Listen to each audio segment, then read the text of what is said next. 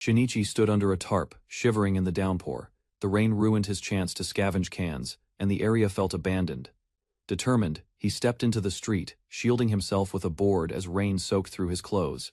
A blinding bolt of lightning struck Shinichi, directly. As people rushed toward him, Shinichi's vision blurred. Thoughts of food and regret swirled before darkness took over. He awoke, naked and confused, in an unfamiliar stone room. Questions filled Shinichi's mind as he tried to recall how he ended up in this strange place. Gradually, his memory returned. He was struck by lightning in Shibuya. Realizing his body felt young and strong, Shinichi grasped the impossible. He had somehow been reborn. The stone walls stretched endlessly, with hunger gnawing at him.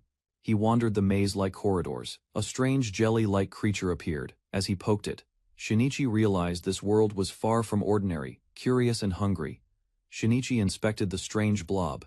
Its soft shape reminded him of a giant gummy. To his surprise, biting into it revealed a cool, refreshing sensation with a spicy aftertaste that quenched his thirst. Satisfied, he sat back and pondered the creature's identity. The word appraisal intrigued him. He wondered about its purpose as a black screen beeped to life. A status window appeared, listing him as 25 years old with beginner appraisal skills. Without hesitation, Shinichi set off into the corridor, hoping to find an exit from the maze-like dungeon. Time passed uncertainly. Whether it had been days or weeks, he was now running for his life from a wolf. Eventually, he managed to defeat it. Hungry, he scavenged the area for food or useful remains. Spotting a skeleton with similar build, he grinned. The armor might just fit him perfectly. Donning the gear, Shinichi admired the mithril sword he'd appraised. Shinichi accepted his reality. There was no one waiting for him back home. With a basic fire setup, he cooked meat and sliced bread. The food lacked taste, but it was edible. Though the texture was tough, he forced himself to eat. Checking his status again, Shinichi noted minor skill upgrades, danger detection and leg strengthening had improved. Magic remained a mystery. While his race now read homeless, he wondered what that truly meant in this world. Shinichi discovered he could identify the names of items, even something as simple as raw meat. Lying back, he realized the importance of these technical skills. Frequent use helped them grow stronger over time. Cravings for real food filled his thoughts: burgers, sushi, ramen. His imagination ran wild, conjuring visions of beautiful women offering food.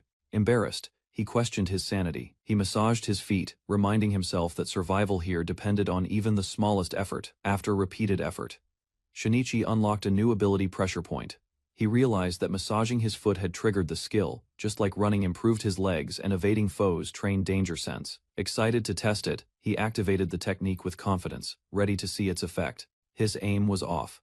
Instead of success, he struck a painful spot and collapsed, screaming from the sting. Limping and sore, Shinichi winced with every step. Shinichi evaluated his new pressure point skill, realizing it could only momentarily paralyze enemies. Two monsters dominated his mind: a massive pig-like creature that ruled the area and a mysterious humanoid he'd nicknamed Jack. Although he enjoyed the relative safety of his hideout, Jack's unpredictable movements made the place uneasy. Suddenly his danger sense flared. Jack appeared nearby, its monstrous presence looming just around the corner. Quietly, he began retreating, hoping not to alert the beast to his presence. The monstrous pig roared as it lunged, teeth bared and tongue lashing wildly. Gritting his teeth, he activated leg strengthening repeatedly and dashed away with every ounce of speed he had. Gasping for breath, Shinichi slumped down, unsure how much longer he could live like this. Regaining composure, he set his sights on an unexplored area, hoping it held something useful or safe.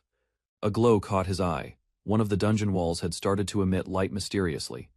Shinichi stumbled upon what he believed was a corpse: an unconscious elven woman. To his shock, she stirred.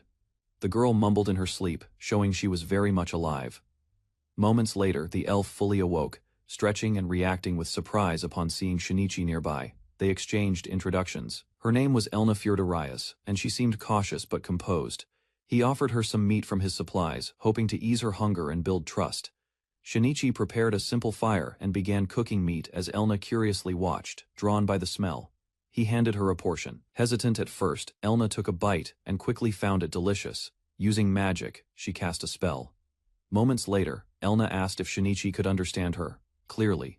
She reintroduced herself properly as Elna, a mage, stunning Shinichi with her fluency. Elna inquired about Shinichi's situation, prompting him to reflect on why he was even there.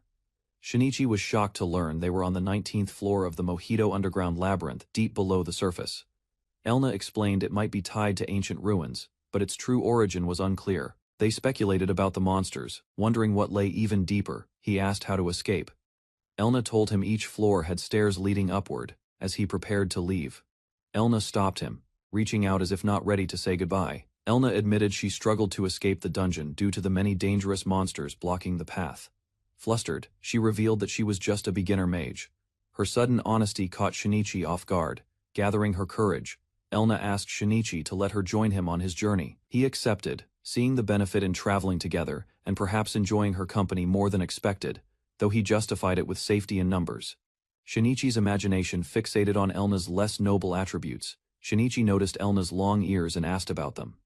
She explained it was natural for elves. During their exploration, Shinichi swiftly defeated a skeleton, clearing the hallway without much effort. He humbly noted that while skeletons were weak, many still struggled with them. Elna sensed multiple enemies approaching from 2 directions and suggested taking the safer path. When asked about offensive magic, she admitted she only knew one weak spell. Her strength lay in support magic. Elna cast a bright light spell to guide them, but Shinichi warned it might attract unwanted attention. He sensed something approaching quickly. Elna casually admitted she'd forgotten about the risk. A hulking orc charged toward them. Shinichi grabbed Elna's hand, activating leg strengthening to escape. As they ran, Elna struggled to keep up and stumbled, nearly falling behind. Refusing to abandon her, Shinichi faced the monster head-on, determined to protect his new companion. Shinichi launched a swift surprise attack, slicing at the large orc's back with precise strikes. The orc growled, barely phased. Shinichi gritted his teeth, realizing brute force alone wouldn't be enough to bring it down. She knew they stood no chance in direct combat against such a powerful creature. Refusing to give up, Shinichi asked for her support. Moved by his determination, she agreed, readying her magic. With a cry, she unleashed a paralyzing spell. The orc froze. Shinichi was launched into a wall by the orc's brutal swing, the impact leaving him breathless and bruised. While recovering, he noticed the enemy still standing strong, showing little damage from earlier efforts. Suddenly, the orc grabbed the mage girl, catching her off guard as she struggled in panic. Determined to act, Shinichi recalled a unique skill: acupuncture, push his only remaining option. He struck precisely, channeling his last strength into a targeted counterattack. Shinichi's precise strike pierced the orc's weak point, forcing the beast into a violent recoil as it let out a painful shriek. The massive creature collapsed, but Shinichi realized his arm had gone numb from the blow. Unable to linger, the group decided to flee deeper into the dungeon after hearing flowing water nearby. They moved quickly, hoping the path ahead offered a chance to escape. At the water's edge, Shinichi tasted the clear stream, curious and parched. The elf girl eagerly drank from the glowing stream. Moments later, she raised her staff and cast a spell with newfound intensity, puzzled by the sudden surge of power.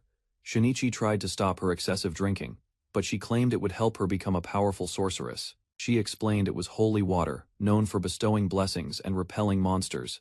Confirmed it through appraisal saint water, a rare magical resource worth protecting. Drowsiness washed over the girl after channeling too much magic, her strength drained by repeated casting. Hoping to escape, they checked an exit path only to find it blocked by stone walls. They continued walking beside the stream until spotting the source of the flowing water. Shinichi noticed something odd about the lion statue and reached for its left eye. A hidden mechanism clicked open a secret door, surprising his companion with the discovery. Warm light filled the hidden room, revealing a cozy space that amazed the young sorceress with its charm. Shinichi stared at his reflection in shock, noticing his youthful appearance unchanged from years ago. Memories of his former life returned, once homeless, now reborn, yet still himself. Grateful but uncertain, he accepted his second chance, raising a fist to celebrate his reincarnation. Meanwhile, his companion had already fallen asleep, worn out from their long ordeal. In the corner of the kitchen, a strange burner caught his eye, familiar in shape but powered by magic instead of gas. Driven by hunger, he decided to cook, curious to test the enchanted appliance. His companion woke to the smell, but her first taste of the meat stew left her disappointed. Accusations flew over seasoning, sparking a playful argument about taste preferences. Taking charge, she whipped up a flavorful herbal soup, impressing him with the result. A single spoonful sent his senses soaring.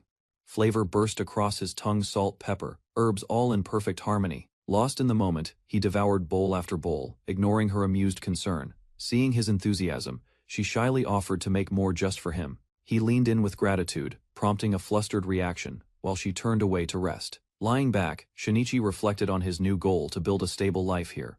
Stretching after waking up, he noticed an unusual lightness in his limbs, and a surge of energy. Excited, he flexed in front of the mirror, amazed by the sudden transformation of his physique. His noisy enthusiasm woke the sorceress, who scolded him for disrupting her sleep, while he explained the likely effects of the saint water on both their bodies.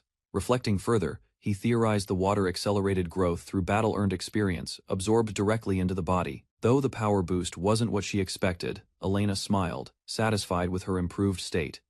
Curious, Shinichi decided to use his appraisal skill on her, wondering if their statuses had shifted. The results revealed Elena's background and hinted at her hidden interest in him, sparking quiet reflection. While exploring, he stumbled upon another hidden door cleverly built into the bookshelf. Inside was a secret room, complete with a bed, toilet, and even a stocked warehouse. Elena excitedly uncovered a book by a famous sorcerer named Moore, eager to share her discovery.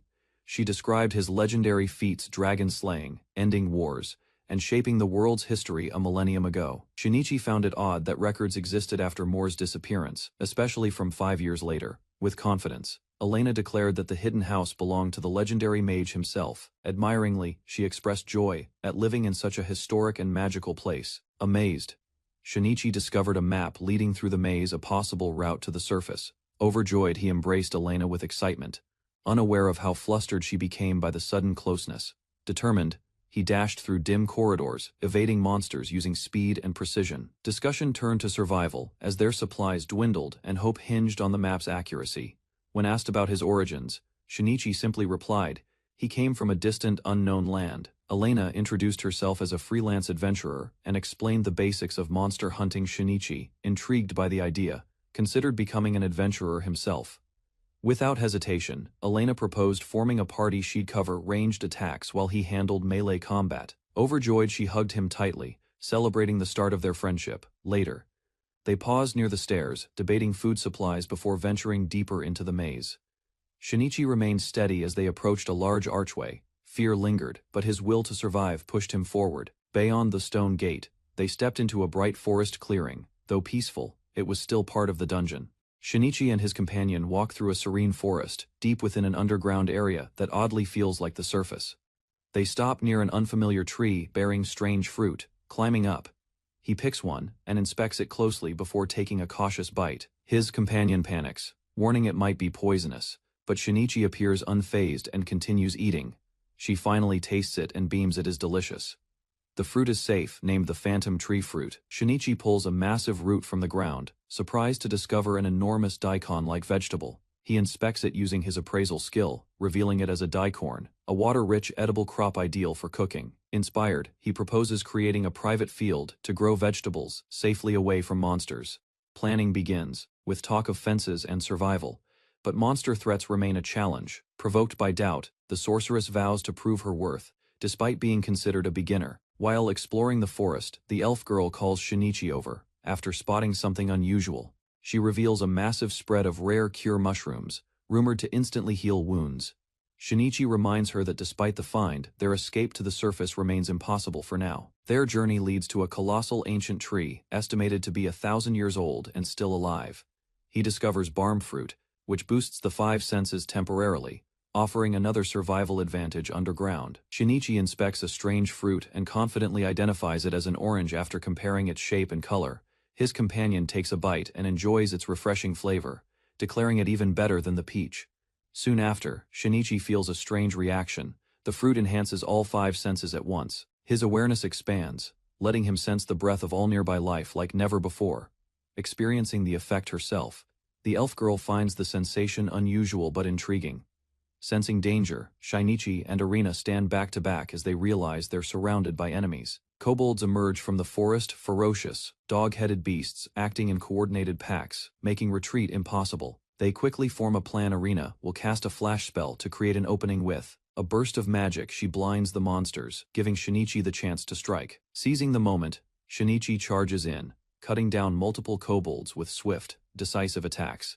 Shinichi defeats the final kobold with a decisive strike, clearing the battlefield of immediate threats. Despite the exhaustion, he feels strangely energized and ready to face more, his confidence rising. Suddenly, a larger kobold variant appears, mutated and far stronger than the others they faced. The powerful beast clashes with Shinichi, overpowering his defense in sheer force and aggression. Just as he is overwhelmed, Arena launches a fireball to break the creature's assault. Shinichi chases the kobold variant, fully aware this opponent is far more dangerous than before.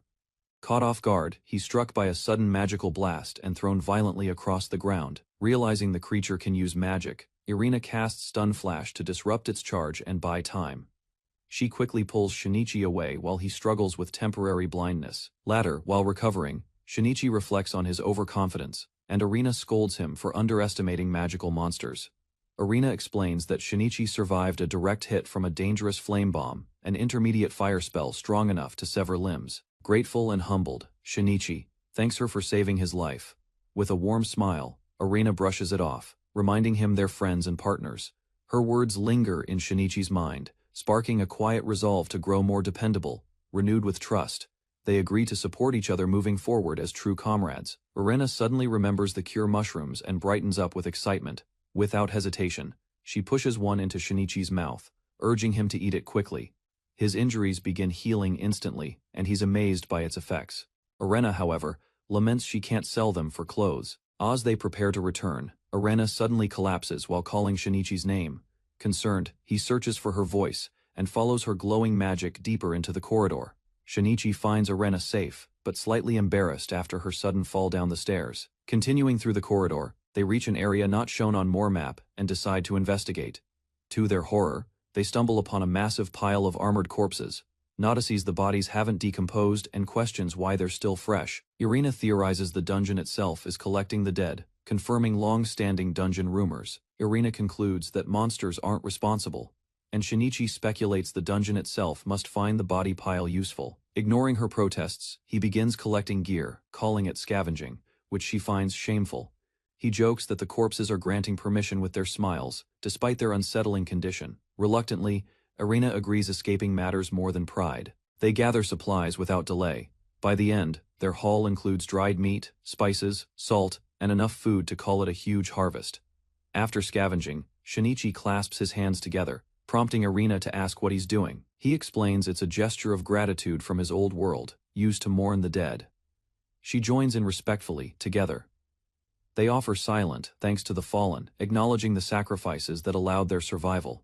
With hearts lighter, they head back toward their shelter, now calling it home. For Shinichi, that word brings back a long-forgotten warmth from his previous life. Shinichi sat quietly at the table, lost in thought, as he stared at an old photo album.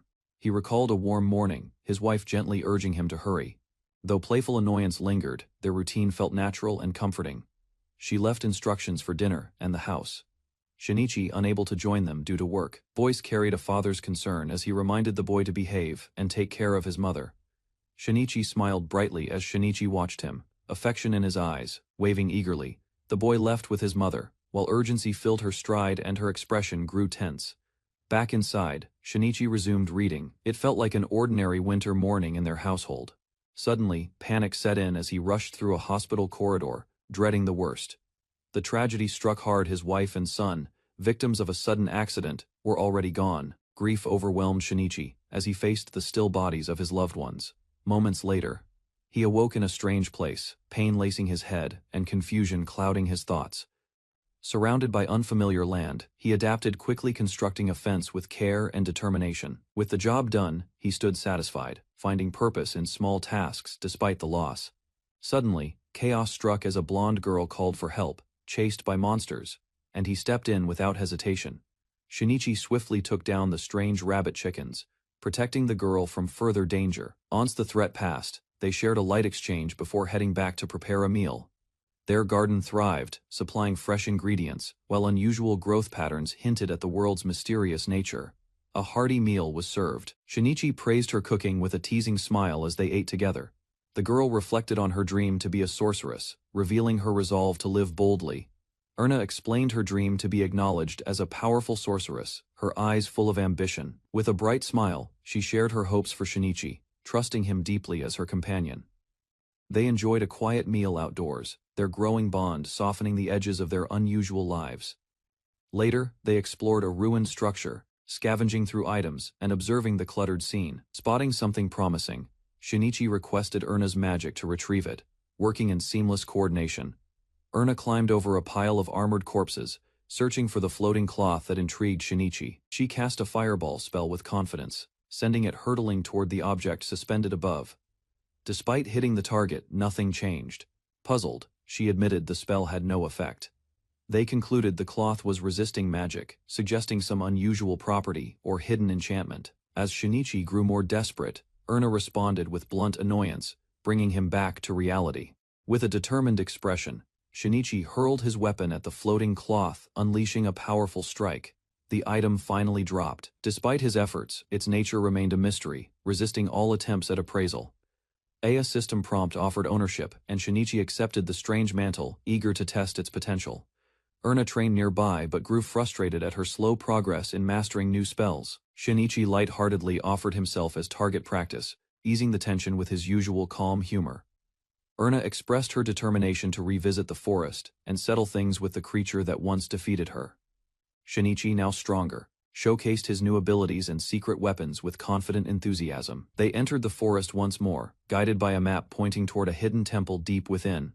In a swift move, Shinichi launched his weapon, cutting through the tall grass with precision. Proudly, he revealed a self-made magical sword, astonishing Erna with his unexpected craftsmanship. Shinichi revealed the sword's structure, explaining how different elemental stones could be inserted into its handle. Erna stared in disbelief, stunned by how he managed to craft such a weapon on his own. The two moved deeper into the forest, encountering fields filled with wild mushrooms once again. They prepared a mushroom hot pot, sampling the flavorful but slightly numbing ingredients with curiosity. Erna enthusiastically gathered herbs while Shinichi appraised their properties, ensuring their safety and usefulness. Shinichi explained the detailed cooking process for wild herbs while Erna found it overly complex. They strolled through the woods, discussing food, family memories, and plans for hunting rabbit chicken.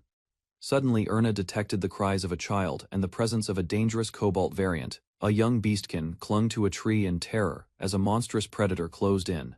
With quick coordination, Shinichi called for a spell, and Erna unleashed a fireball to strike. Shinichi charged at the beast, unleashing a fierce strike, but the creature's swift movements kept him on edge. He unveiled his second secret weapon bolas and swung them with precision and confidence. The spinning cords wrapped around the enemy, restricting its limbs in a tight bind. Seizing the chance, Shinichi lunged forward, landing a powerful slash that dropped the beast.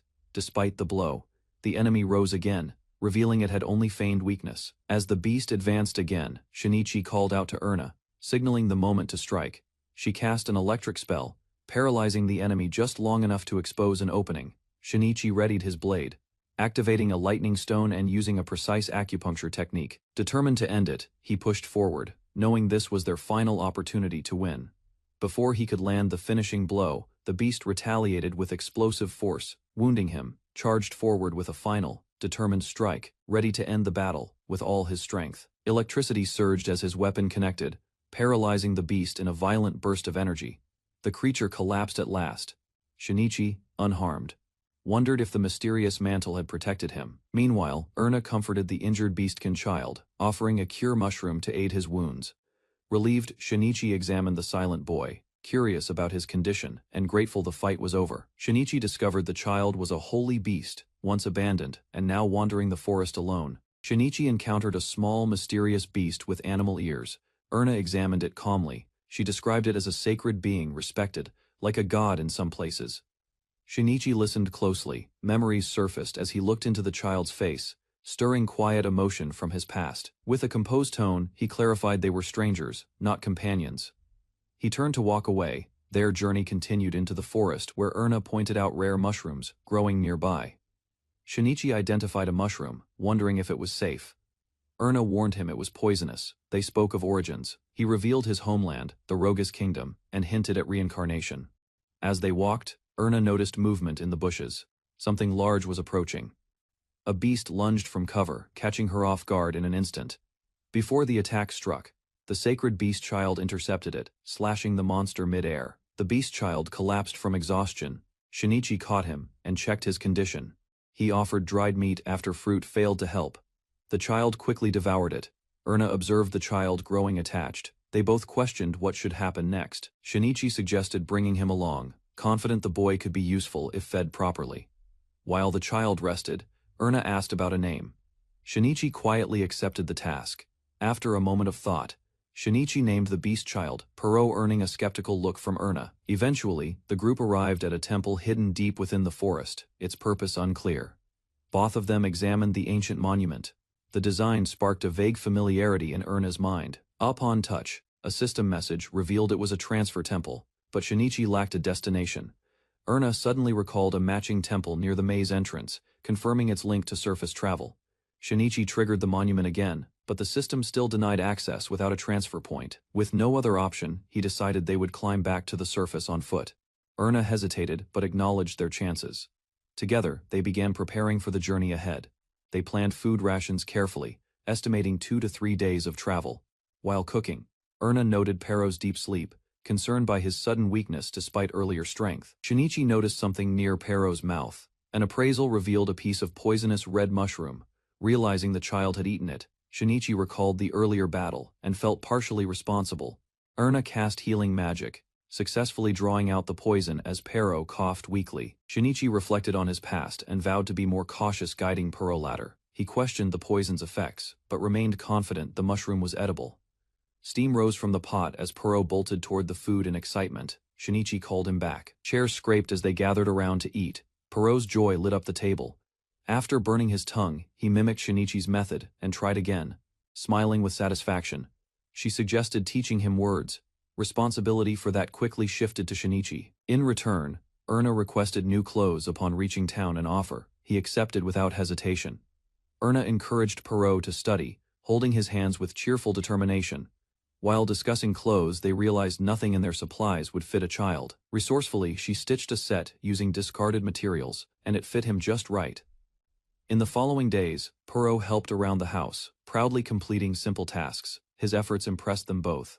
Speech began forming, and his growth became undeniable. Erna returned victorious, holding up a chicken she had defeated using electric magic. Even with their efforts, food remained scarce. Both Erna and Perot had shown steady growth. Danger emerged when a tiger bison appeared nearby. Shinichi stepped forward without hesitation. A single strike brought the beast down, impressing his companions and securing fresh meat. During rest, a sharp remark from Erna suggested it was time for a bath. Warm water filled the tub as preparations wrapped up. Steam rose gently as the firestone activated. Curious eyes watched from the side. Though hesitant, Erna admired the effort put into the bath. Laughter echoed as splashes turned into a full-blown water fight between the two in the tub. Supplies packed and weapons ready. The group gathered at the door with firm expressions. 2 months had passed. Determined steps marked the beginning of the journey toward the surface. 20 floors beneath the surface were finally behind them. Departure had come at last. Curious about the outside world, Perot listened as Erna described its light and abundance. Meat dominated everyone's thoughts. Bellies rumbled as they pressed forward toward the next floor. Stillness filled the corridor until claws scraped and growls echoed. Danger approached at speed. Without waiting, Perot charged ahead, declaring he would handle the threat alone. Claws flashed as Perot launched forward, tearing through the beasts in swift, brutal strikes. Moments later, blood stained the ground, and his enemies had fallen. Pride shone in his stance. Confidence remained strong as they moved on until a hulking boar-like figure blocked the path. Heavy steps echoed through the hall. Eyes narrowed at the sight of a towering threat. Recognition followed. Jack, once familiar, now stood as a looming enemy on the 19th floor. A sudden burst of speed surged through his legs as the spell activated. Charging ahead, he narrowed his focus, closing the gap between him and the enemy. Both allies stood in awe. The threat was no longer a match. With the path cleared, the group prepared to ascend to the next floor. While exploring the dungeon, the group came across a hidden staircase. Shinichi examined the body and joked about its resemblance to pork, prompting puzzled reactions from his companions. Wasting no time, he knelt down and began slicing into the corpse with practiced ease. Horrified, the elf objected, stressing that orcs and other humanoid monsters weren't edible. Unbothered, Shinichi explained, he skipped kobolds not for ethics, but because he genuinely liked dogs. A new skill called Skill Pickup appeared on Shinichi's menu. The skill failed on the elf, leaving her disappointed but still intrigued. They ventured deeper into the corridor and discovered a large treasure chest tucked in the corner. Seeing her chance, the elf greedily reached in, eager to claim the loot before anyone noticed. Suddenly, the chest sprouted teeth and bit down hard, startling everyone as Shinichi rushed toward the chaos. Trapped in the mimic's jaws, the elf cried out desperately, struggling to break free from its grip. Shinichi approached calmly, pointing out that her greed had triggered the ambush. Guided by her instructions, he drove his blade into the creature's weak spot, delivering a precise finishing blow. Afterward, they treated her wounds while discussing the mimic's traits and possible skill benefits. He accessed the mimic's skill data, revealing 2 beginner-level options now available for selection. Shinichi realized the true function of his new ability. It allowed him to extract skills from the dead. The earlier failure made sense now. Living targets weren't valid. Only corpses yielded results. Amused, he proposed keeping this discovery a secret, while the elf accused him of cheating. He began harvesting organs from the mimic, unfazed by the elf's disturbed expression. Despite initial protests, the group sat down to eat the stew, Erna reluctantly joining in. Despite her hesitation, Erna tasted the stew and was surprised by how delicious it turned out. On the dungeon's 19th floor, Shinichi used his newly acquired scout skill to navigate the complex maze efficiently. Their progress was interrupted by the cries of another group, fleeing from a massive multi-headed centipede. Shinichi quickly identified it as an ice element subspecies, an extremely rare and dangerous monster.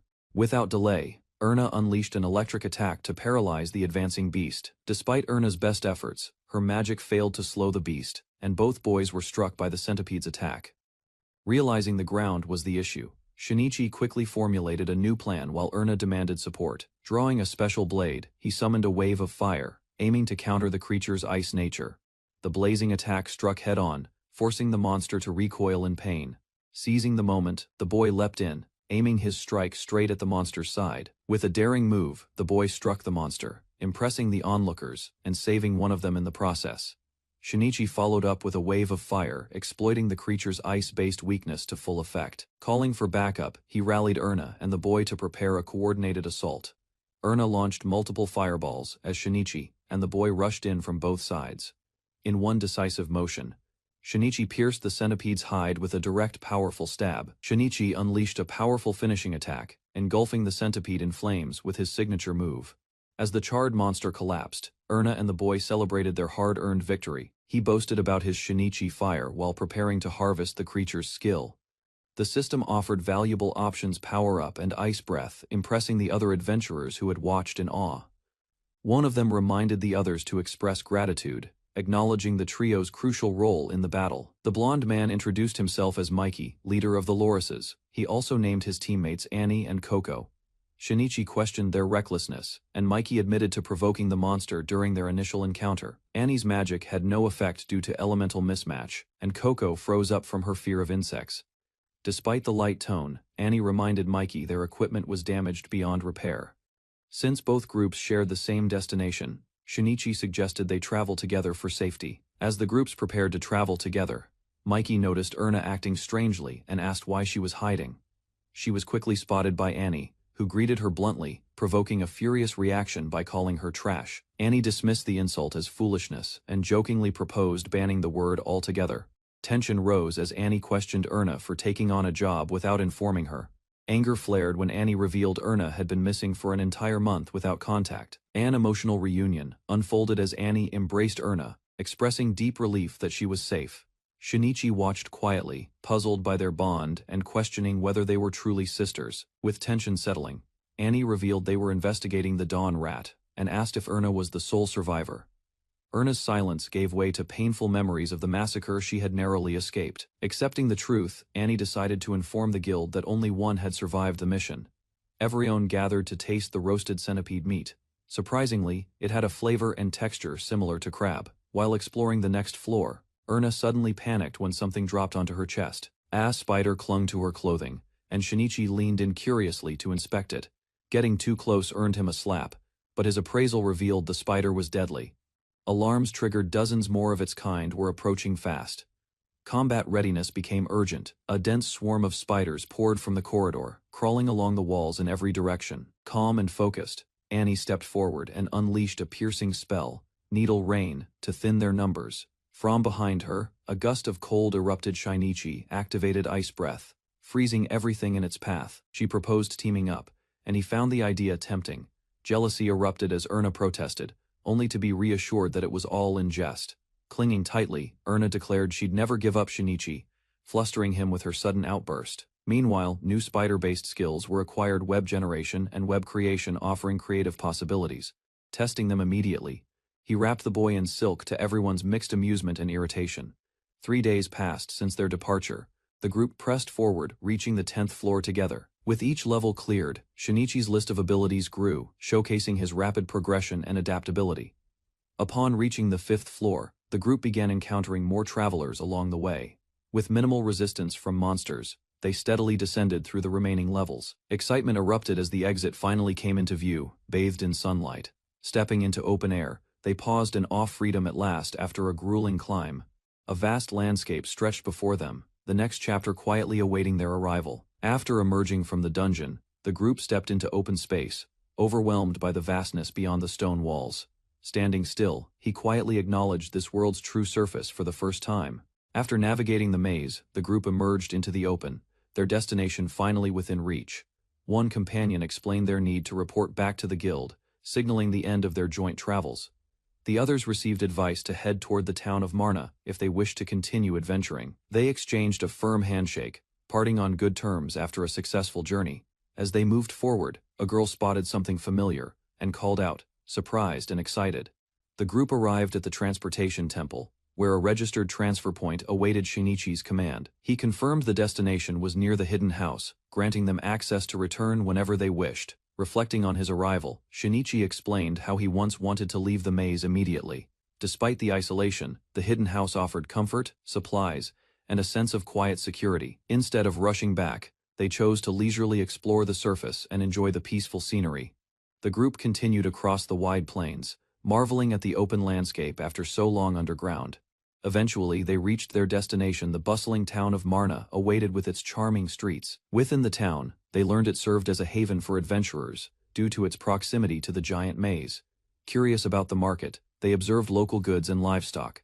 At last, they entered the guild, ready to take their next step as adventurers in this new land. Shinichi observed the adventurers around him, realizing this path was perfect for someone starting from nothing. At the registration counter, they received forms to join the guild and were asked to name their party. While suggestions leaned toward dramatic names, Shinichi had something simpler in mind. He chose Homeless as their party name, drawing protests from his companions, but sticking with his decision. With registration complete, they received their adventurer cards and began their journey at the beginner rank. After completing their registration, the party received words of encouragement and left with renewed motivation. Excited to begin, they celebrated becoming an official team, ready to take on new missions. Suddenly, chaos erupted in town as a terrifying monster, the Factus Dragon, made an unexpected appearance. Amid the panic, they encountered a familiar adventurer already investigating the situation. Without hesitation, he requested their aid in subduing the beast threatening the town. With experienced adventurers absent from town, the group realized they were among the few who could act. Erna felt a strong resolve, unwilling to sit by while others were in danger and determined to help. Her sister objected, doubting Erna's abilities and insisting she wasn't ready to face such a threat. Frustrated, Erna defended herself, claiming her growth in the maze had made her stronger. Emotions flared as Erna accused her sister of constant condescension and lack of trust. Ran high as Erna clashed with her sister, desperate to prove her strength and dreams. To ease the tension, Shinichi stepped in, vowing to protect Erna while helping defeat the monster. Their party secured a deal. Homeless would assist in exchange for full reward rights before splitting. Without wasting time, the team dashed through the streets toward the town's front gate. At the gate, they found the Factus Dragon wreaking havoc as desperate fighters struggled to contain it.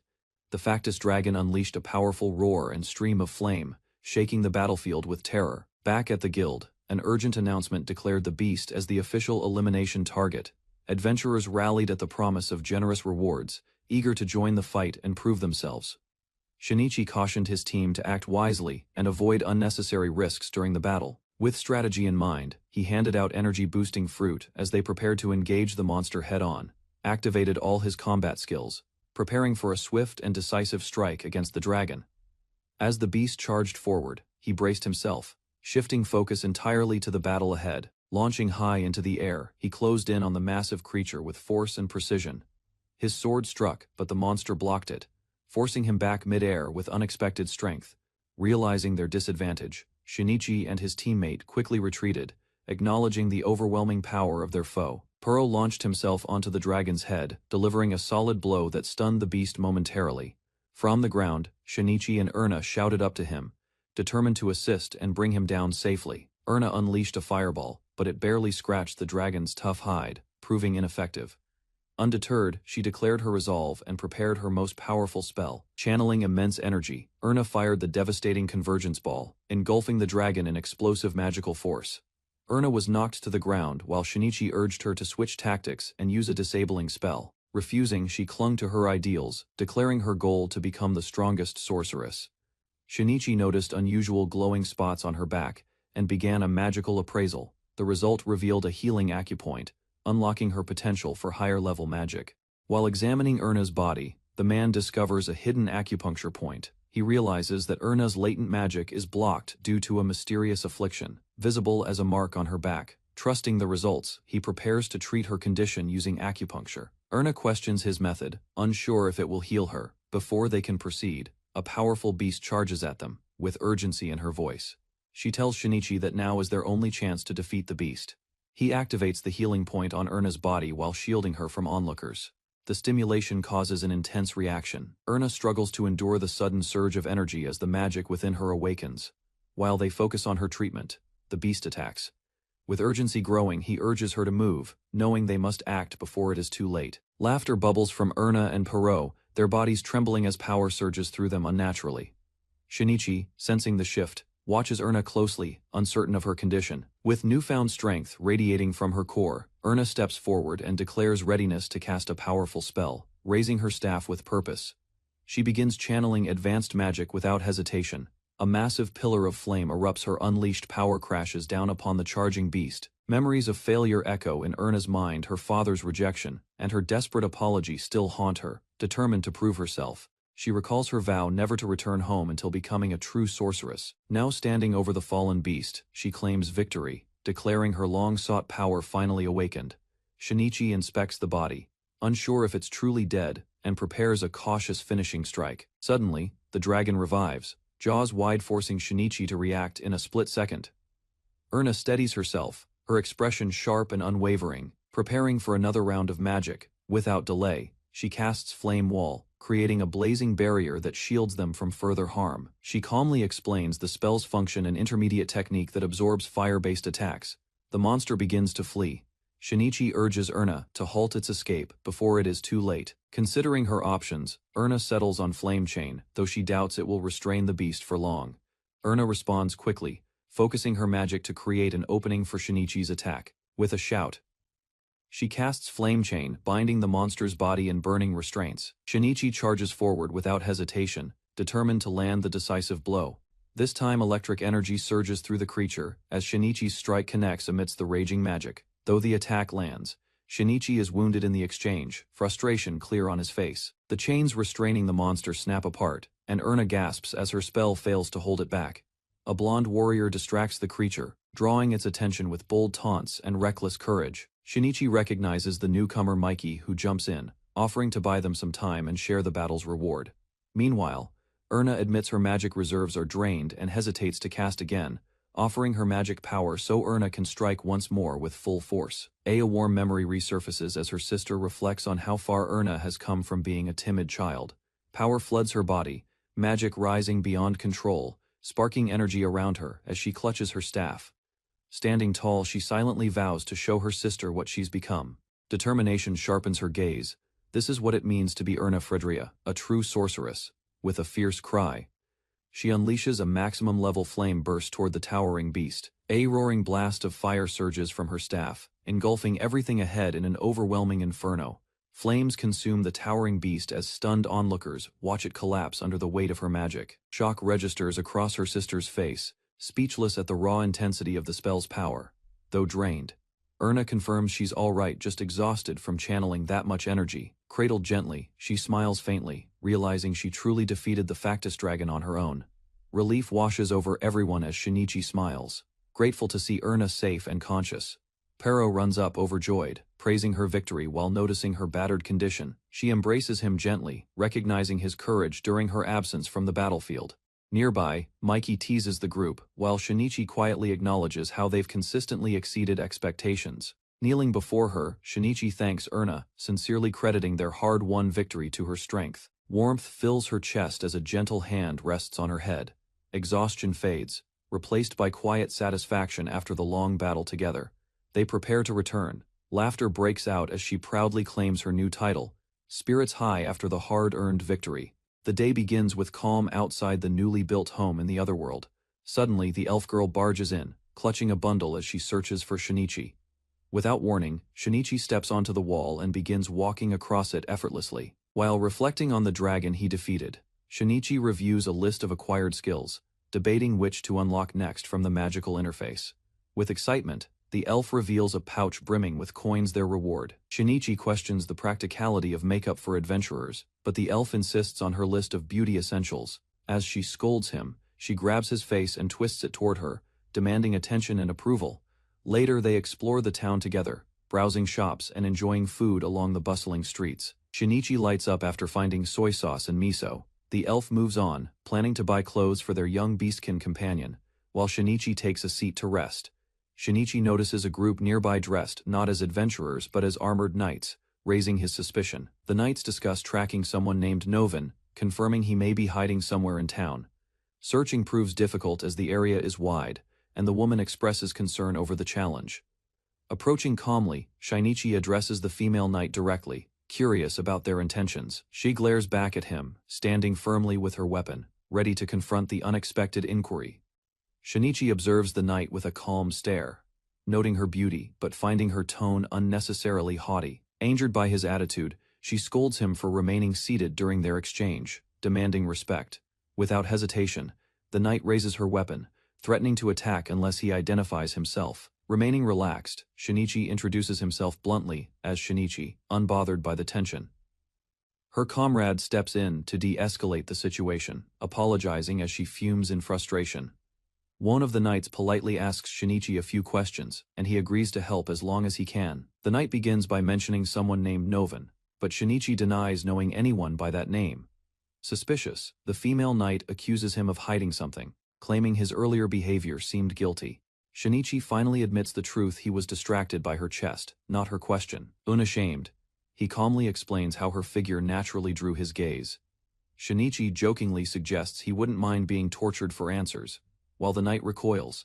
His inner thoughts drift again, and the other knight sympathizes, asking her to show some understanding as a fellow man. Shinichi apologizes, reaffirming that he has no useful information about the man they're pursuing. The knights decide to end their questioning and thank him for his time. Moments later, the elf returns, curious about the encounter, but Shinichi brushes it off as a short interrogation. After finishing their shopping, Shinichi suggests returning home, but the elf girl seems more focused on eating. As they prepare to leave, Shinichi starts feeling unusually tired, unsure if it's fatigue or something more.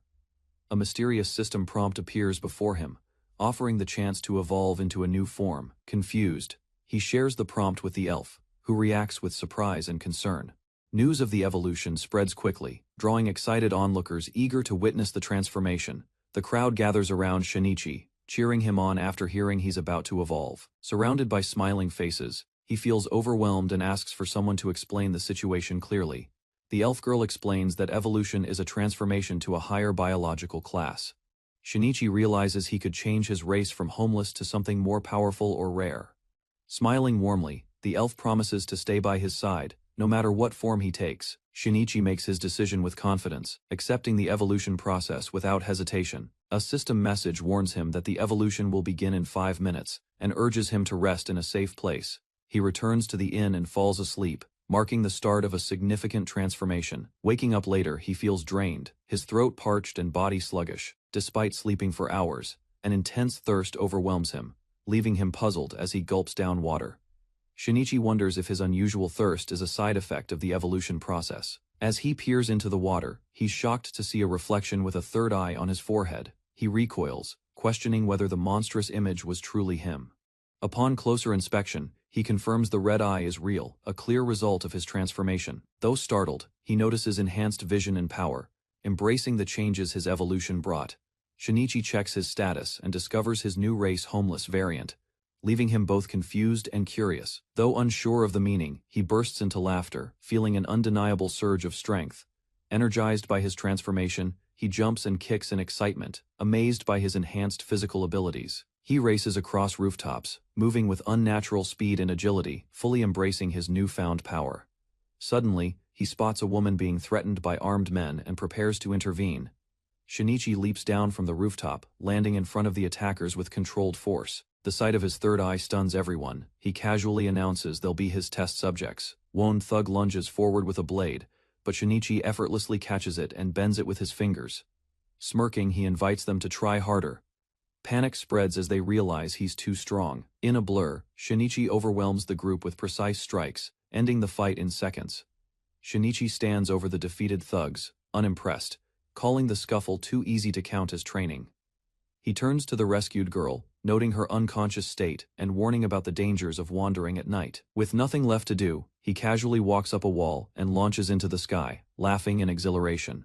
The next day, his companions find him exhausted at a cafe. Though claiming to have slept after sunrise, Shinichi is clearly worn out. Shinichi proudly reveals his red eye, impressing the young boy, who instantly wishes to evolve too.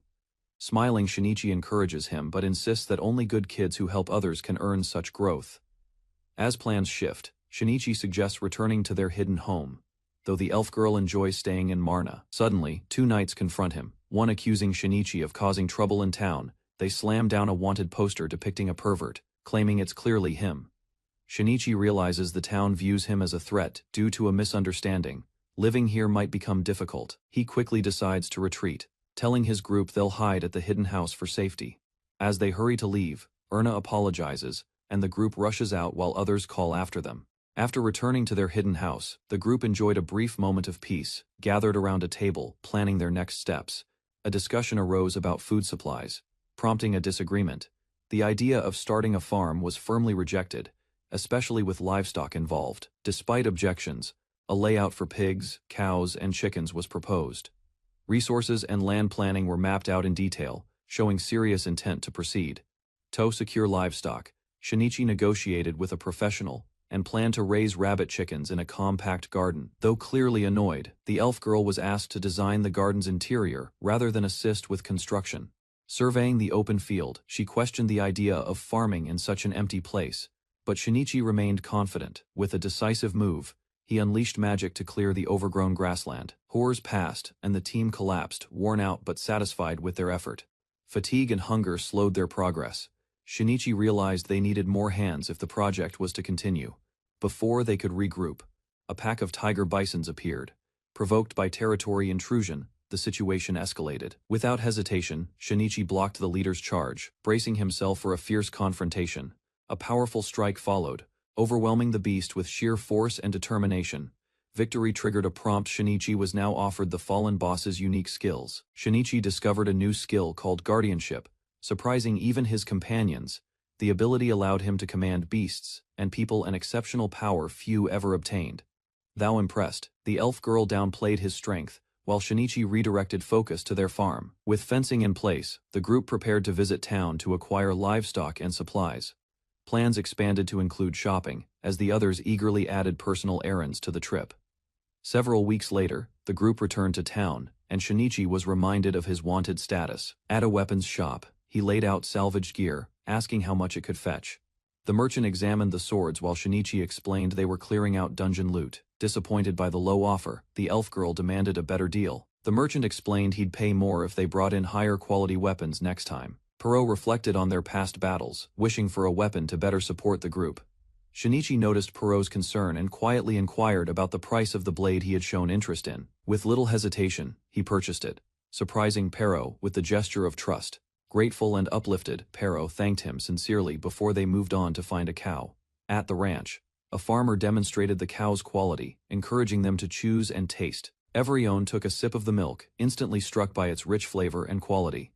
The farmer revealed the cow's price 10 coins, prompting surprise, but the taste won them over. Despite the steep cost, Shinichi agreed to the purchase, understanding its value for the farm. He was advised to keep the cow on a pasture as it reacted poorly to stress. Before leaving, the farmer casually asked if things were fine at the Adventurers Guild. The merchant explained the guild leaders had been absent for days, distracted by foolish behavior. Even the feudal lord had grown negligent, allowing monsters to swarm the road to the next town. Rumors pointed to a girl named Karen, an influential figure possibly manipulating local leadership. The warning left Shinichi cautious, while the elf girl confirmed Karen was a threat. When asked, she brushed off her unease and suggested they continue shopping as planned. As they returned from shopping, the group struggled with supplies. The elf girl suggested using the cow to help. Pero objected, concerned for the cow's health, urging them not to overwork it. Just ahead, a strange parade marched through town, citizens cheering wildly for Karen. Shinichi realized this bizarre event must be the gathering they were warned about. The elf girl confirmed their suspicion. It was the influence of a succubus at work. Shinichi noticed the elf girl's hesitation and asked if she knew something about the situation. She recounted her past with the night rats, a party she once supported during a dungeon expedition. Part of that group stirred jealousy among the men, driving them into a deadly frenzy. Only by hiding did she manage to survive the bloodshed. Karen's true nature was revealed. She was a succubus, manipulating others for unknown motives. Under the full moon, Karen took flight, her goal clear: to seize control of Marna and wipe out adventurers. Advancing through the streets, concern grew as suspicion turned to certainty about her tactics. A hostile crowd soon blocked the way, shouting threats and demanding punishment under Karen's influence. Blind loyalty drove them to call for blood, eyes void of reason. Blades drawn, the group stood surrounded, unsure how to break through the madness. A group of civilians, weapons in hand, advanced with blank stares and tense bodies. Without hesitation, Shinichi rushed in and swung his blade. Steel collided with steel as the cloaked man blocked the blow, gritting his teeth against the force. Quickly assessing the situation, the black-cloaked warrior stepped back and signaled to his allies nearby. Lightning surged across the square as the female mage cast a paralyzing spell. Bright arcs danced through the air, crackling as they struck. Taking advantage of the opening, the swordsman moved in. He struck Shinichi cleanly in the chest, then followed with a powerful kick to the ribs. The manipulated civilians were thrown back by a sudden force, landing hard on the stone pavement. Shinichi pushed himself up slowly, his body shaking.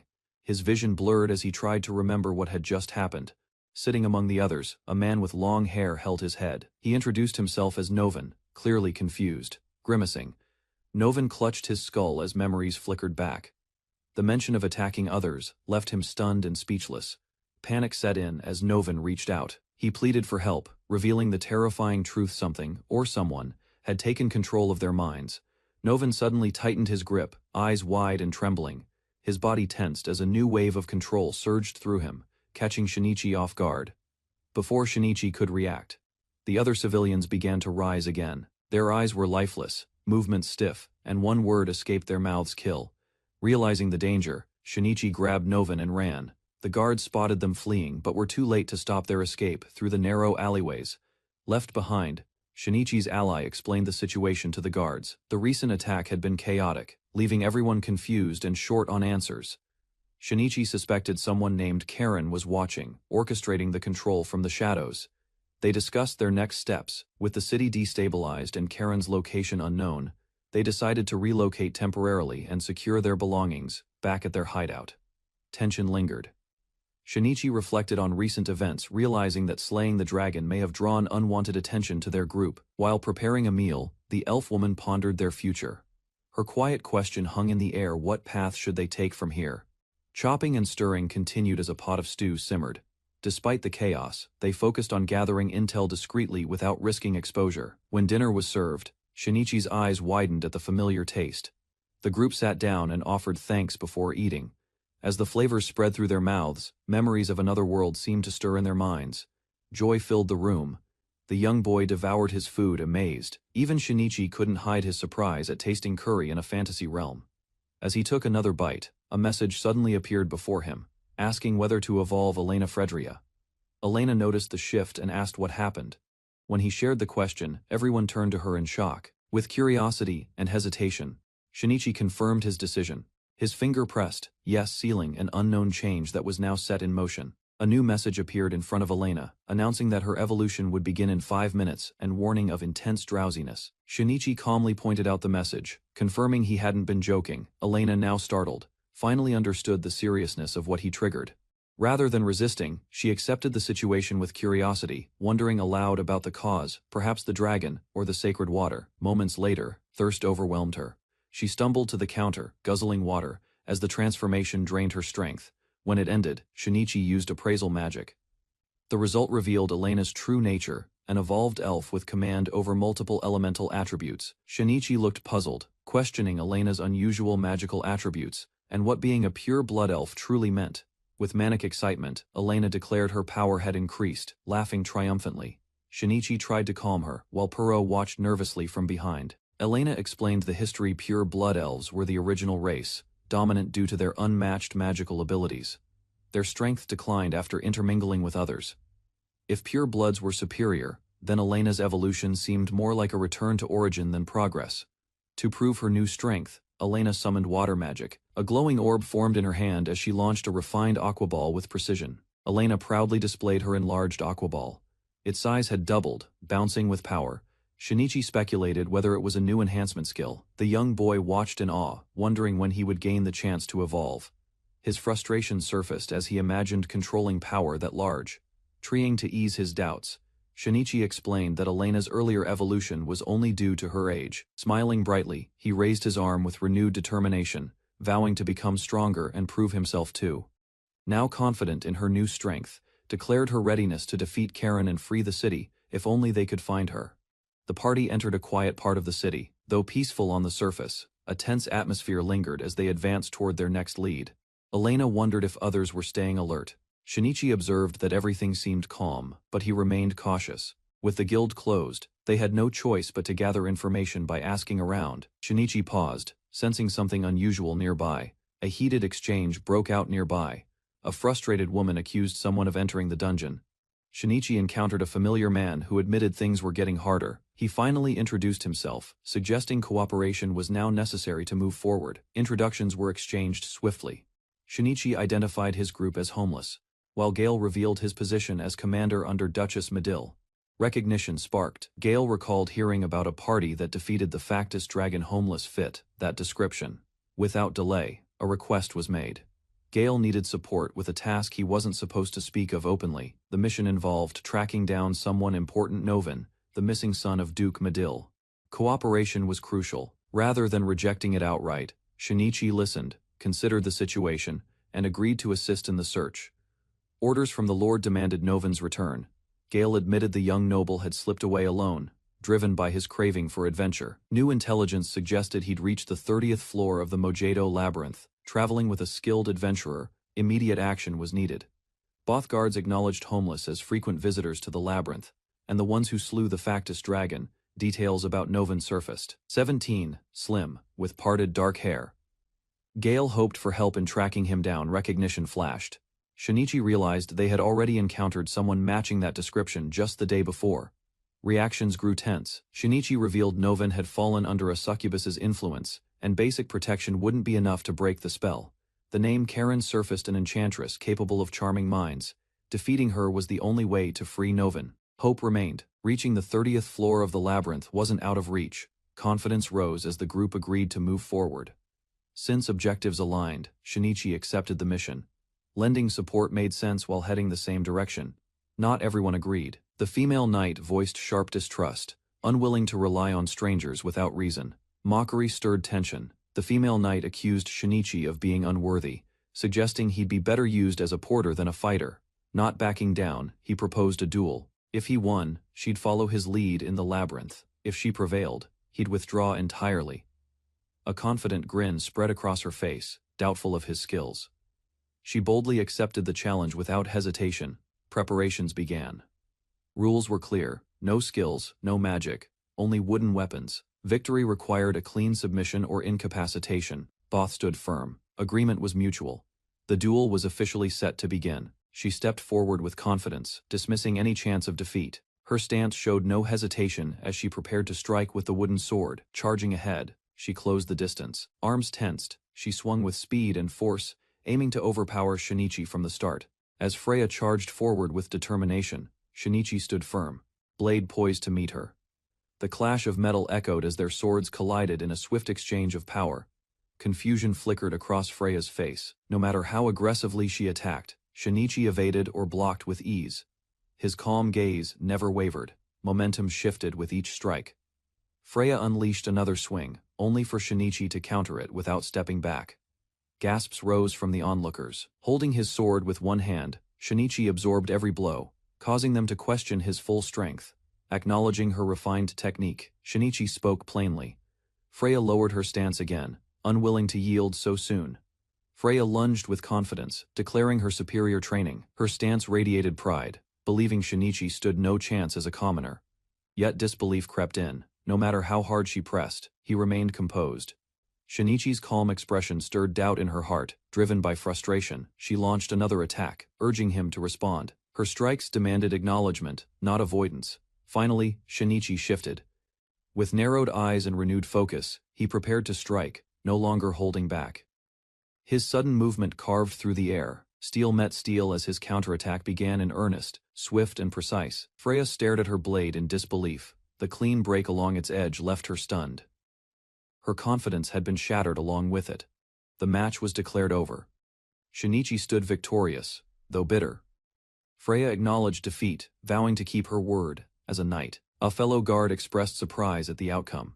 Freya, still irritated, questioned Shinichi's role among them, despite his clear display of strength.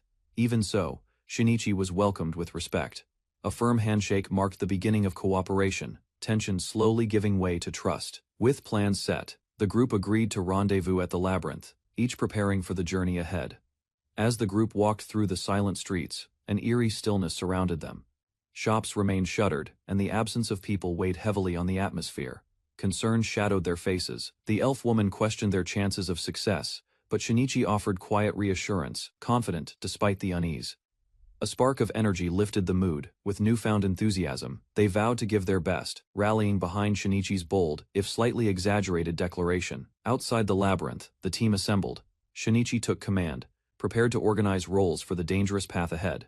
Assignments were given swiftly. Puro and Freya were chosen to lead the front lines. Shinichi assigned final positions. Gale would secure the rear. Elena would handle magic in the center, and roles would shift if needed to counter ambushes. He reminded the team of the unknown dangers ahead. From the 22nd floor onward, the labyrinth remained unexplored, its threats uncertain. A guide led them away from the main path. Confusion grew as Shinichi questioned the unfamiliar route. The guide revealed their destination, the Temple of Transfiguration. They would skip directly to the 21st level, a bold and risky maneuver. Without further delay, the group approached the temple's gate, ready to begin the descent. The group stood before the ancient temple's entrance, unsure of what to expect. Freya glanced at Gale, her expression tense with uncertainty. Moments later, they emerged into a strange field. Despite being 21 floors underground, the area resembled a peaceful surface meadow. Laughter broke the tension. Gale marveled at the sight, while Shinichi casually referred to it as home, leaving the others bewildered by the idea. Shinichi explained with a smirk. Though strange, it suited him.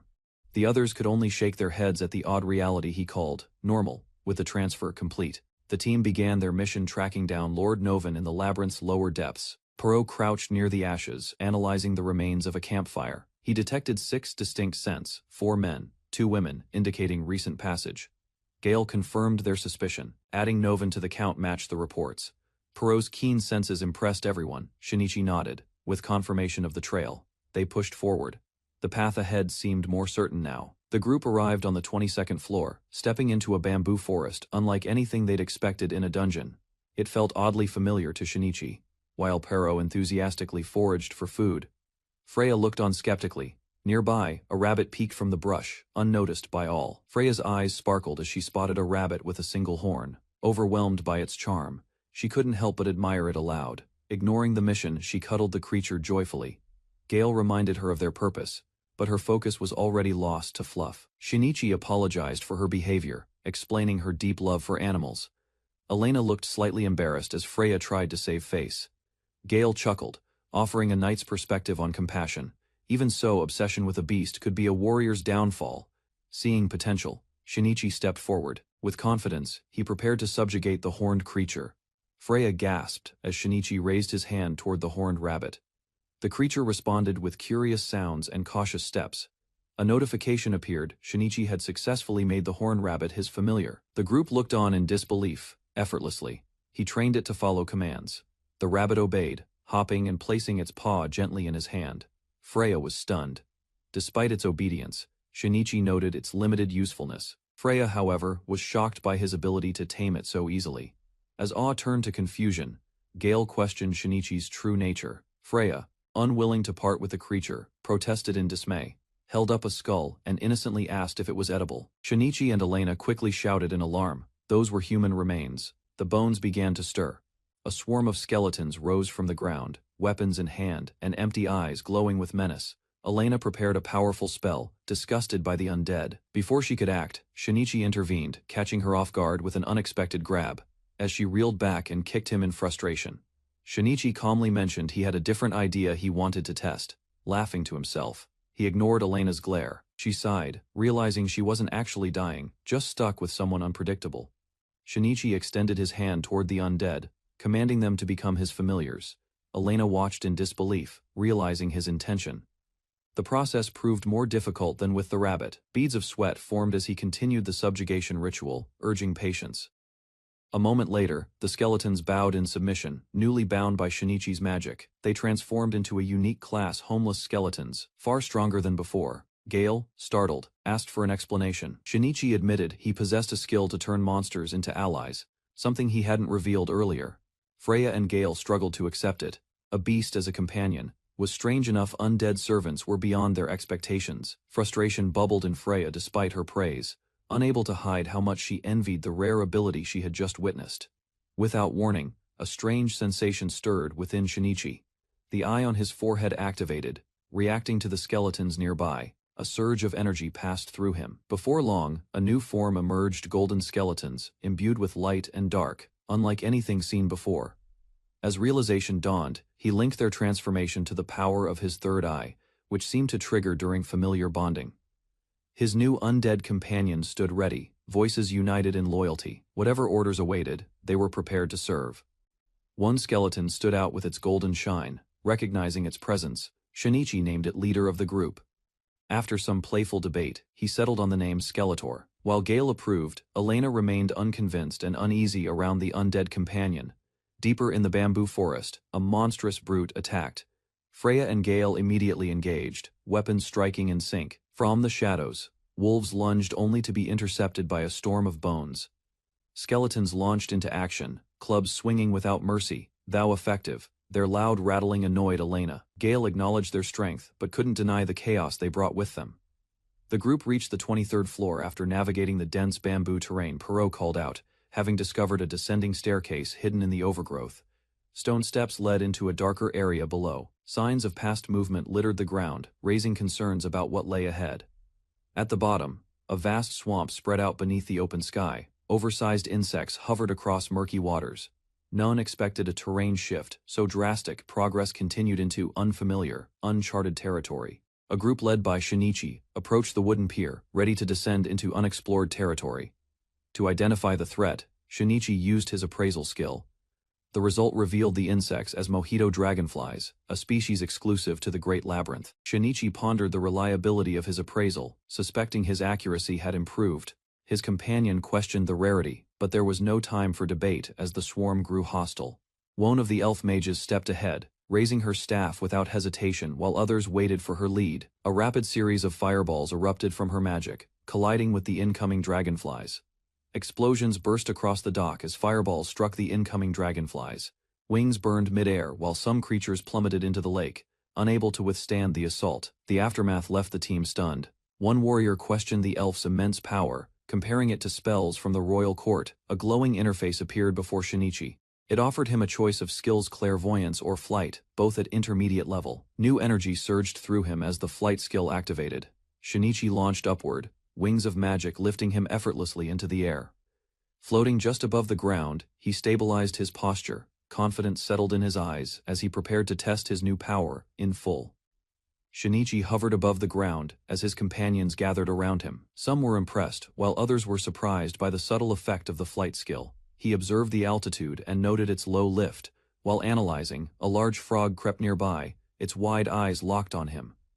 Suddenly, the frog lashed out its tongue, aiming to catch him off guard. Shinichi swiftly reacted and grabbed it mid-strike. Using appraisal, he confirmed it was a mojito frog, adolescent stage. Though classified as D rank, it held culinary value in some regions. The girls recoiled in shock, but Shinichi didn't hesitate. He struck the frog with precision, neutralizing the threat in a single blow. Shinichi acquired another skill, this time unlocking underwater adaptation. Though surprised by his own rapid growth, He recognized its potential usefulness. He knelt beside the defeated frog, preparing to dismantle it for materials. As they prepared to leave, an unusual shape nearby drew their attention. Its size and stillness made it look like an oddly shaped boulder. Realization struck. Shinichi and the others froze as a strong odor revealed the truth. This was no rock, but another frog, far larger and alive. Rising before them stood a towering frog, dwarfing the previous one. Its looming form cast a shadow over the group, signaling a new threat had arrived. Faced with the towering frog, panic set in. Shinichi and the others turned and sprinted down the dock, driven by instinct to escape at a safer distance. They regrouped. Shinichi questioned why magic couldn't drive the creature away, frustrated by the obstacle blocking their path. The elf explained the risk. A misfired spell could damage the bridge, and falling into the swamp would expose them to more danger. Instead of fighting, Shinichi proposed a retreat strategy. They didn't need to defeat the frog, only make it leave. The armored woman stepped forward with determination, expressing her wish to contribute to the plan. The team quickly finalized their strategy. Elena would lead with magic while Freya and Perot created a diversion. Once the creature was distracted, Shinichi intended to strike during the opening. Everyone acknowledged their role, committed to making the plan succeed. Together, they approached the giant frog once more. This time, they stood united and prepared, no longer acting on fear alone. Elena launched the first attack with a barrage of stone projectiles, aiming to draw the frog's attention and shake its footing. While shards rained down, Freya and Perot charged into motion, splitting left and right to confuse the enemy and widen the opening for Shinichi. Perot launched forward, striking the giant frog's body with all his strength. The impact staggered the creature momentarily. Freya rushed in next, ready to deliver a finishing blow.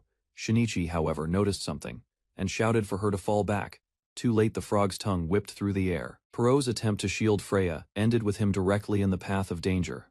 In a flash, the frog snatched Perot and swallowed him whole. Shinichi and the others looked on in shock as he vanished. Reacting quickly, Shinichi gathered his power and unleashed an ice attack, freezing the creature's body to halt its movements. With a fierce cry, Shinichi charged forward.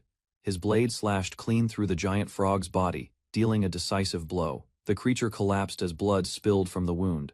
Shinichi immediately rushed to the remains, searching for any sign of life inside. Moments later, Perot emerged, covered in slime but alive. Exhausted and disgusted, he coughed and wiped his mouth. As relief set in, Shinichi turned to Freya with visible frustration. He demanded an explanation for her reckless attack outside the plan. Anger flared. He accused her of acting on pride, risking Perot's life to prove herself without considering the consequences. Freya tried to explain herself, but Shinichi remained firm. One of their companions stepped in to defuse the situation. He offered to handle the apology later, urging Shinichi to focus on the current situation and leave the argument behind for now. Shinichi exhaled, then called out to Skeletor, ordering him to remove the fallen frog's corpse from the bridge. As the group discussed retreat, Shinichi agreed. He warned that another similar creature could appear at any moment. Suddenly, a system message appeared before him. His physical skills had evolved, merging into a new, more powerful state-enhanced body. A new system message appeared, listing a series of skill evolutions. Shinichi's abilities advanced rapidly. Swordsmanship became Sword King technique, and other traits followed suit. He stared at the alerts, stunned by the transformation. Elena, equally surprised, realized her own skills had also progressed. Shinichi explained that evolution depended on talent and proficiency. He noted how rare it was, with many never advancing in decades. Elena silently reflected on his words. Soon after, Skeletor reported back. A staircase had been discovered further ahead. Shinichi acknowledged the news with brief praise. The group moved on, reaching the vast terrain of the 24th level. As the group explored the new area, Elena admired the beauty of the landscape. She commented on the fresh air and clean environment, imagining it as a perfect place for a retreat. Smiling, she looked forward to finally washing off the grime from their journey. A sense of relief spread among the party. Shinichi used his detection skill to scan the surroundings. No enemies appeared nearby, making the location feel secure for rest. With no objections from the team, he declared the spot suitable for camp. Preparations began shortly after. Meanwhile, Perot returned excitedly, proudly holding a massive crayfish he had caught from the water nearby, excited by the abundance of fish. Perot suggested catching more for dinner. Shinichi agreed, and proposed crafting a net to improve their haul. After removing his gear, Shinichi sat down and activated his yarn-making skill. With focus and precision, he created a large, durable net. The others took on tasks gathering firewood and preparing ingredients. Shinichi gave instructions. trusting the team to handle their parts. With tools ready, he and Puro headed to the riverbank. Spirits were high as they prepared to dive in. Underwater, the pair moved skillfully. Thanks to Shinichi's adaptation ability, he swam effortlessly toward the fish without discomfort. Beneath the surface, Shinichi and Puro successfully speared several large fish. Their efforts paid off quickly. Returning to camp, they proudly displayed a full net of fish. Elena welcomed them back, impressed by the volume of their catch. Shinichi was directed to cut the fish and place them into a floating magical container. He examined the strange sphere with curiosity. Elena used a combination of fire and water magic to heat the swirling pot, explaining how it allowed them to cook without a physical pan. Pleased with the results, she called it part of her evolution.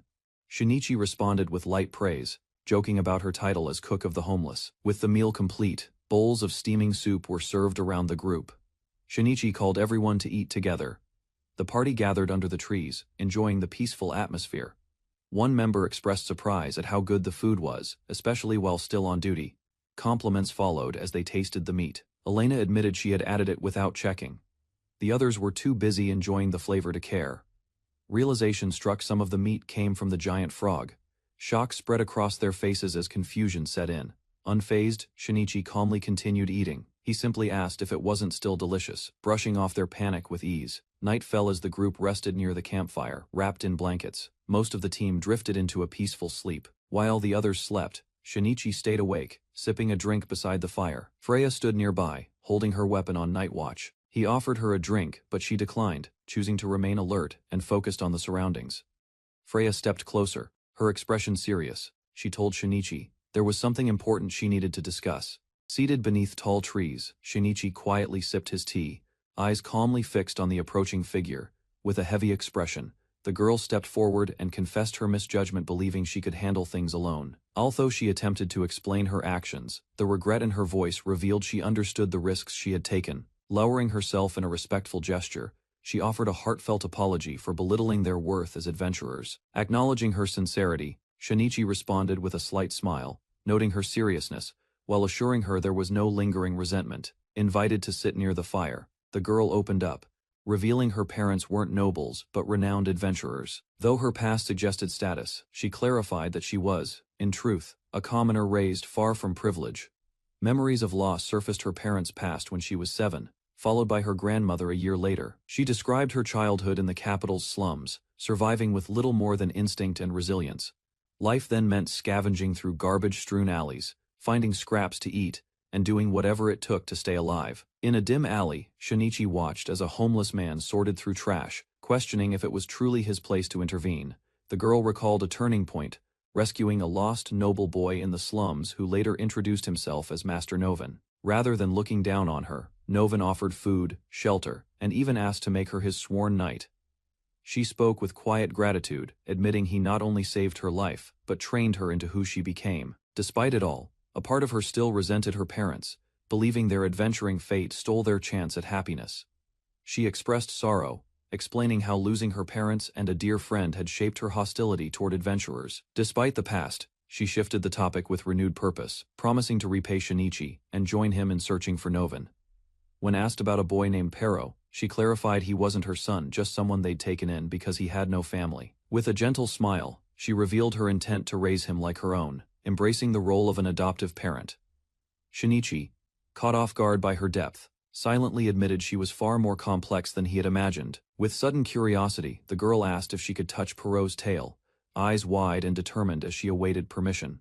Shinichi responded cautiously, questioning her motives while she flailed in embarrassment, insisting it was pure fascination with its fluffiness. Approaching Pero, who lay unaware, she extended her hands with anticipation, struggling to contain her excitement. Upon contact, her face lit up with joy and disbelief, overwhelmed by the tail's softness as she collapsed into bliss. Observing her intense reaction, Shinichi froze, internal alarms ringing as he recognized a potential danger zone forming before his eyes. Shinichi issued a sharp command as the skeleton servant handed him his gear nearby. The girl alerted others of incoming enemies. He scanned the area urgently, searching for the threat until his eyes locked onto movement reflected in his crystal. Above the treetops, massive wings cut through the sky, a group of feathered beasts descending rapidly from above. A fierce griffin landed before them, its talons striking the ground as Shinichi stared it down with focused resolve. Despite warnings, he stepped forward calmly, unleashing magic that engulfed the beast in a blazing, effortless counterattack. Shinichi gave a decisive order, commanding his skeletal familiars to restrain the beast before it could attack. Chains of dark magic lashed out from bony hands, wrapping tightly around the griffin as it roared in frustration. While allies observed with interest, he speculated on the spell's origin, amused by how effectively his summons carried out the subjugation. Despite warnings, he remained calm, assessing the creature's reaction and noting the slow progress of the taming gauge. Choosing an unorthodox method, Shinichi patted the griffin gently, coaxing it with soft words and careful strokes to win it over. While others doubted his method, Shinichi offered the griffin daily pats in exchange for loyalty, and to everyone's surprise, it worked. AA system prompt confirmed success. He had tamed the beast, now designated a new species with immense potential, the homeless griffin. The group reacted in awe. One girl melted at the griffin's fluff, while others wondered if she'd grown overly attached. Questions followed about Shinichi's ability. Could he command other magical creatures? He explained, it came down to skill and control. Considering future plans, he smiled at the suggestion of using more griffins as a mode of transportation for the team. Excited by their success, Shinichi rallied the group to hunt for another griffin, catching some of them off guard with the sudden decision. Hers into their trek, exhaustion set in. The group wandered deeper into the forest with no clear result, frustration building. Suddenly, one of them discovered something odd: scattered, wooden wheels resting among the trees, signs of recent activity. Shinichi inspected the pieces closely, speculating about their origins and the possibility of horse-drawn visitors passing through. With wild confidence, he proposed fixing the remnants using thread and wood, rallying everyone into action despite the elf's disbelief. Great enthusiasm, Shinichi unveiled the finished project, an improvised wooden vehicle pulled by skeletons, proudly dubbed the skeleton cart. Reactions were mixed. One companion lit up with excitement, while the elf stared in disbelief, protesting its crude design. Ignoring her resistance, Shinichi insisted she get aboard, dragging her onto the rattling cart as the others looked on. As the skeletons began pulling them forward, panic overtook the elf while Shinichi and the boy enjoyed the chaotic ride. They rumbled through the forest, the cart shaking wildly behind them, complaints of sore hips echoing down the trail. Shinichi and his group reached a stairwell hidden deep in the woods, leading them down to an unexpected lower level. They emerged onto the 25th floor, a vast open field, filled with swaying crops that took Shinichi completely by surprise. Overwhelmed with joy at the sight of rice, he celebrated loudly, thrilled by the chance to eat his favorite food again. His companions, however, stared in confusion, unsure why a simple grain sparked such childish enthusiasm. As he eagerly called them over, they questioned if rice even existed in their world, or if Shinichi had gone mad. Deeper in the dungeon, the group came across an ancient structure, columns rising high, nestled between trees and stalks of grain. Gathering at the front, they examined a large stone monument, etched with unfamiliar writing inside the temple's entrance. The elf confirmed it was the Temple of Transference, a place said to connect dungeon floors. Shinichi proposed trying it out. A system message confirmed activation. Shinichi now had a transfer point and could revisit the floor whenever he pleased. Overjoyed, he explained to the confused elf that this meant unlimited access to rice, a discovery more important than any treasure. With a connection to the surface now established, the group prepared to continue their journey, skeletons pulling the cart forward once more. As they followed the most efficient route, the elf wondered aloud if they were close to catching up with Novan. Shinichi remained focused. A moment later, the skeletons notified him of a stairway ahead, signaling the next phase of descent. They entered the dungeon's 26th level, an expansive, ancient stone chamber cloaked in eerie stillness and shadow. Reorganizing their formation, the Knight Commander stepped forward, ready to take point in the deeper, more dangerous levels ahead. A dark hallway stirred with movement. Shinichi's alert triggered danger approached fast, and action was required immediately. From the shadows emerged a horde of zombies, their grotesque forms staggering forward, like an eerie welcoming committee. Reactions varied: disgust, fear, and frustration. While the elf panicked, Gale explained the harsh truth: only headshots would stop the undead. Shinichi leapt into action, igniting a magical flare that unleashed a massive elemental blast into the enemy ranks. As more zombies closed in, he ordered Skeletor and his minions to respond, struggling to stay ahead of the relentless assault. Shinichi's skeletons held back the zombies, but the elf warned of another wave closing in from the opposite corridor. More undead marched forth in overwhelming number. Concern grew as they realized this level was crawling with enemies. Unfazed, Shinichi smirked. The creatures were weak enough for him to control, and he began casting his subjugation spell. With a gleam in his eye, he rapidly added enemy after enemy to his growing undead roster, rallying them like recruits. Seated triumphantly in a wooden cart, Shinichi cackled wildly, now the proud commander of a 200-strong skeleton army. While some questioned Shinichi's enthusiasm and the eerie presence of skeletons, others admired his energy and leadership. Shinichi remained focused, proposing a new formation that placed the undead in the lead for safety and strategy. With confidence, he commanded the skeletal army forward, determined to continue their expedition with overwhelming numbers on their side. Shinichi stood proudly before an army of skeletons, having amassed an undead force deep within the dungeon. With a commanding gesture, Shinichi ordered the skeletons forward. His companions followed closely, determined to sweep the floor of hostile corpses standing in their path. Reaching the 27th level, the dim surroundings forced the group to pause. Shinichi crouched to assess the area while one ally conjured light to pierce the shadows. Together they advanced cautiously. One elf sensed something along the wall, halting suddenly as unease settled in. The fox-eared youth sniffed the air, alerting them. The corridor ahead loomed vast and ominous. A piercing scream echoed through the corridor, freezing Shinichi mid-step. His companions sniffed the air and reported multiple human scents ahead, mixed with something else. They turned a corner and spotted a grim scene. Unconscious bodies lay scattered across the floor, while a winged woman held a man upright by his collar. Grinning confidently, the winged woman revealed herself to be no ordinary foe. Shinichi's team reacted with alarm. One of them identified her as the cause of recent chaos in Marna, her infamy now confirmed. With a smug expression, the woman confessed she'd grown impatient and descended from the 30th level to greet them early, her tone laced with menace. Freya and her comrades reeled in shock as the truth became clear.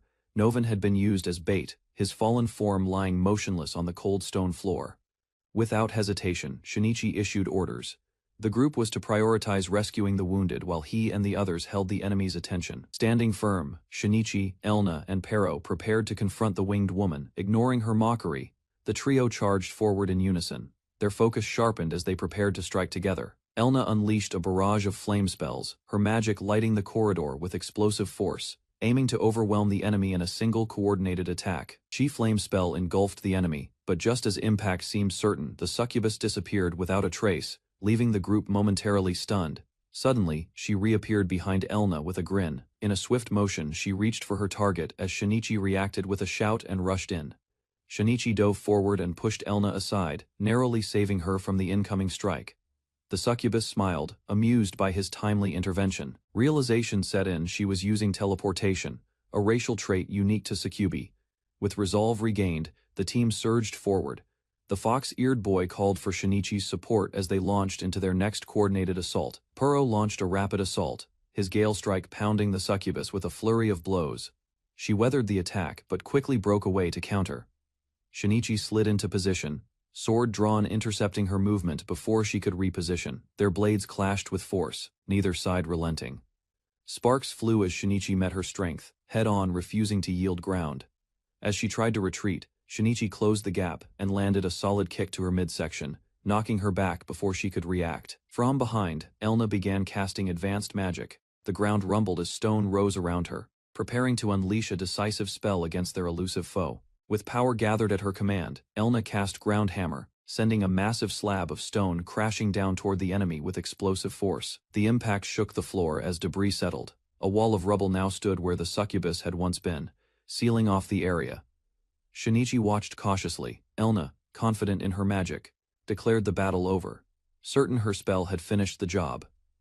Elsewhere, Shinichi checked on the wounded. Gale reported that 5 of the rescued group were unconscious, but Novan was still breathing. As relief spread, a teammate passed over a cure mushroom. Instructions were given to use it when Novan awoke.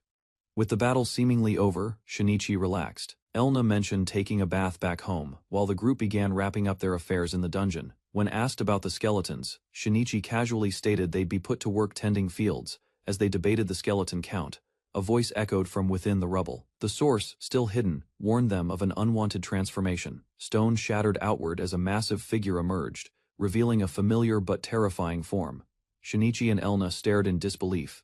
Amid the falling debris, the succubus reappeared, smiling darkly. Her voice dripped with contempt as she declared their efforts insufficient to bring her down. Hovering above the rubble, the succubus revealed her transformed form demonic, powerful, and no longer hiding her true nature.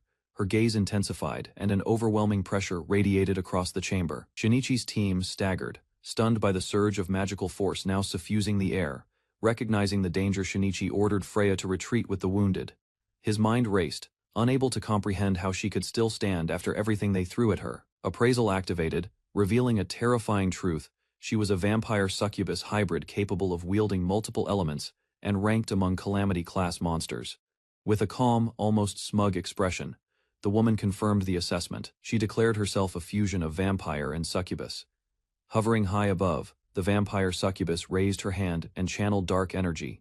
Her voice rang out with sadistic promise she intended to drain them alive. Magic circles glowed across the floor as she summoned a line of human-shaped figures. Her call had revived more than just beasts. A massive group emerged, silent, weapon-wielding humans under her control. Their vacant expressions sent a chill through the room. Shinichi's group recognized them at once. These were the missing villagers of Marna, now bound to her will through dark summoning. Mocking laughter echoed above. With twisted delight, she commanded the enthralled villagers to fight, forcing them to battle their own kind for survival. Within the torchlit dungeon, adventurers draw their weapons as a grotesque demoness makes her entrance. Her sadistic laughter echoes off the walls, signaling the start of a merciless slaughter. Tension grips the gathered fighters as they face an overwhelming horde. At the far end, the winged enemy watches smugly from above, relishing their uncertainty. Unshaken, Shinichi takes command. Flanked by his loyal undead lieutenant, he prepares for a counteroffensive with eerie calm. Without hesitation, he raises his hand and issues a decisive command to engage in unison. Countless skeletons surge forward, silent, relentless, and ready for battle. Shinichi ordered Gale to withdraw with the others, urging them to avoid being caught in the conflict. The knight hesitated but acknowledged the command with a firm nod. Freya stepped forward, determination burning in her eyes. Despite being told to retreat, she pleaded for the chance to join the battle. Gale warned her of the risks, pointing out the vast difference in strength between them and the enemies ahead. Even with danger looming, Freya's resolve didn't waver. She chose to stand and fight proudly as a knight. With weapon in hand, she joined Shinichi, ready to contribute. Though unsure of her impact, she vowed to support him with all she had. The demoness hovered above, shouting for her followers to prove their loyalty. With weapons raised, her possessed soldiers charged forward in a frenzy. Across the hall, Shinichi gave his undead troops a crucial order not to kill, but to stall and buy time. Clashing steel rang out as the first attackers met the skeletal defenders. A swordsman recoiled, startled by the unexpected resistance. Despite the chaos, the undead held their ground. Their relentless strikes overwhelmed the enemy, leaving many wounded and retreating in fear. Shinichi observed the battlefield calmly, noting the difference in strength. His voice was sharp, mocking the demoness, whose summoned pawns now faltered. A loud clang echoed through the corridor as the demoness suddenly appeared before Shinichi, blades whirling around her in a deadly spiral. She extended an invitation laced with mockery, offering Shinichi a place at her side. He refused coldly, unwilling to align with a monster. Without warning, Shinichi caught her blade mid-swing, halting the attack with sharp eyes locked on hers, unwavering. Another figure dashed toward the fight, but the demoness intercepted with brutal precision, dismissing his presence without hesitation. With a single blow, she sent the boy flying. Her expression twisted with disdain as she sneered, declaring her hatred for children. Freya, burning with rage, charged the demoness after witnessing Perodono fall. Her weapon raised, she dashed forward without hesitation. Turning her back with disdain, the demoness muttered her annoyance, clearly unfazed by the charging knight. Shinichi stood ready, watching the exchange closely. Before Freya could strike, a sudden blast erupted. The explosion consumed the area, leaving flames and debris behind. Amid the destruction, Shinichi held the injured Freya gently. He reassured her with calm words, accepting the attack's inevitability. Hovering overhead, the demoness declared the end of games, now fully intent on eliminating them one by one. Elna reappeared and swiftly landed a devastating slash across the demoness's back. Her sudden entrance shifted the battlefield's momentum, if only briefly. But the demoness recovered quickly, mocking Elna's foolishness before anyone could react. Shinichi launched binding threads to restrain her movements. Seizing the chance, Freya charged again, weapon drawn, yet the enemy countered with ease, striking a lethal blow at close range. Coldly, the demoness restrained both girls, stabbing one while promising to drain their blood later. Her tone remained calm, almost amused. Moments later, silence fell. Freya, Elna and the boy lay wounded and motionless. The cost of confronting the monster had been high, with only Shinichi remaining. The demoness floated above, impressed by his abilities. She acknowledged his magic nullification and versatility with growing interest. Suddenly she dropped down from above, catching him off guard. Her speed was unnerving, her presence overwhelming. Amid swirling energy, she declared her intent to make him her favorite. Shinichi could only brace himself as her transformation intensified the gap in their power. Her sinister influence closed in. She demanded his submission, pressing her will to turn him into a loyal servant. Shinichi responded defiantly, drawing on decades of mental fortitude, calm and unwavering. He rejected her offer with sharp conviction, refusing to be anyone's pawn. He unleashed his energy in a blinding surge, declaring his identity with pride. The demoness recoiled, caught off guard by his force of will. Breaking the magical seal with sheer determination, he shattered the bonds that once tried to enslave him. With a confident smirk, Shinichi stood his ground. The demoness lashed out in frustration, calling him worthless, while charging in for the kill.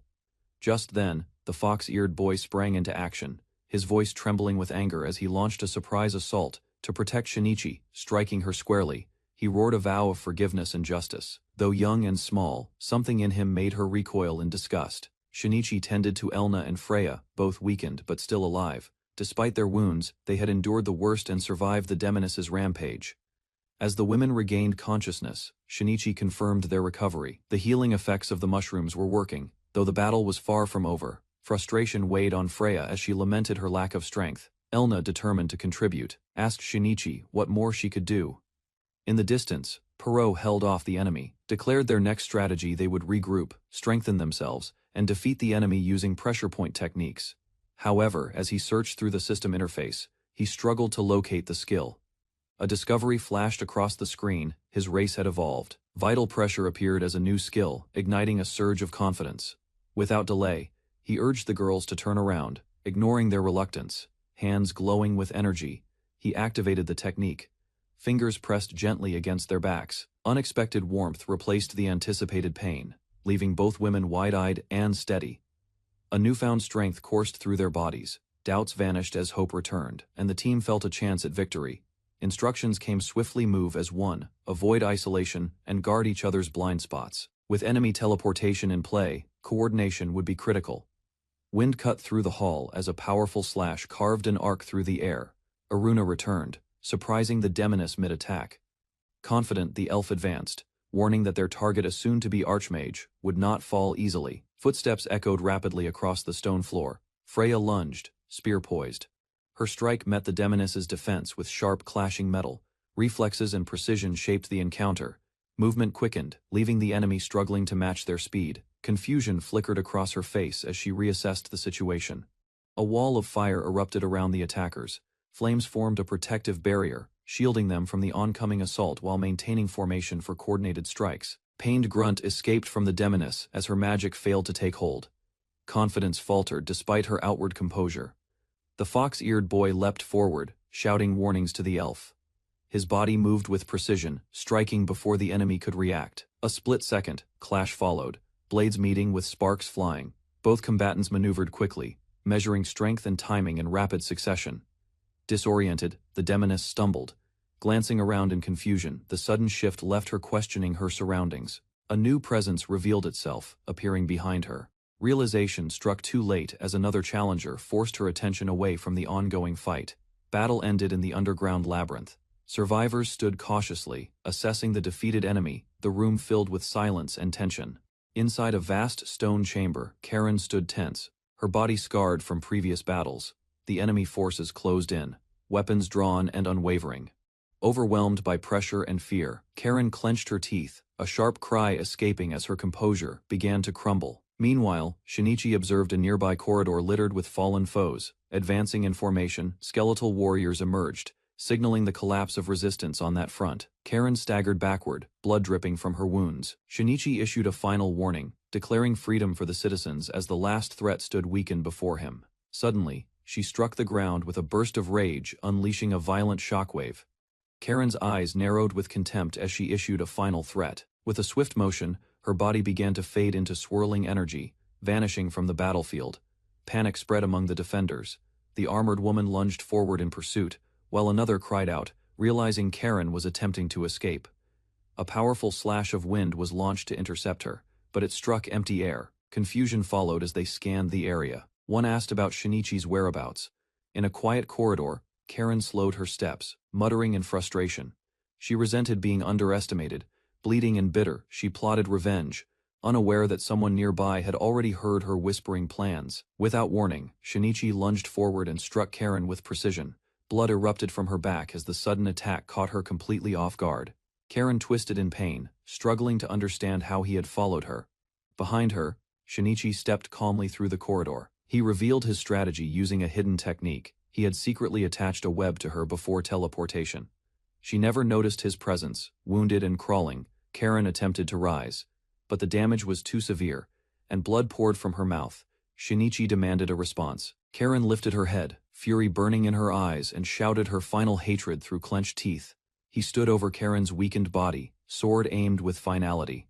He reminded her of one truth: her defeat came at the hands of a mere human. Moments after the killing blow, Karen's body disintegrated into particles.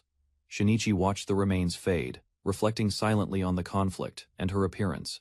A system prompt appeared before him, offering the chance to inherit skills from the fallen succubus. When asked about his disappearance, Shinichi explained the teleportation tactic he had used to follow Karen. The group received the news with relief. With Karen eliminated, the brainwashing threat was over, and they praised Shinichi for his decisive action. Shinichi reassured the young beast boy, Puro, placing a hand on his head. Though the enemy was powerful beyond measure, even overwhelming force couldn't shake Puro's hope. Puro, uncertain about his own strength, questioned whether he could protect others. Her eyes widened in disbelief as she blurted out the truth she had just heard, struggling to process it. He hesitated, trying to calm the rising tension. The girl pressed him for answers, realizing holy beasts were not a myth. With the seriousness of the revelation, Shinichi pleaded for secrecy. The girl, flustered but bound by duty, warned that guild punishment awaited if the truth got out. Faced with the risk of losing Puro, a compromise was proposed: she could touch his tail and ears in exchange for silence. Understanding dawned on her face. A secret was being protected not for power, but for something as simple as a fluffy tail. An armored man approached, acknowledging the battle's end. Relief swept over both as they realized they had survived against overwhelming odds. Another figure emerged, offering an apology. Controlled by outside forces, he expressed sincere regret for everything caused under manipulation. Focus shifted to rescuing others. With guilt behind them and clarity restored, the group prepared to guide everyone safely back to the surface. Marching skeletons trailed behind Shinichi as he responded to a remark with a grin. He intended to put them to work, not as warriors, but as laborers in the fields. Citizens filled the street, watching the returning group. Relief swept over Marna. Though the hero claimed self-interest, many saw his actions as sacrifice. A small pouch was offered. Inside were seeds, gifts for his farm. The gesture surprised him, but it was welcomed. Farewells followed quickly, smiles replaced fatigue, and companions parted ways with hopeful words for the next meeting. Steps slowed as the journey came to an end. Jokes were exchanged, and thoughts turned to rest. Several days later, the farm bustled with life. Skeleton workers toiled in the fields while their human overseers enjoyed the smoother workflow. A new crop was being prepared with enthusiasm. With a simple chant, a skeleton familiar rose from the ground. Curiosity sparked as one companion asked about the seeds Gale had given them earlier. Karen's tool now served their harvest. The skeletons responded with eerie cheer, proud of their dedication. Fresh produce arrived in time. They encouraged one another to taste the results, while questions about Gale's seeds lingered. A colossal watermelon filled the cart. Eyes widened in amazement. No one expected the seeds to grow something this massive. Astonishment spread across the group. None of them had ever seen a watermelon this massive. Calling it sweet, only half described its size. It was far too large for 3 people to eat. Alone, unsure what to do with it, he muttered Gale's name, hoping for guidance. When asked if skeletons could eat it, one calmly replied their only sustenance was kindness. Their dry humor lingered in the air. Plans shifted. Deciding to bring the giant fruit to Marna, they turned to leave, but something felt wrong in the wind. Suddenly, black feathers rained from the sky. Everyone froze, their light-hearted moment shattered by the sudden sign of incoming danger. Ground trembled beneath their feet. Confusion spread quickly. How could an earthquake occur on such a high floor before anyone could react? The enormous watermelon slipped loose. Realization struck too late as it rolled toward them with increasing speed. Panic replaced surprise. They turned and fled, the massive fruit threatening to flatten everything in its path. Questions flew as the group speculated about the tremor's origin. Returning to Marna seemed inevitable, despite just escaping chaos. With the watermelon in pursuit, frustration boiled over. Shinichi shouted Gale's name, convinced this disaster was no coincidence. A second tremor rolled through the area, stronger than before.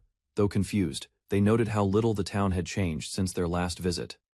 Curiosity briefly overtook caution. Iruna lit up at the sight of shops, eager to explore, only to be met with a firm refusal. Familiar voices interrupted. Yuz and another girl greeted Iruna with open arms. Hugs were exchanged, albeit with awkward sniffing that earned swift protest. Playful bickering followed. Iruna struggled to break free, while being scolded for making others worry so much. As the reunion settled, Shinichi stepped aside quietly. For once, he allowed himself a moment to breathe and observe it all. Freya arrived unexpectedly, calling out to Shinichi. She revealed her mission: an order from the capital to locate someone known only as the Homeless. With a calm smile, she clarified her task came directly from Duchess Medill. The invitation was official, and the deadline had arrived. Shinichi questioned the purpose. An invitation from the Duke sounded far too grand for someone like him. Freya insisted he come along. Attention shifted to Perot. Freya insisted he too should visit the royal capital, sparking worry in Iruna over proper clothing. Confusion spread. Shinichi voiced what everyone thought. Why would a noble want to meet a boy like Perot? Shinichi exploded in disbelief, cursing Gale for reporting Perot to the Duke behind his back. Freya, however, confirmed it was already done. Visions of Gale's smug expression filled Shinichi's mind. Between the eavesdropping and the watermelon fiasco, he swore vengeance at their next meeting. Despite frustration, he relented. The offer to visit the capital, he was told, came with no hidden motives, only goodwill. With unanswered questions piling up, he agreed to go. Earthquakes, holy beasts, and secrets demanded answers only the capital might hold. Their minds still buzzing. The group accepted Freya's invitation. A carriage was ready, and so was the road ahead. Talk of the royal mansion sparked excitement. Iruna and Perot imagined grand meals and luxury, their eyes fixed on the thought of endless delicious food. Joy dimmed when a friend tearfully clung to Iruna. She had hoped for more time together and was heartbroken to see her leave again. Reassurance came with a heartfelt embrace. Despite the distance, they promised their bond would remain strong. Soon after, the group departed by wagon. Inside the carriage, Freya quietly indulged herself, burying her face in Perot's fluffy tail with blissful satisfaction. Shinichi's voice cut in, calling it what it was: fluffy harassment. Perot begged for help as Freya continued without shame. Freya apologized earnestly for her earlier behavior, while Perot looked unimpressed. Shinichi and Iruna sat nearby trying to rest. As the wagon rolled forward, Freya mentioned they were nearing the royal capital. Shinichi agreed it had been a long journey from Marna. The capital walls came into view. Excitement rose as the city finally appeared before them.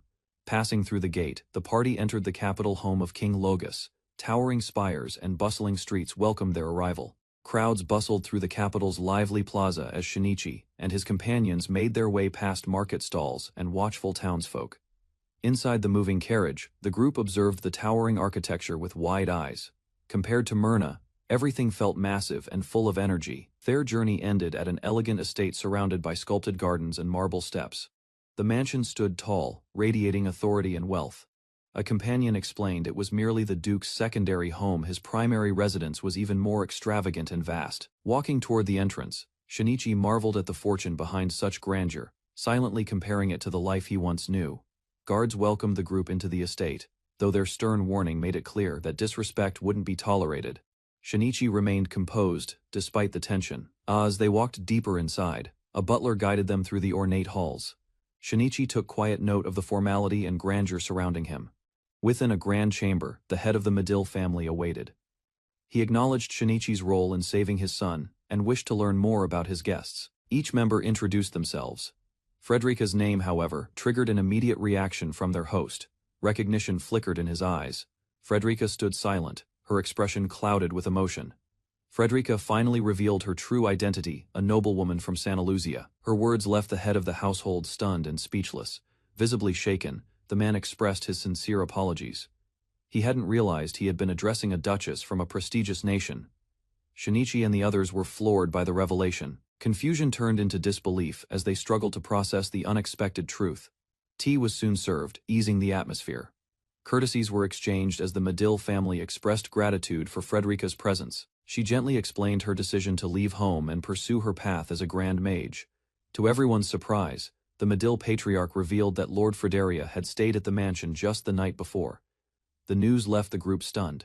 Frederica was shaken. Learning her father was nearby stirred a rush of nervous anticipation. Concerned, one companion asked if she was feeling unwell. She forced a faint smile, clearly unsettled by the news. Seiju, the young boy, boldly declared his intent to protect both Shinichi and Erna, brushing aside talk of nobility and politics. Latter lightened the mood. The room brightened with warmth as the group was invited to enjoy a special dinner. Anxious and overwhelmed, she sank into frustration. Facing her father here had never crossed her mind. Panic spilled out. Regret surfaced, wishing she'd never come at all. Her journey was meant to be about growth, not reunions. Down the hall, a cloaked figure moved with purpose. His silent steps carried the weight of recognition.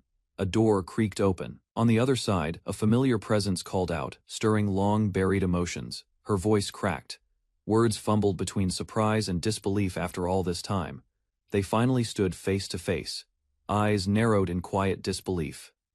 After all these years, the daughter was truly under the same roof again. Without another word, he turned and suggested they move to the dining hall, postponing the real conversation for later. Tension hung over her like a shadow. Smiles faltered, and uncertainty brewed behind forced composure. Dinner arrived, ornate and refined. Plates were filled, but no one touched them with ease. Across the table, a question pierced the silence. 9 years of absence compressed into one moment.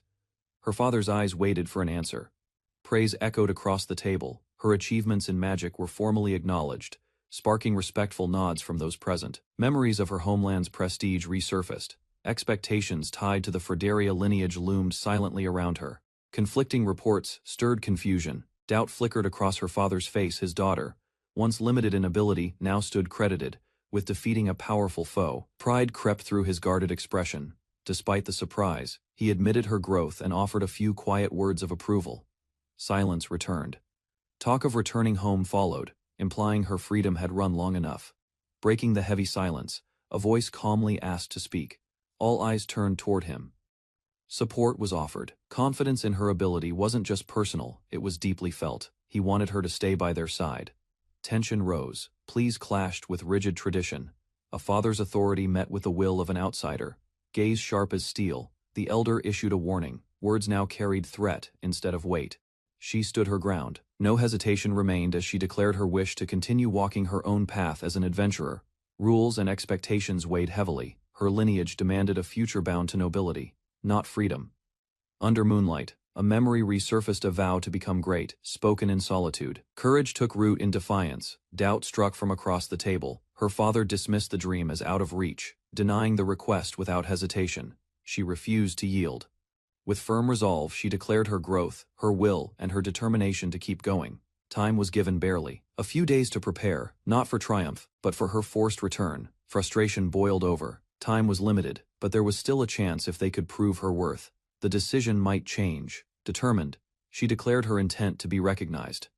Across the table, calm returned as the others resumed their meal. Morning came with tremors and exhaustion. While some struggled to rest, one remained peacefully asleep, unaffected by the unrest. With little to do, a walk seemed like the best idea. Steps carried them outside, past the peaceful estate grounds. Curiosity led to discovery. Amid broken wood and rubble, Shinichi found value where others saw only waste.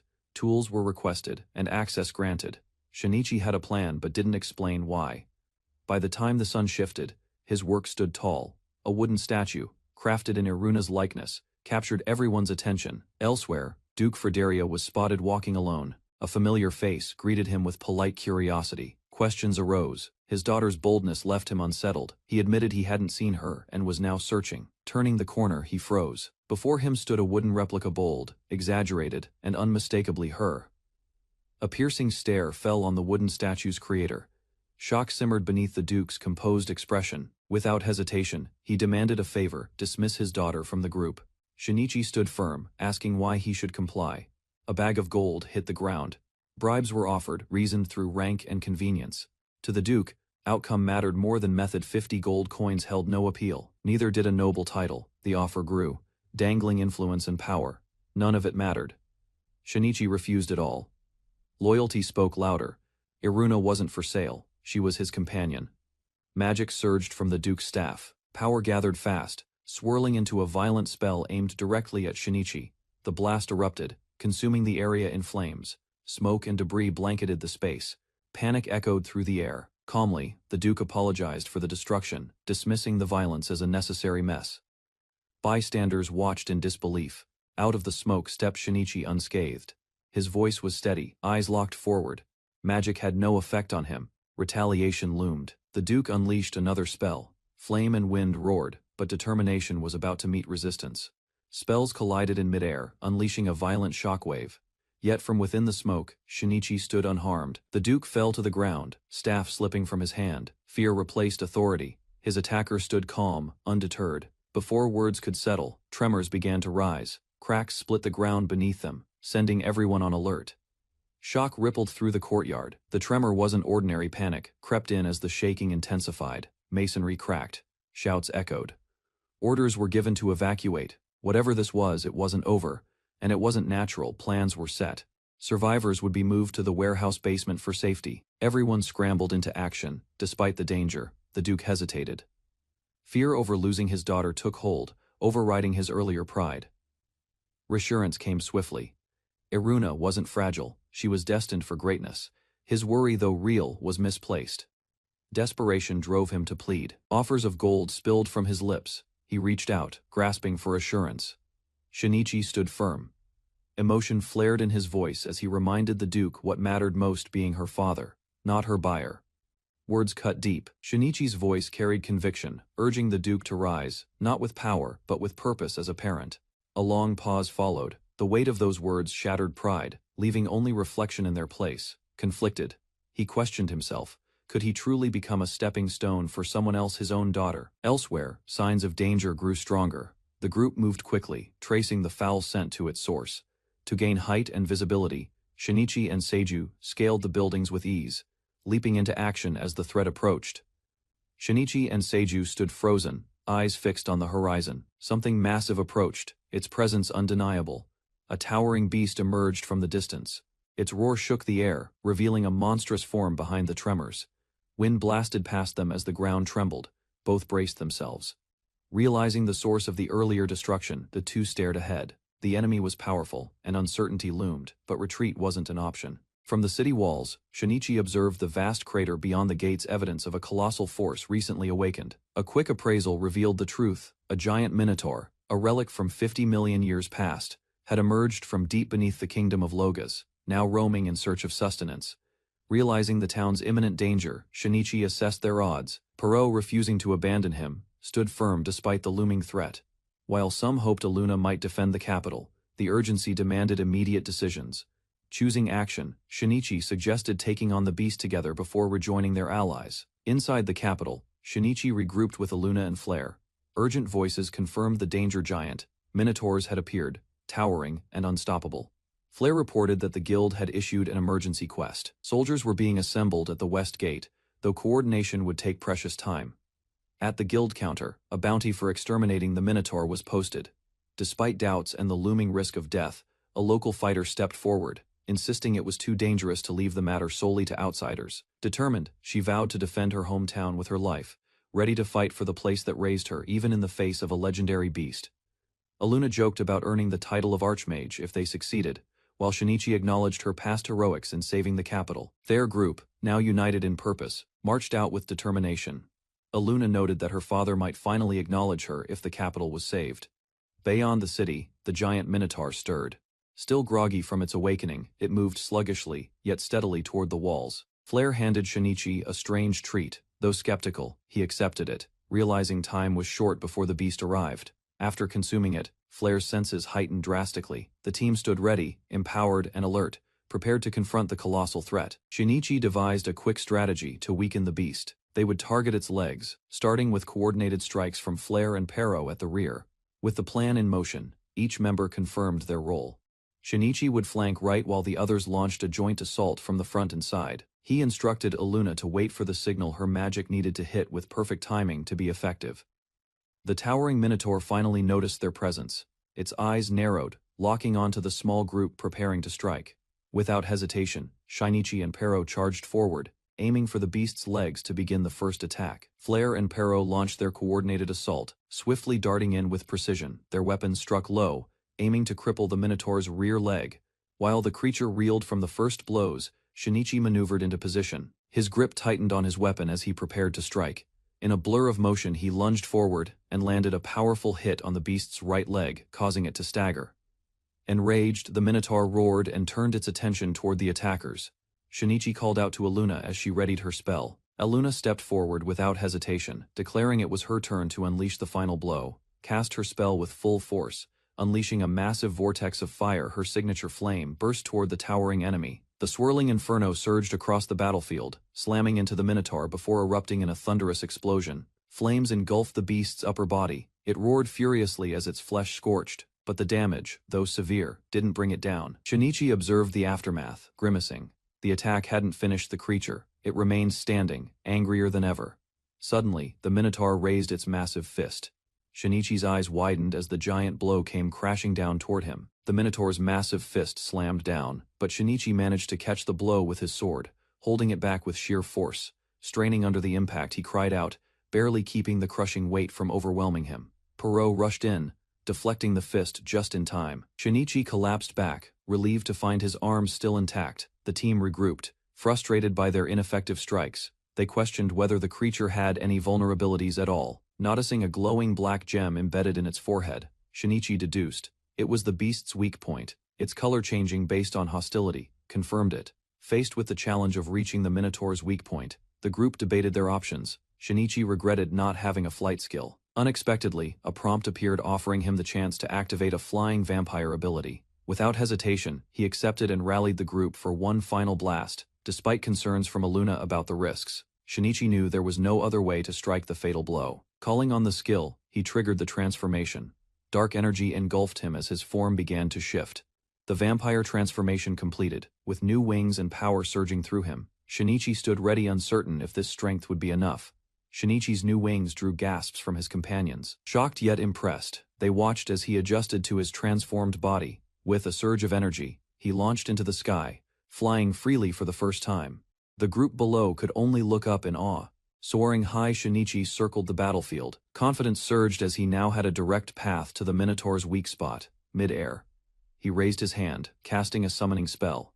Magic circles spread beneath him, pulsing with energy. From the glowing sigils, a skeletal army emerged, rising in perfect formation to join the fight. The summoned skeletons marched into formation, responding instantly to Shinichi's mental command to flank the enemy from both sides. Hovering in the sky, Shinichi eyed the battlefield below. With renewed resolve, he announced the start of a new offensive as the Minotaur stared up at him. Towering and unyielding, the beast stood ready, its breath steamed in the cold air, muscles tense for another clash. Shinichi raised his hand and issued a direct order to his familiars: bind the giant Minotaur without delay. Chains conjured by the skeleton army wrapped around the monster's limbs, momentarily restraining its strength and halting its advance. He encouraged his summoned army to keep pulling.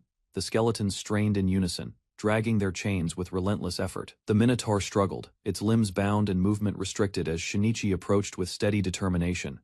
In a fit of rage, the beast roared loudly, thrashing against its restraints. Shinichi stood firm, unshaken by the fury. With the enemy distracted, he realized the moment had come. Everything rested on his next strike. Drawing his blade tightly, Shinichi soared high into the air and dove headfirst, aiming directly for the monster's exposed weak point.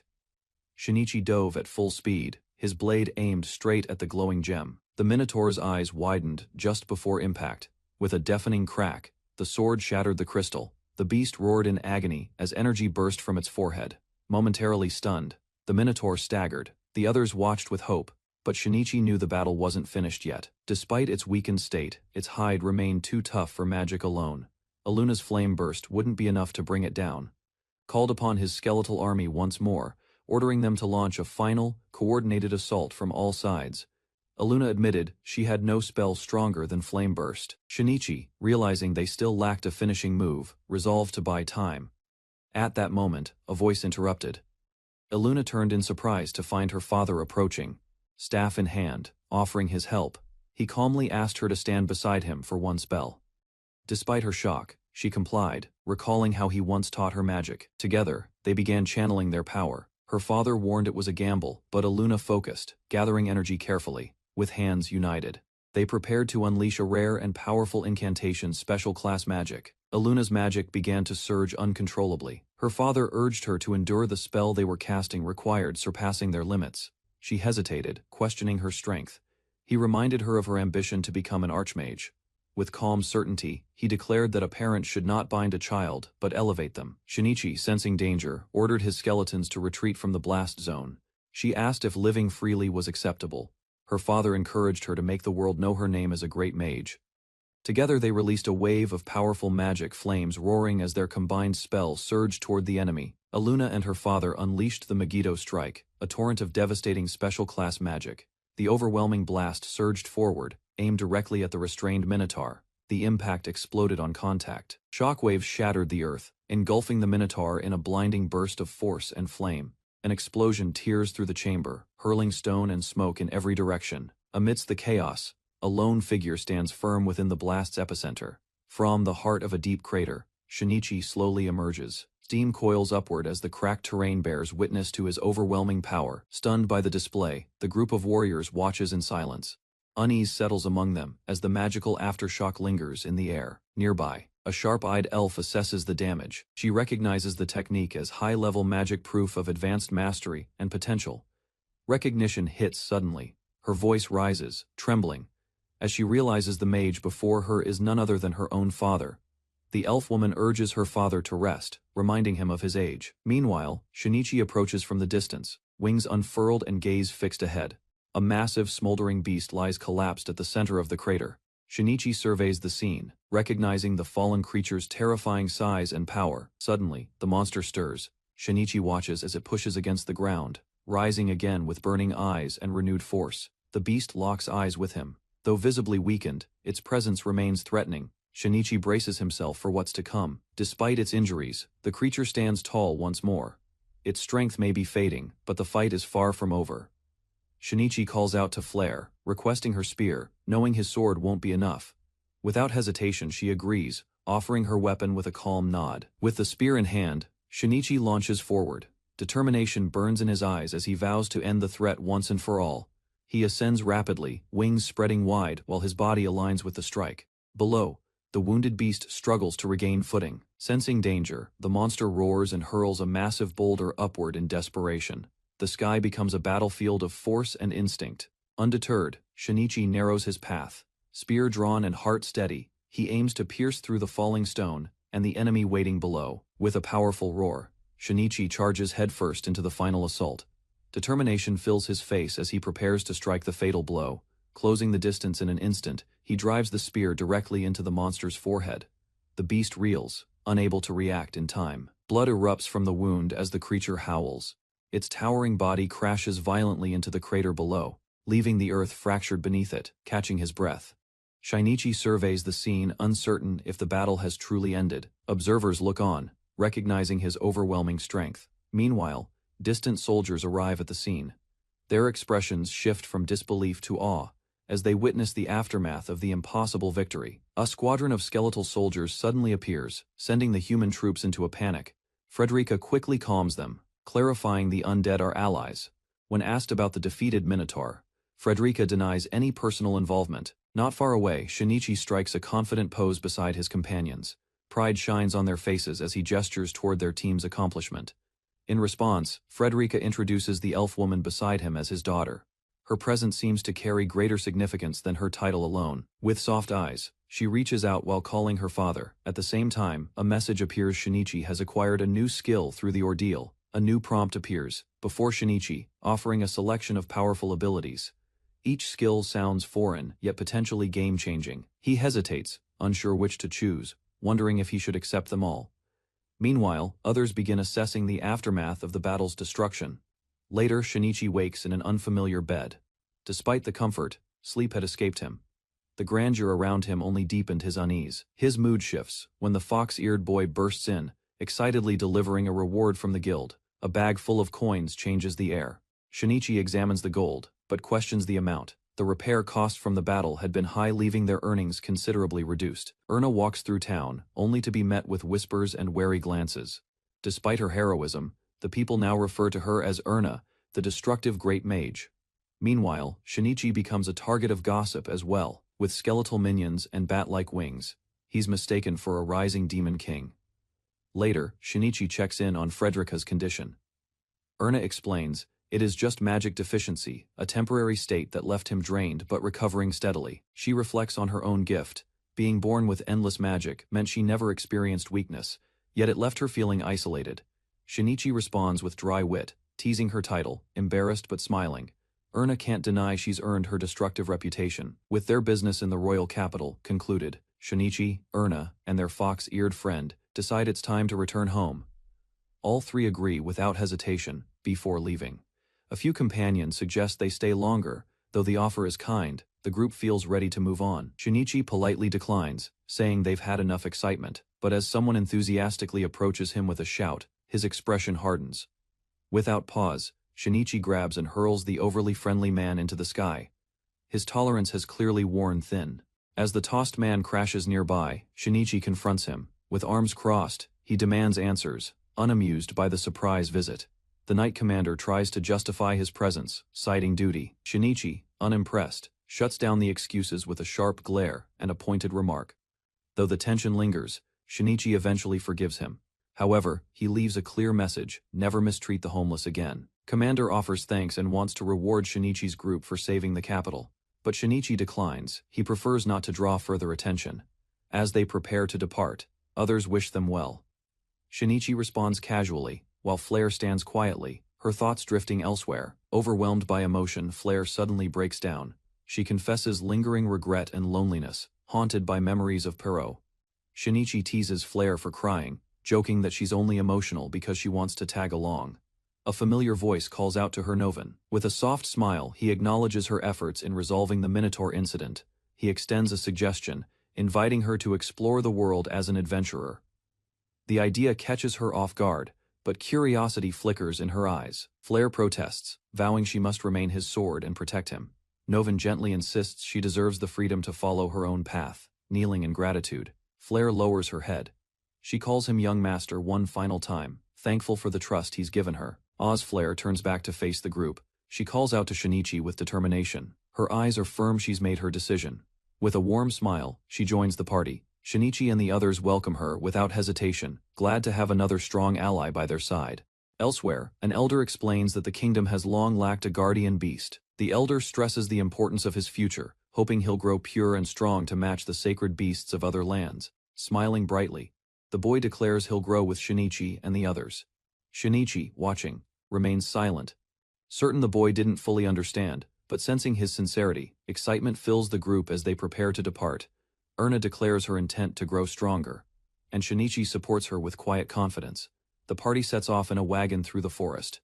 Amid the peaceful travel, Flare clings obsessively to Perot's tail, much to everyone's dismay. As the path stretches on, Shinichi reflects silently. Scenes like this, odd, noisy, and oddly warm, will likely become their new normal. Meanwhile, Shinichi makes an unexpected request to stop at the weapon shop to test a new idea.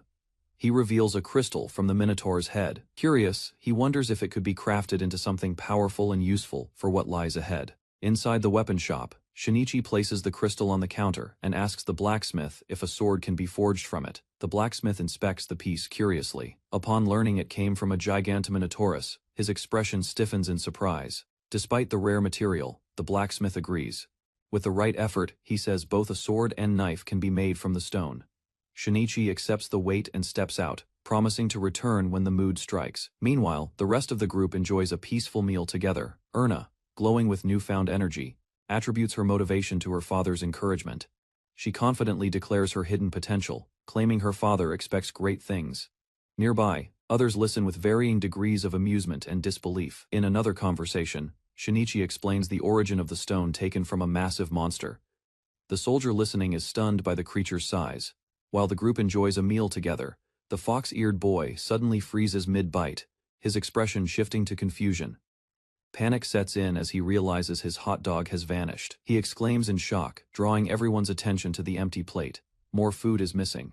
Accusations begin to fly as others discover their meals gone, turning the peaceful lunch into a light-hearted mystery.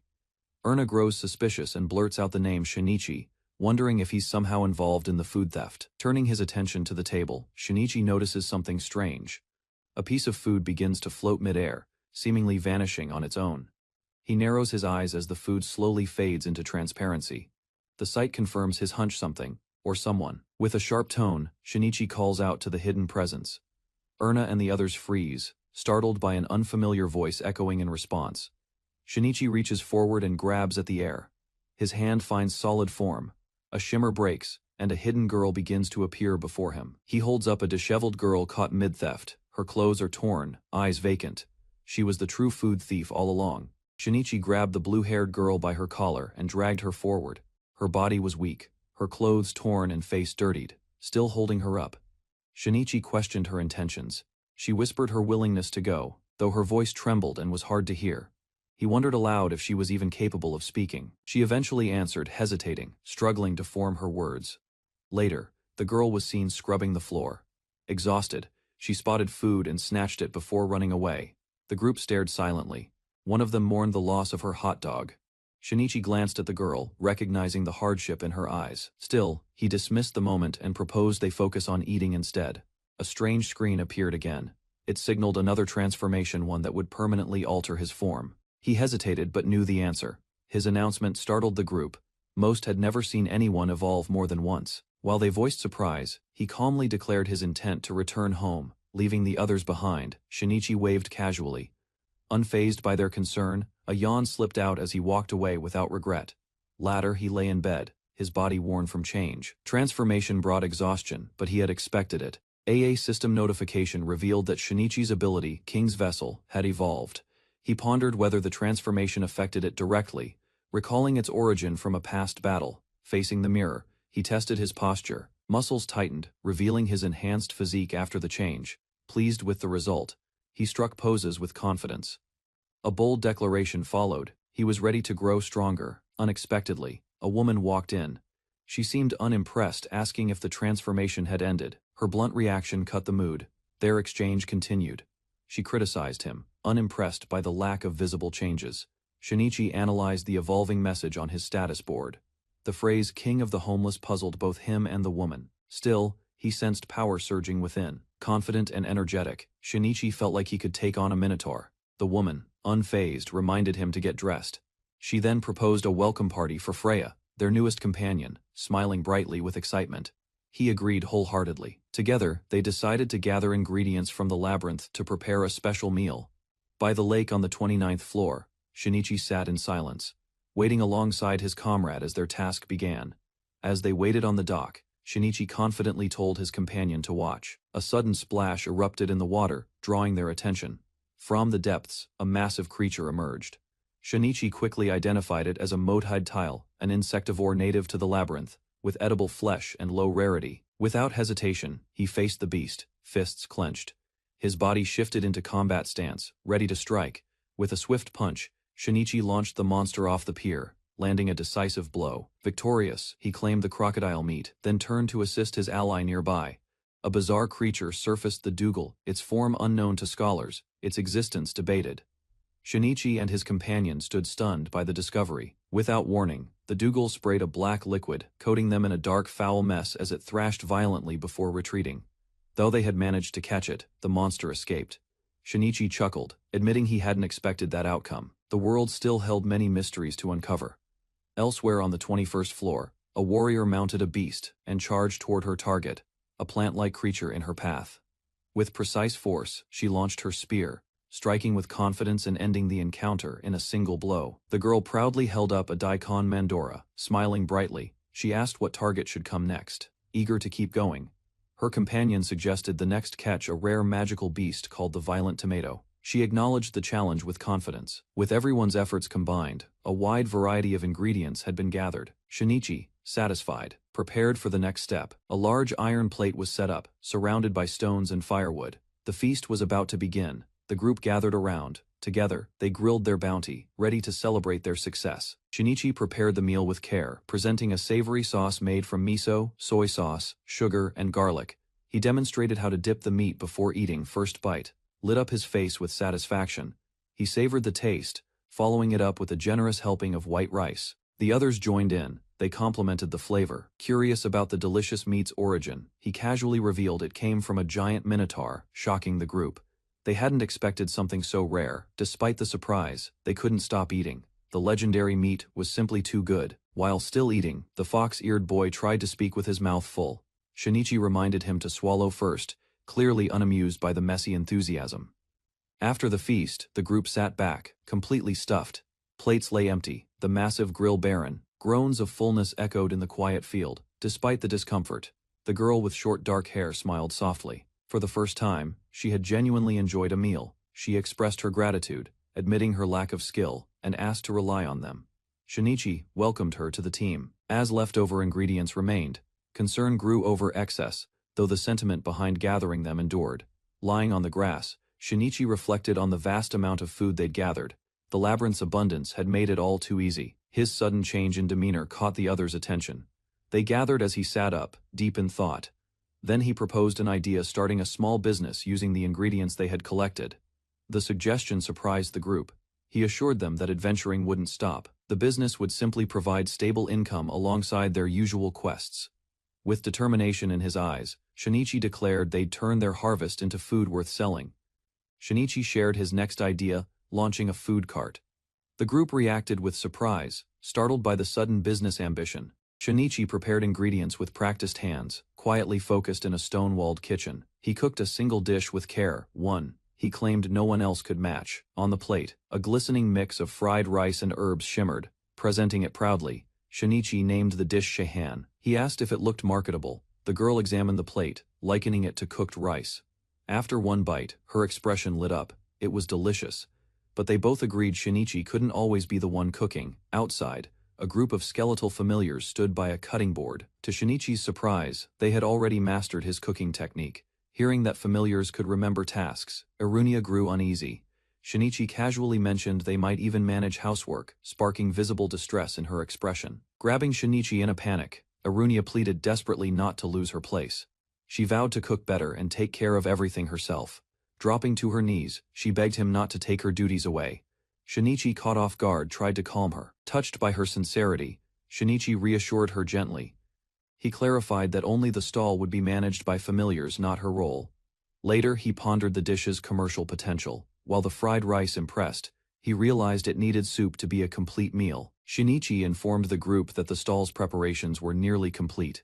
The familiars had been tirelessly practicing recipes in anticipation. Irunia pointed out that their party's reputation was growing, and it would be a waste not to take advantage of the opportunity. With a confident smile, Shinichi revealed the stall's name, Homeless Demon Beast Stall. He presented the signature dish with pride. His announcement was met with shock and doubt. The others questioned if such a name would even attract customers. Later, Shinichi scouted a location near a labyrinth, planning to draw in adventurers who passed through the area. Shinichi explained his plan to appeal to adventurers facing danger. A good meal before possible death, he argued, would bring comfort and boost sales. Observing the area, he noticed scattered vendor stalls. It became clear that others had already seen the same opportunity in this risky business. Together with Irunia and the others, Shinichi worked hard to finish constructing the stall. With sweat on his brow, he finally declared the work complete. The Homeless Demon Beast stall officially opened, manned by a skeleton chef. Shinichi stood proudly beside his creation. Calling out to nearby adventurers, he invited them to taste Shahan found nowhere else, while Irunia held out a fresh plate. To draw attention, Shinichi offered a special grand opening price, 3 bronze coins instead of the usual 5. As customers tried the food, reactions were immediate. One boy exclaimed with delight, and his companion smiled while wiping his cheek. But hours passed, and the excitement faded. The stall stood quiet. Shinichi and Irunia sat in silence, their energy drained by disappointment. Irunia questioned the supposed popularity Shinichi had predicted. He admitted not even a single adventurer had approached since the morning. Later, overheard remarks revealed the issue: many adventurers had eaten before arriving. The stall's location near the labyrinth may have been a mistake. Shinichi overheard chatter about a rival food stall, Tiger's Skewers. Their beefsteak skewers were well known and incredibly popular among the adventurers. Irunia suggested that the chahan lacked flashiness. Though it smelled good, it didn't catch attention like grilled meat on skewers did. Just then, a familiar group of adventurers approached the stall. One of them asked for 3 portions of chahan without hesitation. They explained they were about to head into the dungeon, but changed plans upon spotting a familiar face running a food stand. The moment the warrior tasted it, his expression shifted in pleasant surprise. Something had finally clicked. While eating, The adventurers admitted the chehan tasted better than expected. It wasn't bad, but it didn't amaze them either. They explained that good taste alone wasn't enough. Adventurers preferred hearty, satisfying meals that looked impressive at first glance, especially before facing danger. Shinichi accepted their feedback with a heavy heart. He thanked them sincerely and admitted he needed to start over. One adventurer encouraged him, requesting something more mouth-watering next time, perhaps with juicier meat to leave a lasting impression. Reflecting quietly, Shinichi realized the challenge to create food both filling and memorable. Arunia reassured him not to lose hope.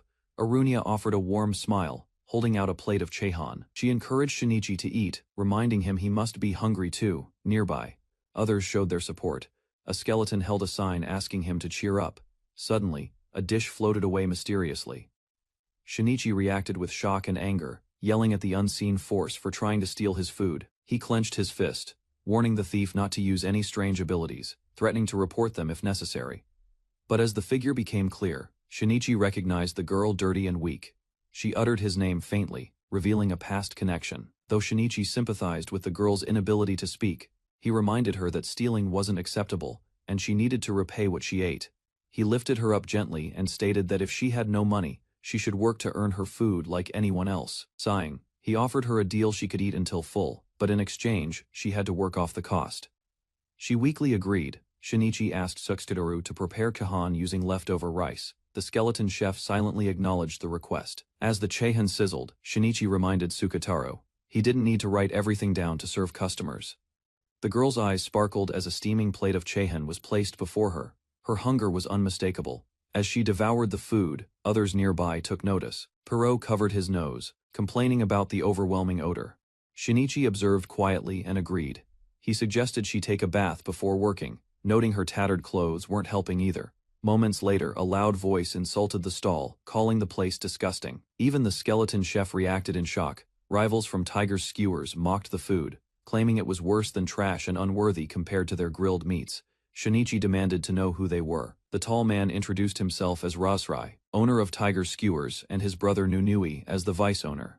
Feigning hospitality, they claimed to be greeting the newcomers and sarcastically told Shinichi to be thankful for their visit. Their true intentions became clear. They demanded payment from anyone doing business in the area, calling themselves the Dustin Brothers. More of their gang appeared, intimidatingly warning Shinichi to pay up or face the consequences. Calmly, he called out their protection racket for what it was, a Yakuza-style extortion scheme. Arunia, visibly annoyed, muttered about how the critics wouldn't stop calling the food tasteless. She suddenly burst out in defense of Shinichi's cooking, declaring his chehan the best in the world. Her voice was filled with conviction. The mockers scoffed, refusing to taste it and comparing it to insect eggs. Arunia's fury rose as she gripped her staff. Without hesitation, she cast a barrage of fireballs directly at the hecklers, sending flames hurtling toward them in a fiery blast. Explosions erupted, scattering the tiger crew. Arunia shouted her warning no one would insult Shinichi's food and get away with it. Shinichi rushed in to stop Arunia. He reminded her to calm down and take in the damage she had caused. They stood before the aftermath: burned ground, scattered debris, and unconscious men. Arunia's rage had left the market street in chaos. Realizing what she'd done, Arunia froze. Shinichi tried to ease the tension with a joke, calling it a big red. Back at home, Arunia sat in guilt. She tried to explain herself through tears, blaming the mockers. Shinichi simply told her not to worry. Fortunately, no one was seriously hurt. They had covered damages and were even allowed to continue running the stall afterward. Shinichi gently reminded Arunia not to use magic so recklessly. While the provocation was real, her response had gone too far. Understanding his concern, Arunia stepped away to cool her head, leaving Shinichi to reflect on the situation. Later, others returned from a bath, visibly refreshed. Shinichi sighed, noting how incredible the bath seemed for everyone's mood. The boy offered the newly washed girl a cup of milk, insisting it tasted best after a bath. She hesitantly accepted. Once they were settled, Shinichi turned serious. Now that she was clean, he said it was time for a real conversation. In the warmth of the kitchen, Shinichi sat with the girl, observing her cautious demeanor. Though she had eaten, Shinichi reminded her that nothing came without effort. He allowed her to stay for the night, but made it clear that work would be expected in return. Without speaking, Rizu picked up a sketchpad and wrote a clear message: "I'll work hard. I want to live here." Her written words caught him off guard. He clarified if she meant a permanent role. While she nodded, silently, Shinichi glanced at the stall's modest setup.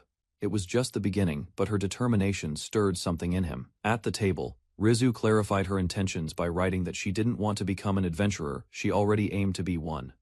With steady hands, she revealed her true motive, joining the adventurer party known as Homeless. Hunger had pushed her to act before explaining. Determined, she declared she wouldn't accept a role limited to stall work. Her goal was clear: she wanted to be in the field. Shinichi, skeptical, yet intrigued, agreed to test her. If she failed, she'd serve at the stall for a month. Unfazed, Rizu held up her response, bold and direct, promising to eliminate every enemy without mercy. When asked about combat history, Rizu confessed she had none but vowed to begin immediately. Shinichi inquired about her motivations and strengths. Calmly, she wrote that Homeless's rising fame convinced her it was worth joining. She then declared her key asset, a rare ninjutsu skill, revealed without hesitation, expanding on her abilities.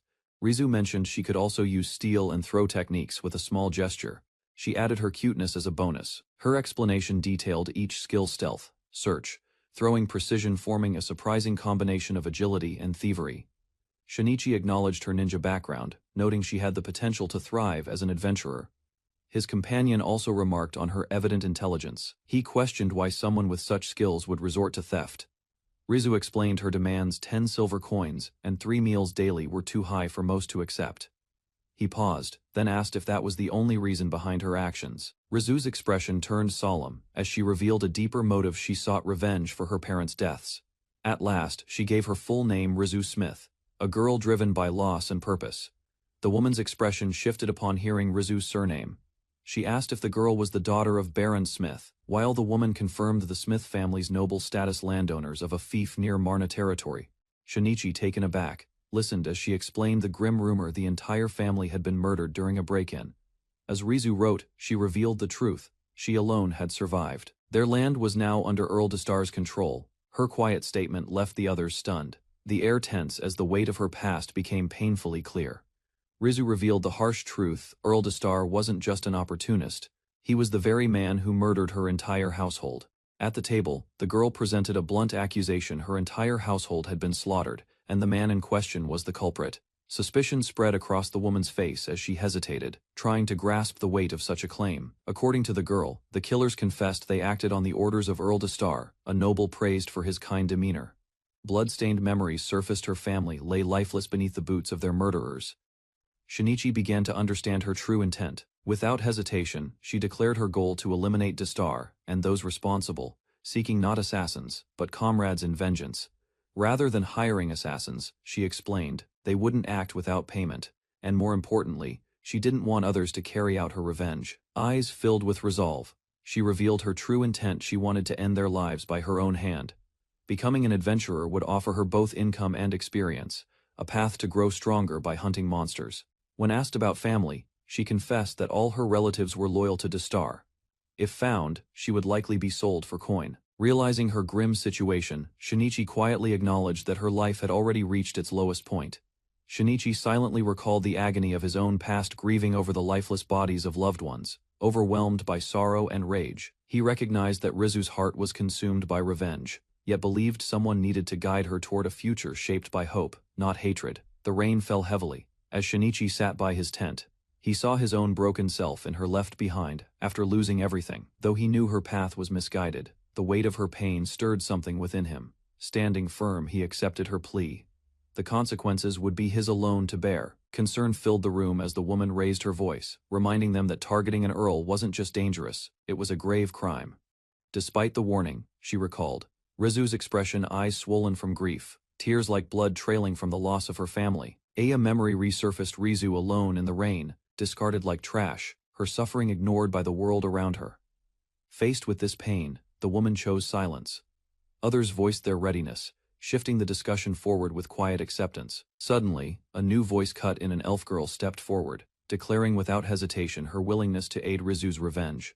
With gentle reassurance, the elf girl clasped Rizu's hands, promising that Shinichi could be trusted to protect her. Rizu asked bluntly if meals and sleep would be guaranteed. The elf didn't hesitate, offering her a place for as long as she needed. Satisfied with the deal, Rizu flashed a peace sign, declaring the negotiation a success. Later, Shinichi was caught off guard when she questioned his outstretched hand with a blank stare. Her demand was clear: 50 silver coins as salary. She needed funds to repurchase her family's mansion, now priced beyond reach. Shinichi agreed to Rizu's request. If her efforts proved worthwhile, he promised to help reclaim her family's mansion. The next day, Shinichi visited the blacksmith. A custom sword forged from a giganto-minotaur was finally ready. Lifting the blade, he admired its balance and craftsmanship. Though it had taken effort, the result was more than satisfactory. As instructed, he tested the magic stone embedded in the hilt. A soft click echoed from the weapon.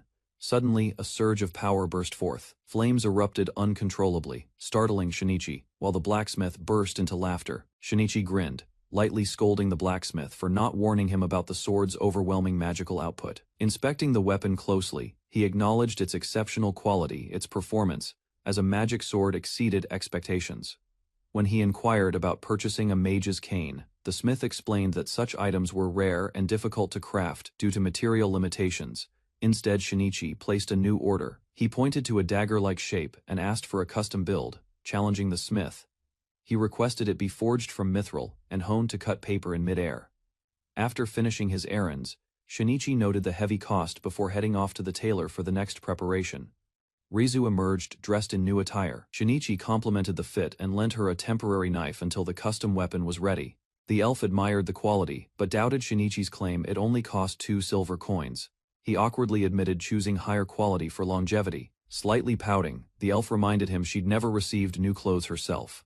Shinichi, panicked, apologized, and promised anything to make it up to her. Changing the subject, she casually asked if the sword had been completed. Shinichi proudly introduced his newly forged weapon, naming it Giganto Sword after its material, though the elf seemed unimpressed. Plans for dungeon training were laid out, while others handled support tasks. Rizu agreed to begin with basic combat drills. Inside the Mohid Great Labyrinth, she activated her stealth skill and swiftly closed in on unsuspecting monsters.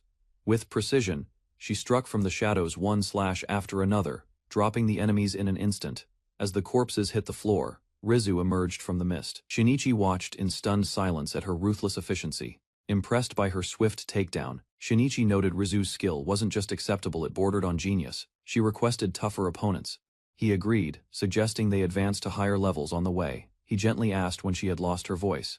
With calm honesty, she explained it vanished 2 years ago. Though startled, Shinichi apologized for bringing up the painful memory.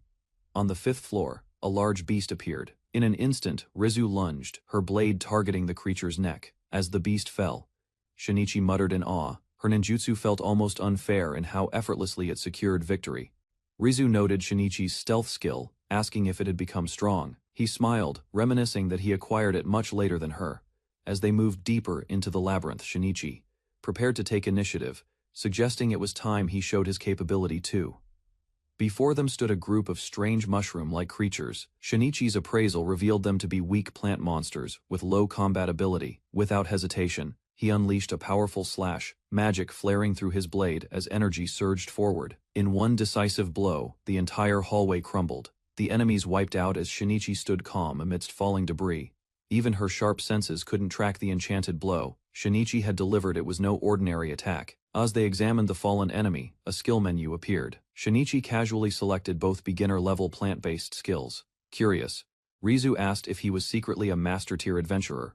Shinichi chuckled and claimed he was only mid-tier, leaving her unimpressed. He sheathed his weapon and reminded her they hadn't eaten. She nodded, unaware of his next move. Rizu blinked in confusion as Shinichi began preparing the mushroom monster. He had already decided what was for dinner. Shinichi smirked, declaring proudly that eating anything edible, even demon beasts, was the spirit of survival. Eyed the roasting mushroom warily, suspecting poison. Shinichi cheerfully continued cooking over the fire, unbothered. Once done, he presented the seared chunk confidently. Rizu looked at it in disbelief, remarking how odd it was to see someone eat a walking mushroom.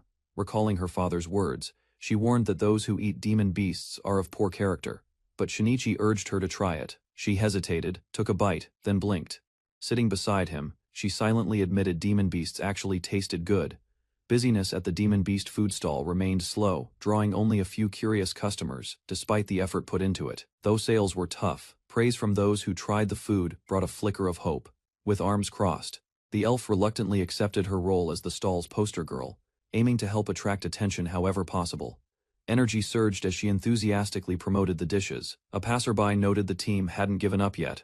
Trouble loomed. 2 thugs from before returned. Undeterred, and ready to cause another scene. Despite earlier humiliation. With narrowed eyes, the elf raised her staff, visibly tense and poised to act. Rather than respond with aggression, Shinichi advised caution, reminding her not to invoke magic in their current setting. Later, they stood before a small food stand in the forest as two unfamiliar men approached. Their interest wasn't hostile. Instead, they expressed curiosity about the food being served. Shinichi nodded and turned toward his skeletal assistant, issuing a calm request for 2 servings of fried rice. Soon after, the steaming dish was delivered to the customers, who now sat eagerly at the outdoor table. One of the guests tasted the fried rice and paused, visibly surprised by its quality. Nearby, a girl approached Shinichi carrying boxes, flanked by skeleton assistants, though unfamiliar with the task. She announced the preparation was complete. Inside the open-air kitchen, a skeleton chef carefully fried dumplings with practiced movements. Freshly cooked, a plate of crispy gyoza was laid out, the surface still glistening with oil. The aroma hinted at savory fillings, making it clear the dish had been crafted with care. Although the visitors hadn't placed another order, the gyoza was served to them as a bonus. As soon as he took a bite, the man froze, startled by the unfamiliar yet delicious taste.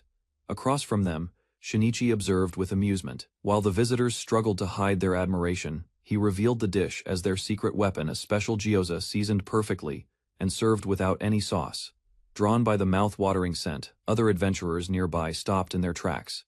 They stood captivated by the aroma. Each requested a portion of the specialty gyoza, intrigued by the buzz and eager to experience the flavors for themselves. Watching his guests eat in silence, Shinichi leaned in with a smile and asked if they were finally satisfied. Suddenly, one of the brothers stood up and shouted, accusing the restaurant of serving food contaminated with bugs. Shinichi tried to protest, insisting the accusation was false, but the brother ignored him.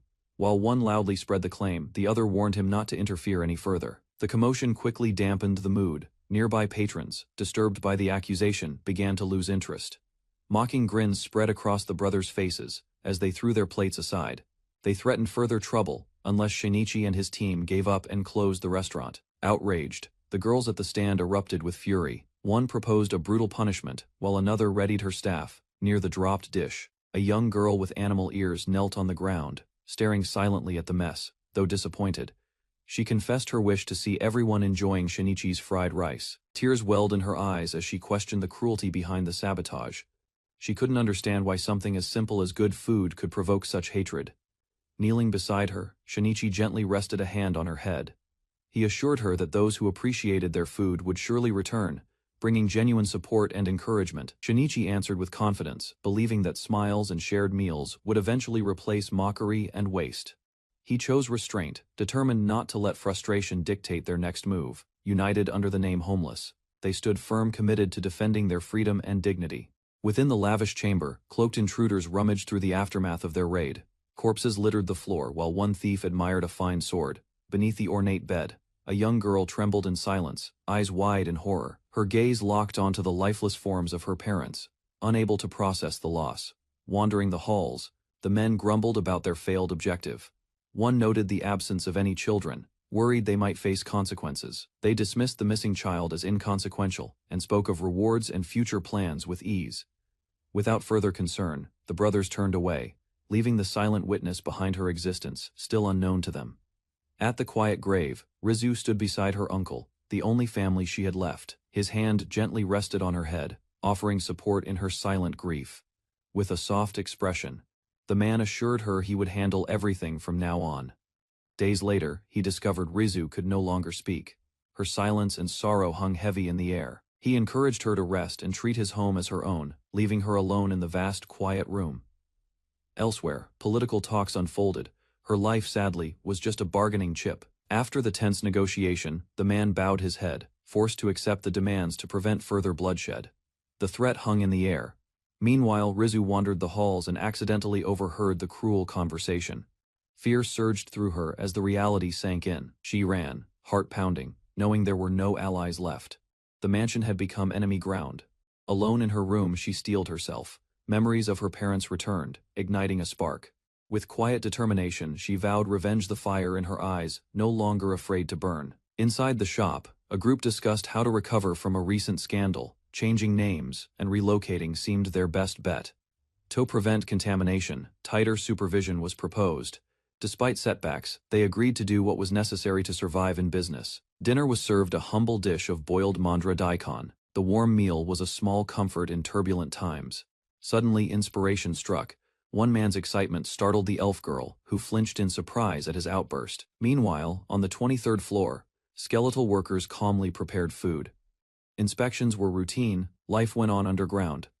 With reopening in mind, he handed a recipe to the skeleton cook, eager to craft a dish worthy of the new start. Confidence and trust were exchanged. The following day, the food stall stood ready. Curious adventurers gathered nearby, their expressions mixed with interest and uncertainty. Now renamed the Homeless Demon Beast Stall, the team stood proud.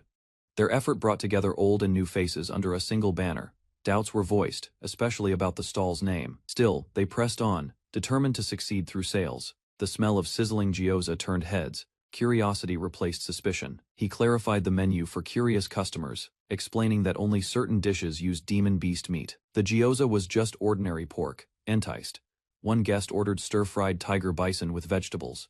The skeletal chef began cooking with practiced skill. Moments later, the elf girl approached with a warm smile, carrying the freshly prepared dish. A bold image of a tiger flashed in the customer's mind as the exotic stir-fry was presented with flair.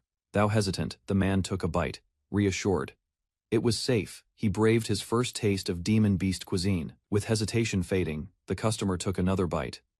The demon beast meat was unexpectedly tender, rich with flavor. He praised the strong taste and crisp vegetables, noting how well they paired together. A drink seemed like the perfect companion. The skeleton chef responded quickly, presenting a mug of beer with frosty enthusiasm. Their service ran like clockwork. A mouth-watering combination of sizzling meat and cold beer formed a tempting duo no diner could refuse. With a satisfied grin, the man raised his mug. "This is the best," he declared, completely won over. A crowd gathered at the Homeless Demon Beast stall, forming a long line. Nearby competitors panicked, watching their customers disappear. Frustrated and aggressive, one shop owner stormed over, demanding answers. His anger flared as he accused the stall owner of sabotage. With calm confidence, the man explained that his success was no trick. He merely served good food to willing customers. Mocking the beer, the rival scoffed until he took a sip, expecting lukewarm disappointment. Shock filled his face. The beer was ice cold, a level of quality he hadn't matched. The rival shop owner stood frozen in shock, struggling to comprehend how the beer could be so cold and refreshing. Behind the stall, the man revealed his secret, a skill called ice breath used to chill the drinks instantly, an ability they couldn't replicate. Realizing the gap in ability, the frustrated competitors retreated, cursing their misfortune and lack of foresight. With a triumphant grin, the elf girls celebrated their overwhelming victory, ready to bring in even more profit. As the coins piled up, they laughed together, hopeful, but aware that maintaining success would take work. Concerned about interference from their rivals, the group debated a bold response. Yet caution prevailed. Those brothers wouldn't back down easily. A wild suggestion to unleash Freya nearly turned the debate into chaos. Her overwhelming presence alone could flatten a shop. Instead, hunger became the pressing issue. Freya declared training finished, and everyone loudly demanded food. Even Rizu held up a sign in protest. The skeleton chefs were called into action once more. Business was wrapping up, but a final meal was in order. Surrounded by friends and full plates, laughter filled the air. Nothing beat cold beer after a long, successful day. With the reopening a success, he felt a rare moment of peace. Confident, he entrusted tomorrow's appeal to their cheerful poster girl. But just as things calmed, his skill detected hostile presences nearby. Tension immediately returned. Enemies were closing in. Identifying them as humans, he decided to face them with Rizu alone. The others offered help, but he declined. The rival gang appeared armed and furious, ready to escalate. Their threats made clear they sought revenge. Calmly, he reminded them of his real profession: adventurer. Violence wouldn't catch him off guard. The thug smirked, boasting that he'd hired several mid-tier adventurers to secure victory. Shinichi remained unimpressed, calling it foolish. Fueled by pride and desperation, the man lunged with full force, determined to overwhelm Shinichi with brute strength. But no matter how many strikes were thrown, none connected. Shinichi's composure and speed left the attackers in disbelief. Frustrated, they charged again, cursing his agility. Their coordinated attack lacked discipline. Shinichi effortlessly disarmed one and knocked him back. Calmly, he picked up a sword. "Here," he said. The real fight hadn't even started. With a firm grip on his sword, the man parried the strike effortlessly. His expression showed neither fear nor concern as he assessed the weak attack. Nearby, One enemy dropped to his knees, groaning in pain. Another stared wide-eyed, trying to muster courage by mentioning the strength of their remaining forces. Standing alone amidst a field of unconscious foes, the girl calmly held her blade. Her work was complete, every threat had been neutralized. Shock washed over the enemy's face upon realizing only two had caused such devastation. A groan escaped the last man as a sword hovered near his throat. The girl's eyes widened as she stared at the ornate sword. A deep recognition stirred within her, as if something long buried had resurfaced. Noticing her reaction, the man questioned the blade's origin. Though unaware, he sensed there was more to the weapon than its appearance suggested. Without warning, the girl launched forward, overtaken by a sudden surge of emotion and resolve. Her target stood unprepared. Blood sprayed as her dagger struck with force. She landed silently, gripping the ground, breath heavy. The urge she'd held back had finally erupted. With a powerful strike, Shinichi brought down two enemies in an instant. Blood splattered across the clearing as he moved with deadly accuracy.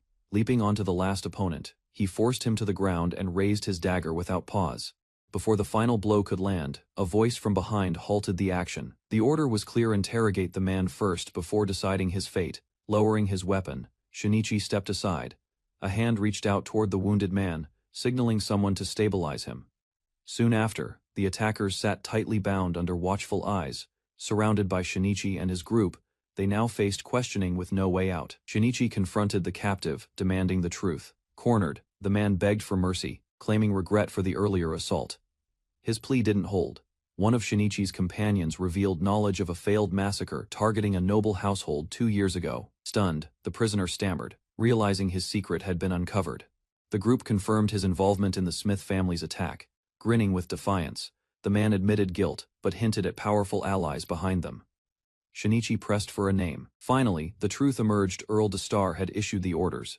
The captives warned that killing them would provoke the noble's retaliations.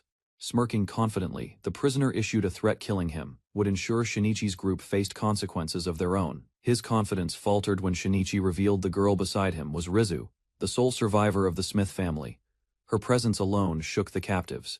Without a word, Rizu stepped forward and pressed her blade to one man's throat. The choice was made clear: live and serve, or die defiant. Faced with death, the man agreed to testify against Earl Destar. Shinichi offered mercy in exchange for his cooperation. Even then, the captives trembled. Rizu's intense glare kept them paralyzed, haunted by the memory of their own cruelty. Rizu raised a sign, revealing her intent: she would take revenge for her parents by ending them all. Shinichi, calm and focused, urged her to reconsider. Killing them now would bury the truth of Destar's crimes forever. Her eyes widened as his words struck her. No act of vengeance could bring back what was lost. Dropping to her knees, Rizu finally broke down. Her sword fell beside her as grief overtook her rage. The group stood in silence. Though Rizu cried openly, her allies remained nearby, offering quiet support through her pain. Rizu made her decision clear. She wanted justice, not blood. Her demand was for the attackers to be imprisoned for life. Acknowledged her choice with respect. He promised to deliver her request to the authorities. With resolve in her eyes, Rizu signaled her consent. The blade was no longer necessary. Mercy had taken its place. He affirmed the next steps. He would take charge from here and see justice properly served. Later, in a peaceful town, he recounted the events to a confidant. The tale of Rizu's restraint had already begun to spread. Shinichi made a formal request: he needed experienced adventurers. The task ahead required capable fighters, not novices. He explained that the mission was to track down and capture fugitives. Compensation would be provided, but favors came at a cost. When questioned, Shinichi revealed the job came from Duke Metal. His associate was surprised by the formality of the request. Rather than explain further, Shinichi promised someone else would provide the full details. That person was on the way. Moments later, a warrior arrived. Familiar faces reunited, hinting that old bonds might now serve a new purpose. Introductions passed quickly. Mikey, clearly impressed, expressed admiration for Gale, the seasoned commander of Duke Medill's Royal Guard. Light humor broke the tension as Gale encouraged everyone to act more like gentlemen. The air softened, if only slightly. Seriousness returned once Gale explained the mission. Adventurers were to be sent to storm Earl Destar's estate, an order from Adel Medal himself. Mikey flinched at the implications. Entering enemy territory meant real risk, yet Gale clarified that Shinichi was the client behind it all. Using knights wasn't an option. Destar's control over local forces was too tight, making independent adventurers the only safe bet. Gale outlined the risks. Any direct move from Duke Metal would expose the operation and ignite internal strife. Rather than risk open conflict, a covert strategy was preferred. Shinichi proposed that his group Homeless would carry out Destar's capture. Destar's reach extended beyond borders, and many involved might try to flee. Every associate needed to be caught. For Shinichi, this mission wasn't just political, it was personal. Capturing Destar meant honoring a friend's pain while reshaping the future. Support followed swiftly. Knowing the stakes, Gale agreed, reassured by promises of both adequate reward and lasting impact. Talks concluded with success. Before leaving, Shinichi raised a final question: who was Destar secretly aligned with? Gale explained. West of the kingdom lay the Estent Empire, ruled by the powerful Dragonute race. Destar may have been in contact with them. Surprise spread across the group. Few expected Dragonutes to be involved, and even fewer understood who they truly were. Dragonutes, among the 5 dominant races on the continent, possessed unmatched strength and manpower formidable beyond any human force. As dusk approached, Shinichi excused himself. The others acknowledged the looming threat, knowing this conflict was far from over. Back at the food stall, the team struggled to handle the growing crowd. Orders piled up faster than they could serve. Shinichi returned just in time. When asked about the meeting, he explained Gale had arrived, and the plan was set. While grilling food, he reassured her. Revenge for Rizu would be pursued with everything he had. A sudden shift in mood. Her voice softened as she called his name, catching him off guard. Teasing followed. Jokes about Rizu's charm spread quickly, leaving Shinichi flustered and the atmosphere unexpectedly light-hearted. Without hesitation, Shinichi stated his preference: he favored adult women. The words sent a jolt through the elf beside him. A flustered reaction followed. She grilled in silence before asking if he saw her as one. He deflected, but the meat began to burn. Then came the blow. He teased her, calling her a half-child. The insult didn't go unnoticed. Fury flashed in her eyes. Moments later, she stormed off, leaving Shinichi genuinely confused by the fallout. Later, the group rode in tense silence. No words were exchanged, but the air in the wagon was undeniably awkward. Before the journey continued, Shinichi turned to Rizu with a serious request: Destar must not be killed. Her reply was firm. She had let the brothers live for one reason alone: to claim Destar's life herself. Warning followed. Taking the life of a noble could mark her for execution, regardless of her motives. With calm conviction, he rested a hand on her head. He didn't want vengeance to lead her to the gallows. Silence shifted to normalcy. Shinichi suggested breakfast, trying to lighten the mood. No one protested. Shinichi reminded the group they wouldn't have time to eat after arriving. Simple, quick meals were the way forward. With that, someone suggested a hamburger, a new idea that sparked curiosity and hungry excitement across the wagon. Eventually, the group entered Banan, a well-developed town deep within Destar's territory. Its streets were clean and bustling. Locals praised Destar. He had brought prosperity, raising Banan's wealth beyond what his predecessor had achieved. Praise, however, masked a deeper concern. Despite his treason, Destar remained respected by nobles and beloved by citizens. Near the Earl's mansion, Shinichi spotted a familiar guard waving him over with urgency. Curious about any developments, he asked for a report. The guard mentioned no threats, just the usual comings and goings at the estate. Still, a hooded figure nearby caught their attention, standing too close to another man. Before parting, the guard handed over a food package Shinichi had arranged. Grateful for the help, the guard recalled hard times and quietly mentioned Annie's stinginess with money. Promising not to overdo it, Shinichi assured him he'd continue working and take another job once this one ended. Shinichi observed the heavily guarded estate from a distance, careful not to draw attention. Instead of resorting to violence, he assured his companions there was a different path forward. With steady hands, he began digging at a hidden spot near the fence. His plan was to infiltrate unnoticed. Despite the rough soil, he pressed on, dismissing any discomfort as manageable. A companion watched with curiosity as he carved the entrance. Moments later, the elf girl crawled through the tunnel, emerging below ground. Claustrophobia set in quickly. It was dark, cramped, and unbearably stifling. Crawling through the tunnel, Shinichi finally spotted light ahead, while behind him, chaos broke out among the others in the cramped space. He emerged near the mansion wall, quietly assessing the area. The spot seemed ideal for infiltration. After regrouping, Shinichi directed his team to a window. Although it was locked, he assured them he had a solution prepared. A summoned skeletal follower responded to his command and began unlocking the window from inside. Once inside, Shinichi reviewed the situation. Based on Mikey's intel, their target hadn't left. He began searching for Destar immediately. Shinichi studied the floor plan, suspecting their target was in a room occupied by 2 people, one likely being the hooded figure. He and his group moved carefully through the mansion's corridors, maintaining silence as guards lingered nearby. Before they were noticed, one of the companions swiftly disabled the guards with precise silent strikes, approached a decorated door and confirmed it as the correct location, signaling the others to prepare. Inside, two figures sat in tense conversation. As suspicion rose, one of them demanded to know the identity of the newcomer. Shinichi stepped into the room with his team, offering an apology for the sudden arrival and stating his reason for coming in person. The nobleman, visibly irritated, dismissed them as rude and made no effort to hide his disdain. One of Shinichi's allies reacted strongly at the mention of Dastar. Tension escalated as the man called their presence a waste of time. Shinichi calmly reassured him they would be brief.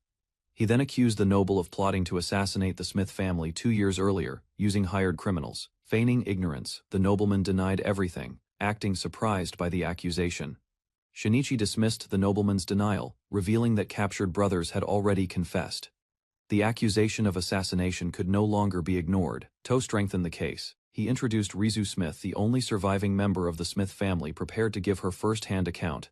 He stated that Rizu not only witnessed the attack, but also knew of the nobleman's cooperation with the victim's relatives. Laughter erupted as the nobleman, unable to feign ignorance any longer, began to crack under the pressure. Without shame, he finally admitted the truth: he was the one who ordered the Smith family's death. Shinichi stood firm, his expression steady, while Rizu lowered her gaze, struggling with the rising emotions inside her. He demanded to know the motive behind the killings.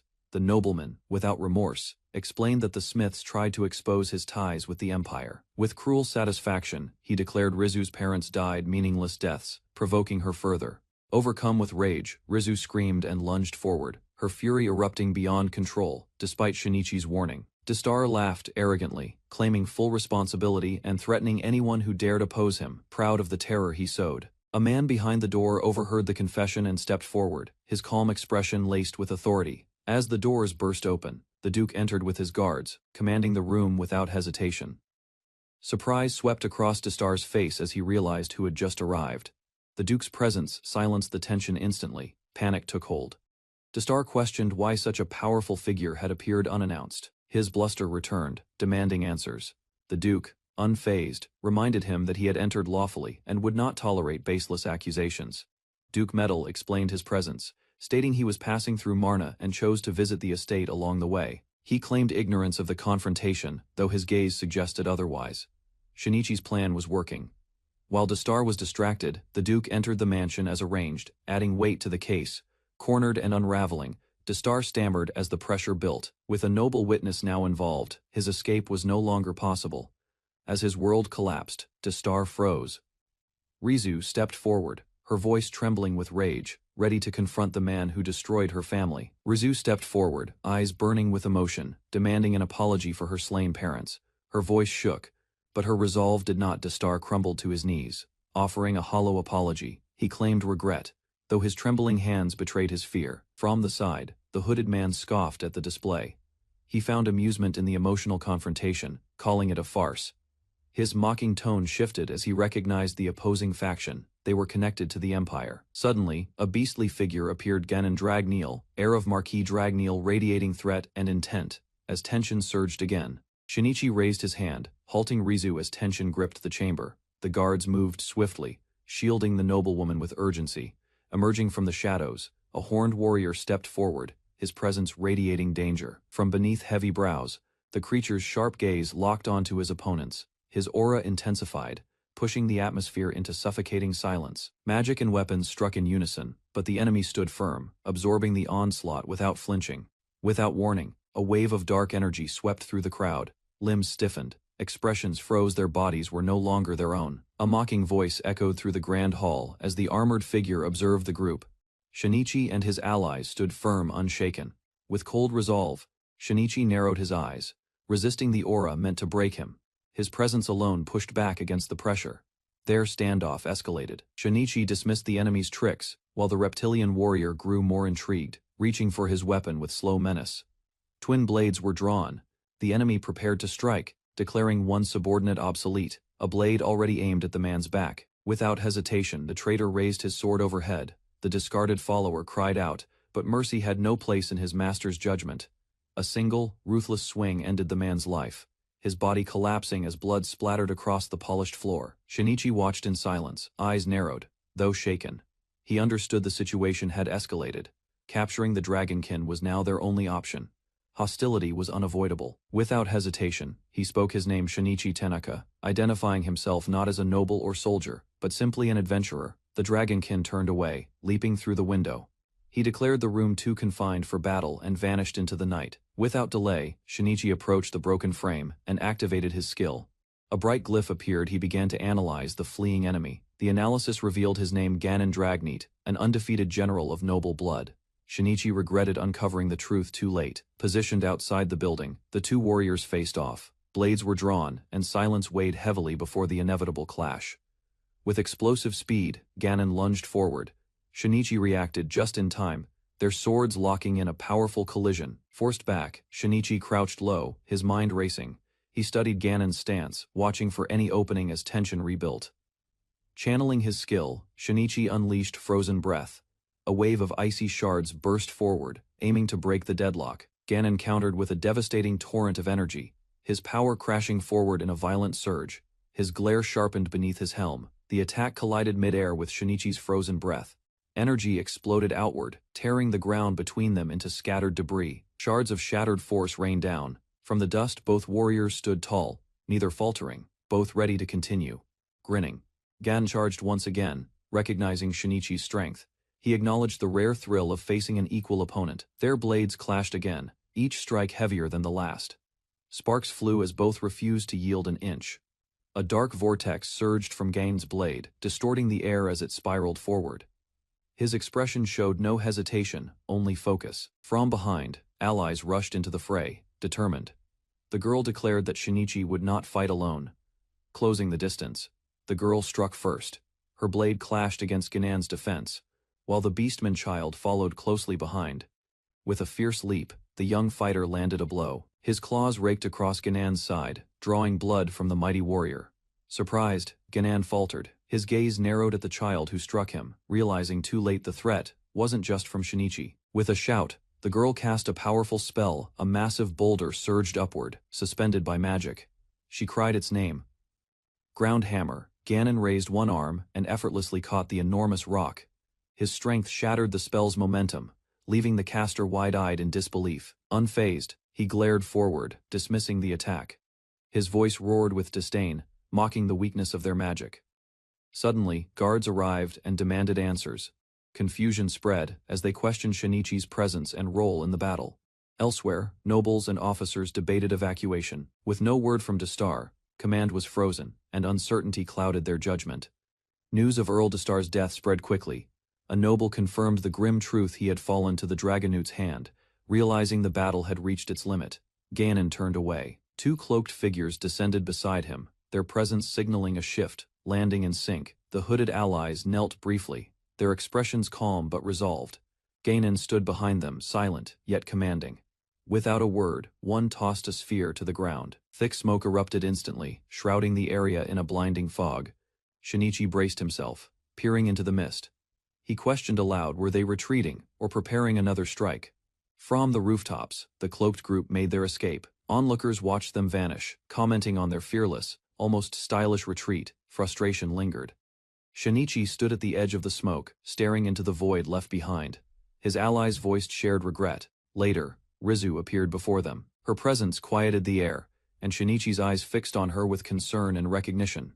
Questions followed quickly, with Destar gone. Should Rizu reclaim her rightful territory, now free from corruption and theft? The official refused. In accordance with law, inheritance must wait until the heir reaches adulthood. Justice, once again, delayed. In a quiet room, the truth surfaced: Rizu had already sold her title and estate to her uncle, leaving no legal claim behind. Outside, the news shocked her allies. The land they fought to liberate had reverted to the very lineage they opposed. A proposal arose: could the title be returned to Rizu by her uncle? Though legally possible, the process was uncertain and complex. Resolute, Rizu responded. Holding up her note, she rejected the idea. That mansion held her childhood, she would never relinquish it. The official, softening, revealed he once knew Rizu's father. Destar's schemes were clear now, but their inaction had come at a cost. Offered Rizu a document, his words tinged with guilt, though not an apology. it was something he felt she deserved. He explained calmly, it was the proof of ownership for the mansion. He had purchased and restored it himself. Her uncle had seen no value in the estate and sold it off. Yet everything inside, every memory, had been preserved. Tears welled in Rizu's eyes as she clutched the document, promising to repay him someday. Her voice trembled with emotion. With renewed resolve, she declared her path. She would work hard, starting from nothing once again in her own way. The mansion stood quiet under the morning sky, its future now in Rizu's hands. Somewhere inside, hope had been rekindled. Days later, peace returned. The group resumed their routines as the children played, and the morning began with sleepy greetings. Curious about a strange object, they discovered Shinichi had created a slime mat bouncy, cool and fun to sit on. Shinichi explained his odd creation process with ease. His inventiveness always stood apart from others, sparking admiration and confusion alike. Elsewhere, skeleton workers silently built carts. With everything done ahead of schedule, the day began with nothing left to do. The group noticed new features being added: wheels and a counter. Shinichi's eccentric ideas continued to surprise them all. Just then, Shinichi returned, caught mid-complaint. Aruna flinched in embarrassment as he asked if she'd been talking about him. Smiling, Shinichi handed her a wrapped item. Meanwhile, at the stalls, the skeleton crew kept business running smoothly. Aruna unwrapped the item slowly. It was a brand new staff. She explained she'd saved and worked hard to afford it, beaming with joy. She held the staff proudly. At last, she could retire her worn-out weapon and embrace a fresh start. Thanking Shinichi for his support, her old staff had grown unreliable, and she feared it would fail her during battle. Eager to test her new weapon, she stepped forward with determination. The others watched in anticipation as she took aim. With a focused chant, Aruna activated the staff. Flames gathered quickly, the orb glowing intensely in her hands. The spell erupted into a massive swirling blaze, far beyond what she expected. Her expression shifted from confidence to shock.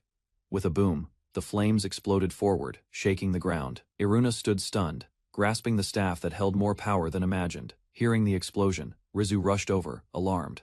She questioned if they were under attack, while Shinichi calmly reassured her. They discovered Aruna lying on the ground, dazed but unharmed. Her spell had simply gone overboard. It was typical of her volatile magic. Shinichi sat beside Rizu in silence for a moment. The noise faded, but something more important lingered between them. He praised her progress. She was speaking more, opening up. She credited the others, but his presence clearly played a part. Resolutely, Rizu said the past wouldn't chain her anymore. Shinichi smiled. She was finally stepping forward on her own. Walking beneath the open sky, Rizu shared her resolve to see the world her parents never could, and to keep living forward. With a bright smile, she reached out. She didn't want to walk alone. She wanted to journey alongside everyone from homeless. Moved, Shinichi handed her a small weapon. It was a ninja tool, forged as he once promised a gift to support her path. She received it carefully. He asked for the old knife back, admitting he wanted it after all. Examining the new blade, Rizu smiled. It felt right in her hands. "I like this better," she whispered with quiet gratitude. Shinichi presented a set of crafted tools, a kunai and a shuriken, to the girl, offering them as a gift. She examined the unusual shapes with curiosity. He explained their purpose, confident that her precision with thrown weapons would make them effective in her hands. Her expression showed intrigue and understanding. In response, she extended a small pearl to him as a token of gratitude for assisting in her quest for revenge. Shinichi accepted it, puzzled. The item was revealed to be a highly refined magical stone, enduring even over millennia. Recognizing its worth, identified it as an exceptionally rare treasure. Aruna emphasized the rarity of the pearl, noting that only a handful existed in the entire world. Its value was immense enough to make someone a billionaire. Shinichi reflected on the pearl's origin and questioned Rizu about her father's knowledge. The mention of the Smith family hinted at its importance. Rizu explained that her father had labeled it as an unusable magic pearl, despite its resemblance to other usable stones. She clarified that its value had decreased because it couldn't be used, and her father, a stone collector, acquired it as a hobby. Determined to test it himself, Shinichi prepared to activate the pearl, disregarding the doubts. Sword drawn and stance firm, he began channeling the pearl's power through the blade as everyone looked on. Silence followed. Despite the anticipation, nothing visible happened. Aruna observed the sword closely, noting the complete lack of reaction. Time passed. The group started losing interest, settling on the grass in boredom. Some even grew drowsy, still focused. Shinichi activated his third eye. A faint magical aura pulsed from the weapon, undetectable to ordinary sight. Trusting his senses, he kept watch. A mysterious cube shimmered nearby, hinting that something had begun after all. A faint hum vibrated through the air as a glowing cube flickered to life before him. Startled, Shinichi raised his sword, eyes wide with recognition.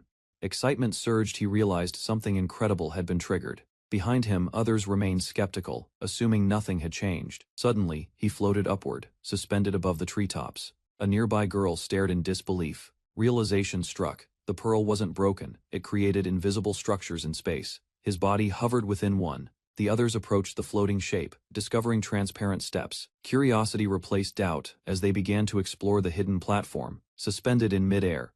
The group explored the invisible structure. A floating farm and ranch stretched ahead, defying all expectations. Down below, skeletons tended to livestock with quiet efficiency, their eerie forms calmly carrying out chores. Shinichi examined one section of the platform that remained incomplete.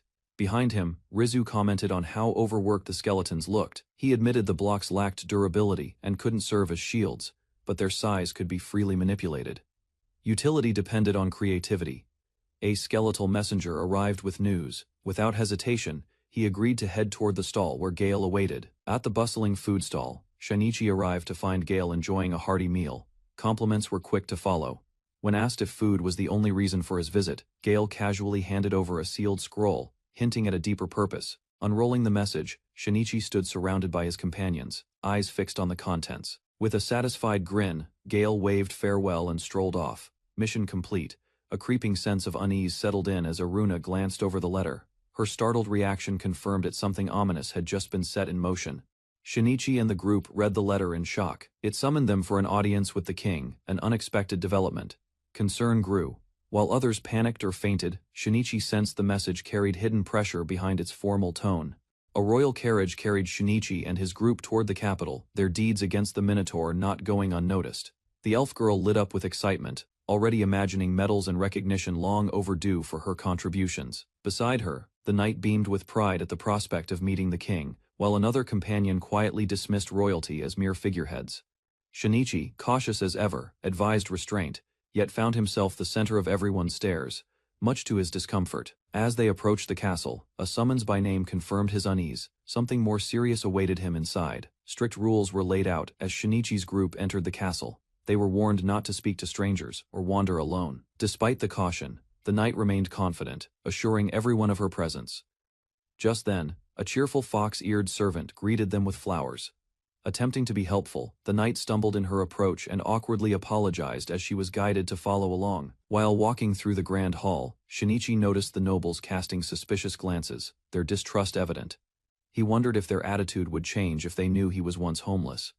His companion confirmed their fame had already spread. A pair of guards pushed open the towering doors, revealing the entrance to the audience chamber where their meeting would take place.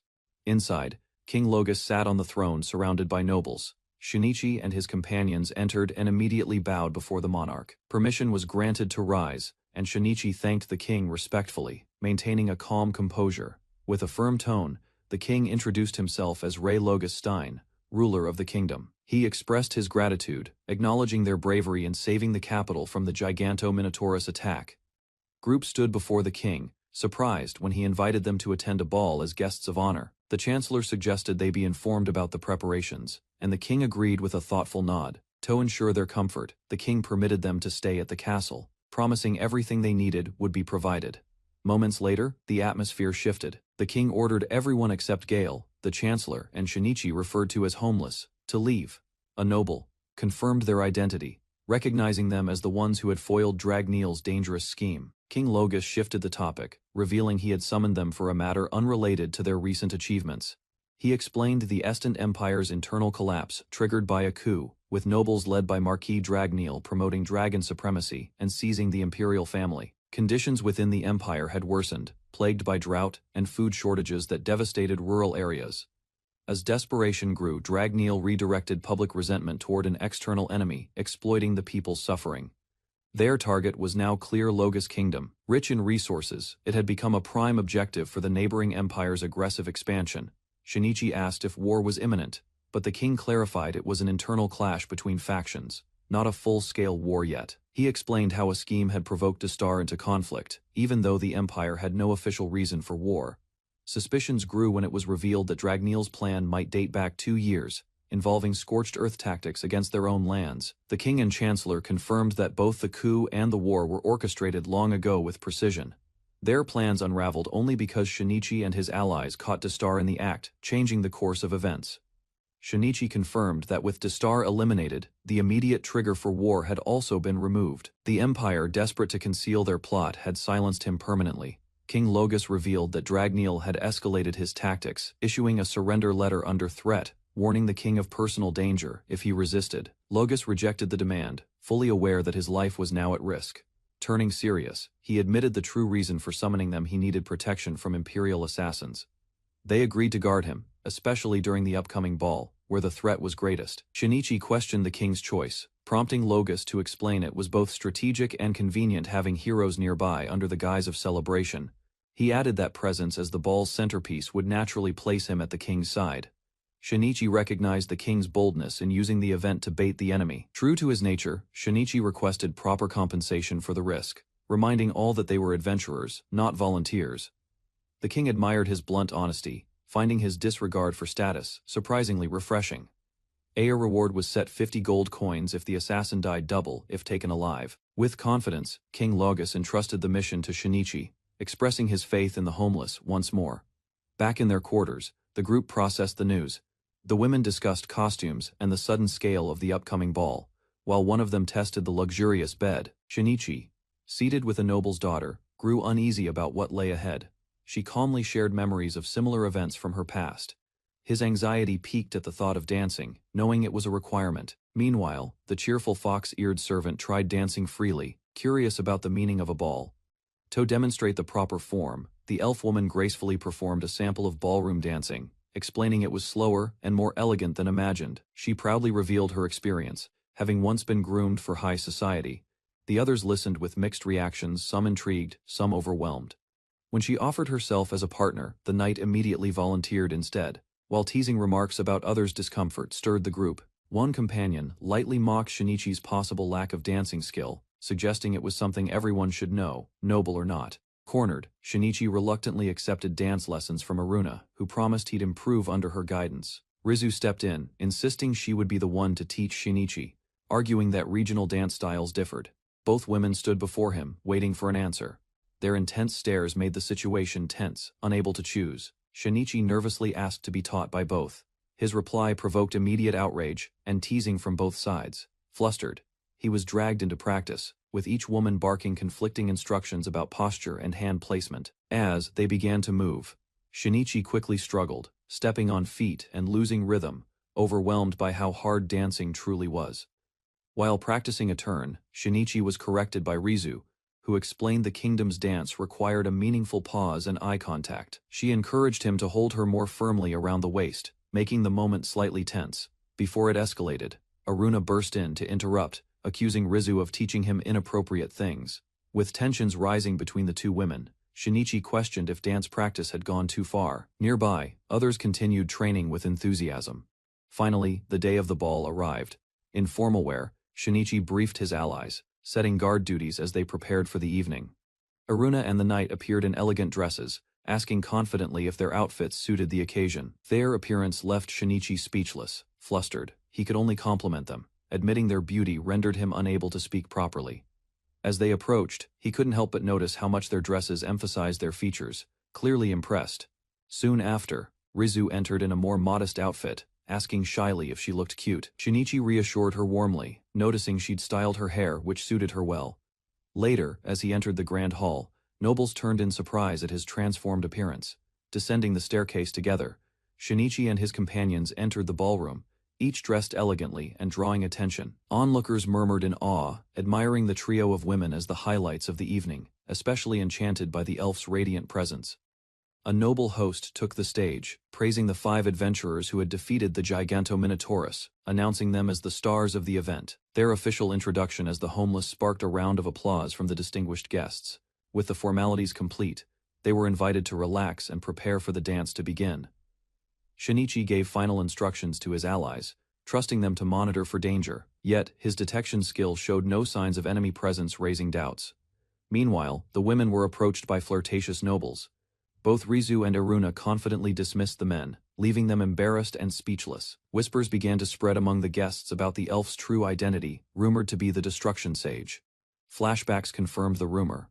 Her fearsome temper once caused explosive destruction, frightening many into retreat. Rizu approached Shinichi, curious if he had noticed. He had and wisely chose not to provoke her. Shinichi noticed two suspicious men posing as waiters. Their muscular builds and tense posture made them stand out, but they seemed too obvious to be the true threat. As the dance segment began, the host invited all guests to enjoy the evening.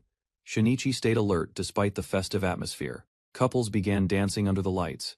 Iruna invited Shinichi to join, reminding him that they were the stars of the event. Rizu gracefully accepted being second, hiding her disappointment with poise and grace.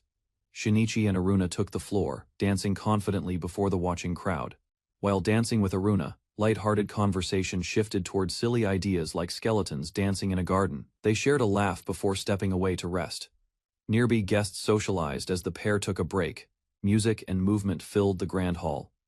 From the upper floor, a new woman observed the dancers, her gaze sharp yet curious. Something about the elegant atmosphere stirred her deeply. Confident and composed, she approached a nobleman, exchanging graceful remarks and deflecting questions about her background with a mysterious smile. Watching quietly, Shinichi activated his clairvoyance, locking his attention on the enigmatic guest. A mysterious woman revealed herself, stepping forward in a revealing outfit with a blade hidden at her side. Guests turned in shock as tension rose instantly. Recognition struck the group. She was the threat without hesitation. She reached for her weapon, ready to strike before anyone could react. A sudden strike pierced the man's chest as the woman lunged forward, blade in hand. She collapsed onto the floor, stunned and wounded. From the crowd, a girl stepped out confidently, revealing herself after remaining hidden during the chaos. Without hesitation, the newcomer reached under her skirt and retrieved a concealed weapon. Charging across the hall, she positioned herself between the assassin and her target.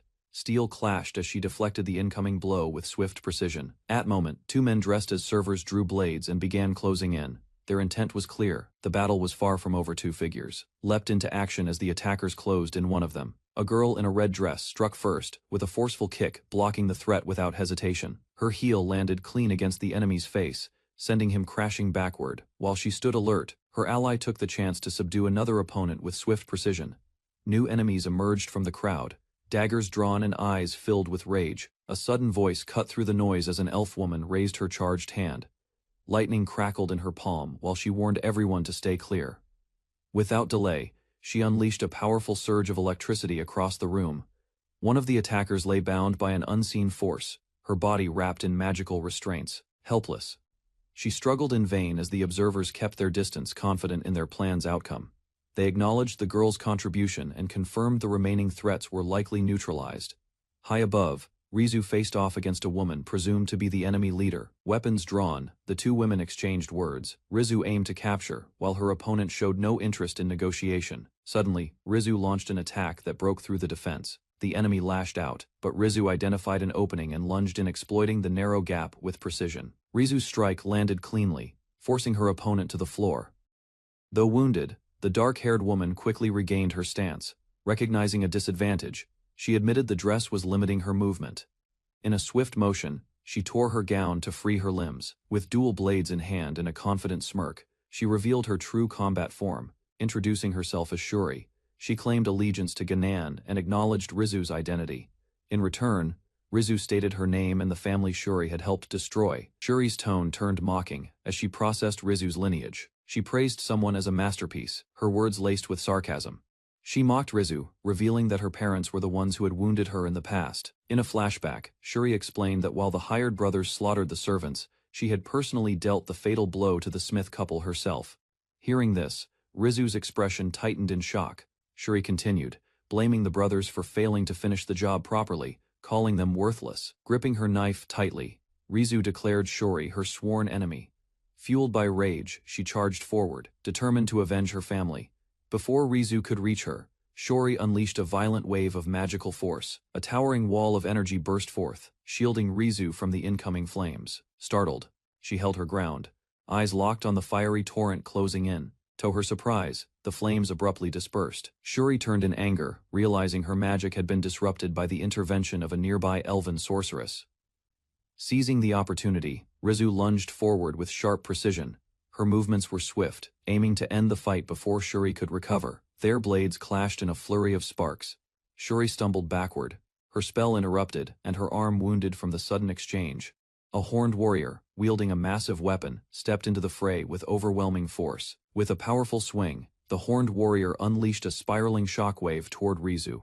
The attack sent her flying backward, struggling to keep her footing. She cried out in pain midair, clutching her side as a nearby ally shouted her name in panic. The force of the blow left her unable to counter. Meanwhile, Shuri glared at the warrior named Grandel. Though he had intervened, she made it clear that his help was neither needed nor welcomed. Grandel brushed off her complaints. Calmly, he announced their retreat, acknowledging that their plan had failed. Frustrated but composed, Shuri accepted the outcome. With no choice left, she began thinking of how to report their failure to Ganon. After the enemy's retreat, Rizu collapsed, unconscious. Her ally rushed to her side, catching her before she fell further and calling out her name in desperation. She slowly regained consciousness, asking about the enemy's status. He assured her they had escaped but was more concerned about her condition. Elsewhere, the noble overseeing the event reported the aftermath. Despite the chaos, 5 assassins had been successfully captured. He immediately ordered the guards to restrain all fallen enemies. The dance party was officially suspended and control of the hall was restored. The next day, rain poured over the castle. With nothing urgent to do, the group remained on standby. Later, her companion approached with concern, noticing her silence. He gently asked if she was unwell, wondering if facing her true enemy had unsettled her. Rizu admitted that after the brothers' capture and Dastar's death, she had found clarity, but with Shuri's reveal, her thoughts were once again clouded. He offered her the choice to sit out the next mission, sensing her emotional fatigue. She acknowledged her shock but insisted she would be fine. Deep down, however, her thoughts had hardened. The hatred she felt for Shuri had rooted itself deeply in her heart. Standing by the window, Rizu's gaze sharpened. Her mission was far from over. Revenge remained unfinished. The group gathered, and their leader assured Rizu that if the journey ever felt too heavy, she should speak up. He promised to support her however he could. Rizu smiled, the tension easing from her face. She thanked them sincerely, expressing how grateful she was to have such companions by her side. Suddenly the door opened. A man clad in ornate armor entered the room, flanked by 2 stern officials requesting their attention. Suspicion filled the air. The visitors acknowledged the team's readiness, prompting one of the group to ask why they were being kept there. The envoy explained that a new mission awaited them, one critical and confidential. News from the interrogation sent a shock through the room. The officials revealed that the captured assassins had exposed a looming threat. The Empire was preparing to invade. The enemy's forces, led by General Ganan, would cross the mountain range within a month. One of the officials explained that if the attack on the king had succeeded, the country would have fallen into chaos. It was revealed that the assassins had been only one piece in a larger scheme to target the king directly. The official issued a stern warning. They were now privy to sensitive intelligence. If any of it leaked, the consequences would be fatal. His expression made it clear refusal was not an option. They were to slow down the imperial invasion force. A delay of a month was ideal. Even 2 weeks would be enough. Outraged, the leader of the group pointed out the absurdity. 5 people couldn't possibly halt an army of 50,000. But the official admitted their military had no alternative. The kingdom's forces were already stretched thin, engaged elsewhere against demonic beasts. Even calling in reserves would not match the enemy's overwhelming strength. Out of desperation, the kingdom had turned to adventurers. They were now the last defense standing between their homeland and invasion. Doubt lingered in the air as the leader questioned whether adventurers could truly buy enough time. The king explained the plan. Over the next month, they would recruit and train the necessary number of adventurers. That window needed to be secured. If everything proceeded as expected, the empire would be intercepted on the Aryan plain in 2 months, just beyond the mountains. Tension rose as the envoy asked plainly, would they accept the mission? The stakes were now undeniable. Pressed further, the hero questioned why they were chosen. The official answered confidently there were 2 specific reasons. Only they could accomplish this. The envoy clarified their reasoning. A small, agile unit was necessary, and the team's powerful mage made them uniquely suited for the mission. Further pressure was added. They revealed that the team possessed a griffin, allowing them to fly over the mountain range, removing the barrier. Others couldn't cross in time. As the argument escalated, one of the guards stood nervously under scrutiny. Silence filled the room, tension thick in the air. They confirmed their expectation for fair compensation, and the officials promised double the previous reward. With terms accepted, the 2 leaders sealed the agreement with a handshake, though some doubts remained. The mission to delay the Imperial army was now underway. After agreeing to the high-stakes mission, the leader reflected quietly, hoping they wouldn't be drawn deeper into the war. Later, the group sat down to a shared meal. Among the dishes was something unfamiliar: escargot from bottom Mai Mai. Curious and mildly horrified, one companion questioned the strange delicacy. It turned out to be a rare snail native to a northern lake near the capital. Before more hesitation could form, the fox-eared boy reached over with excitement, claiming it looked like meat, and must taste great, ignoring protests from the elf girl. A bizarre image flashed in their minds: a wrestling ring, a giant snail holding a referee's hand in victory. While enjoying the escargot, Rizu shared that it was her father's favorite dish, and she was glad to try it. The group's focus soon shifted back to strategy. They had learned that the Imperial army would pass through the snowy Parton Mountains. One soldier proposed a bold idea, triggering an avalanche in the mountain pass. It could cripple the enemy force with a single well-timed blow. Plan relied on their elven mage. She would unleash a powerful spell to disturb the snowpack. The leader urged caution: it was meant to be a surprise attack, not a prolonged battle. But Rizu, filled with purpose, vowed to make the mission succeed. While the group shared a meal, strange system prompts appeared before Rizu, and flare options to evolve had unlocked, offering mysterious new potential. Startled by the notification, Flare stood up, excited. The leader speculated that yesterday's intense battle may have triggered this phenomenon. In her mind, Flare imagined fantastical forms: she might become angelic wings, feline agility, or immense strength. Without hesitation, she declared her intent to proceed. Rizu calmly responded that the decision was hers to make freely, even with the uncertainty of change. Rizu was unfazed. Her conviction was steady: whatever her appearance became, her core identity would remain. The leader selected the evolution option for Flare, confirming the decision without hesitation. The system accepted the command, initiating the transformation process. A message appeared, instructing Flare to sleep. Overcome with excitement, she prepared herself, knowing a major change was coming soon. As drowsiness took hold, Flare said her goodbyes. Rizu also began to drift off, both girls entering rest as the evolution began. A wagon raced through the canyon, flanked by flying beasts overhead. While the speed thrilled some, others sighed at the thought of soaring on a griffin instead. Mounted together, two girls showed no visible change despite their recent evolution. Their calm demeanor masked the silent shift in their power. No longer classified as ordinary humans, the pair moved with heightened precision. Their race and abilities had surpassed prior limits. Freya, once a knight in service to Duke Metal, now bore the traits of a neo-human. Her path diverged from nobility. In a quiet demonstration, she levitated a mug without contact. Alongside her physical prowess, this new telekinetic gift marked a deeper transformation. Despite the impressive display, her power had clear limits in range, quantity, and weight. Meanwhile, Rizu unlocked a new skill known as Shadow Cloud. The dark mist responded to her will, bending and reshaping as she desired. The shadow cloud could expand to the size of a house, though it vanished if sent too far from her.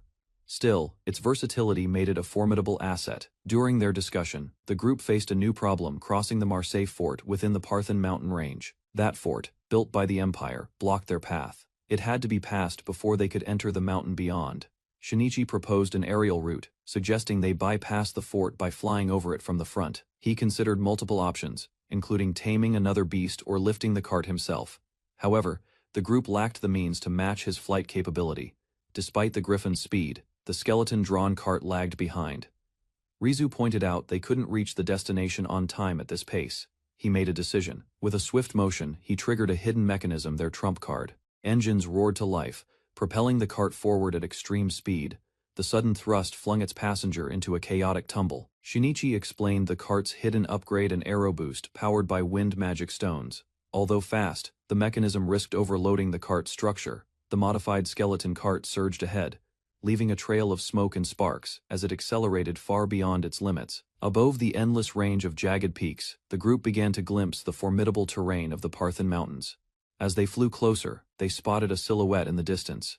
Freya's gaze sharpened, recognizing something unusual in the sky. A massive wyvern appeared, its wings slicing the air as it roared over the mountains. Startled by the sudden appearance of the wyvern, Shinichi decided without hesitation they would pursue it.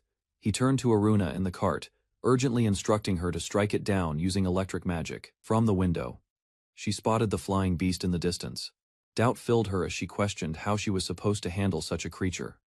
Shinichi's resolve didn't waver, driven by instinct. He insisted that she paralyze it. Capturing the dragon became his singular focus. Though confused, Iruna raised her staff. Sparks crackled as she channeled power, determined to act despite not fully understanding the situation. A burst of lightning struck the wyvern as Iruna unleashed her spell. The beast recoiled mid-air, overwhelmed by the sudden shock. While it struggled, Shinichi set his sights on capturing it. Owning a dragon had always been a childhood fantasy he never let go.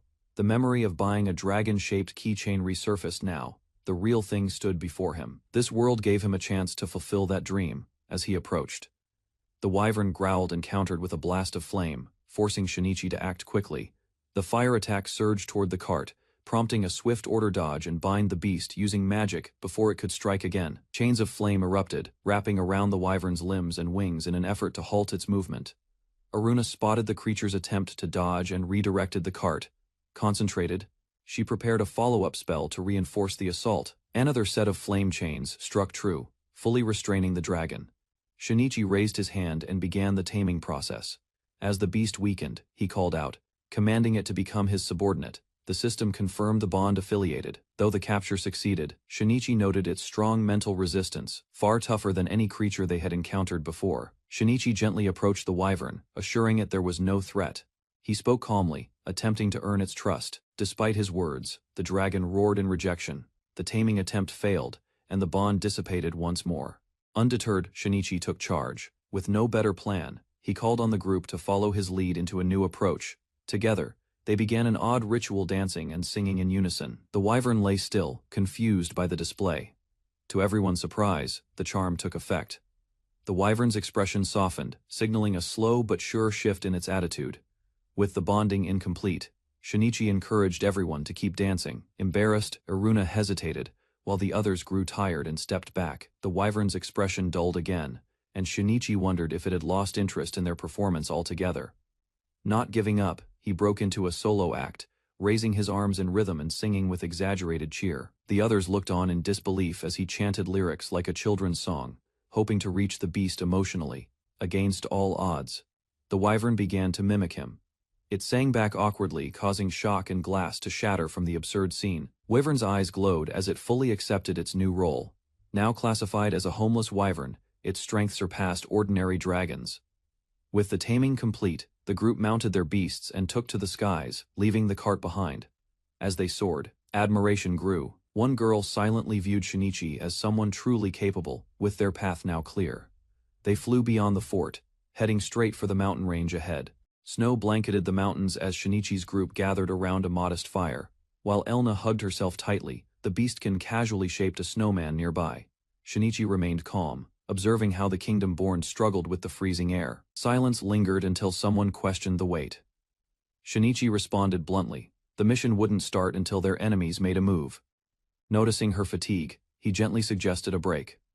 She sat close, her posture tense yet composed. With a steady breath, she stood and faced the distance. The warning came swiftly. They were approaching. Shinichi activated his heightened senses, spotting distant figures, marching through the snowy valley. At the front stood Ganon, leading the Imperial troops. With no time to waste, he signaled the start of their counterstrike. Allies confirmed their aerial units, wyverns and griffins, were on standby. Soaring into the sky, Shinichi and Elna prepared to trigger an avalanche. By collapsing the mountain path, they could trap the enemy and cut off their advance. Elna readied her staff, fueled by Shinichi's encouragement to unleash her full power without restraint. Resolving to act, she cast a powerful spell, memories of past annoyances fueling her blast. With a surge of magic, Elna unleashed a fierce spell, striking Shinichi mid-action and calling him a fool in the process. The impact triggered a massive chain reaction. Snow exploded off the mountainside, rumbling toward the Imperial forces below as soldiers and beasts looked on in shock. As the avalanche barreled closer, panic spread. Ganon's army turned in disarray, unable to hold formation as the White Wall approached. Many were swept up in the onslaught. Cries echoed through the canyon. Escape was impossible for some. Watching from above, Shinichi confirmed their plan worked. The enemy now had no choice but to retreat. Elna teased Shinichi with a smile, accusing him of being the source of her problems. He froze, stunned by the unexpected comment. Realization struck. While he had believed he was the one enduring hardship, it dawned on him that he might have been the burden all along. Meanwhile, a beast warrior rose from the snow, unfazed by the avalanche. His confidence remained unshaken. Imperial archers responded quickly, launching volleys toward the sky to intercept Shinichi's group riding a wyvern. Determined, Elna prepared to rain down spells, as Shinichi ordered relentless magical bombardment from above. Explosions erupted across the battlefield as Elna unleashed the devastating chaotic flame bomb, scattering enemy ranks below. Shinichi signaled his allies Puro, Flare, and Liz to descend. Their mission was clear: engage and reduce the enemy forces on the ground. Charging ahead, Shinichi warned his comrades not to get caught in Elna's blast radius as they advanced through the snowy terrain. Combat began immediately upon landing. Swift strikes and coordinated attacks overwhelmed the enemy, catching many off guard. Shinichi led the offensive, cutting through opposition with precision, while his team dismantled the enemy formation. She clashed blades with a skilled enemy warrior, neither yielding ground as their weapons locked under pressure.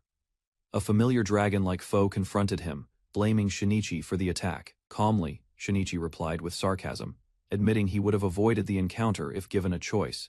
As the battlefield erupted around him, Shinichi assessed the situation.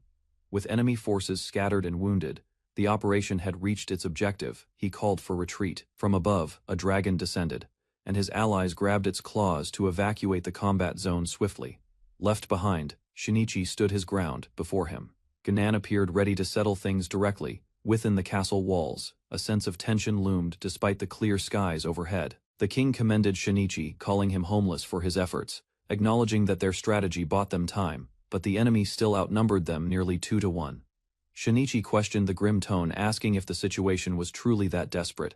The officer confirmed it would be a harsh battle. Even if their army doubled, they'd barely be equal to the draconic foe's physical might, the strategist warned. Faced with dire odds, the king made a bold decision to lead the charge himself.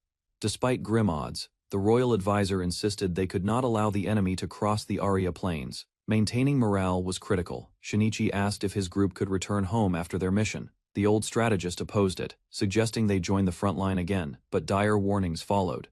If they lost the war, not just the capital but Mana itself would fall, its people enslaved by the dragonfolk. Apologies were offered. The king asked Shinichi not to be disheartened by the harsh words of his chancellor.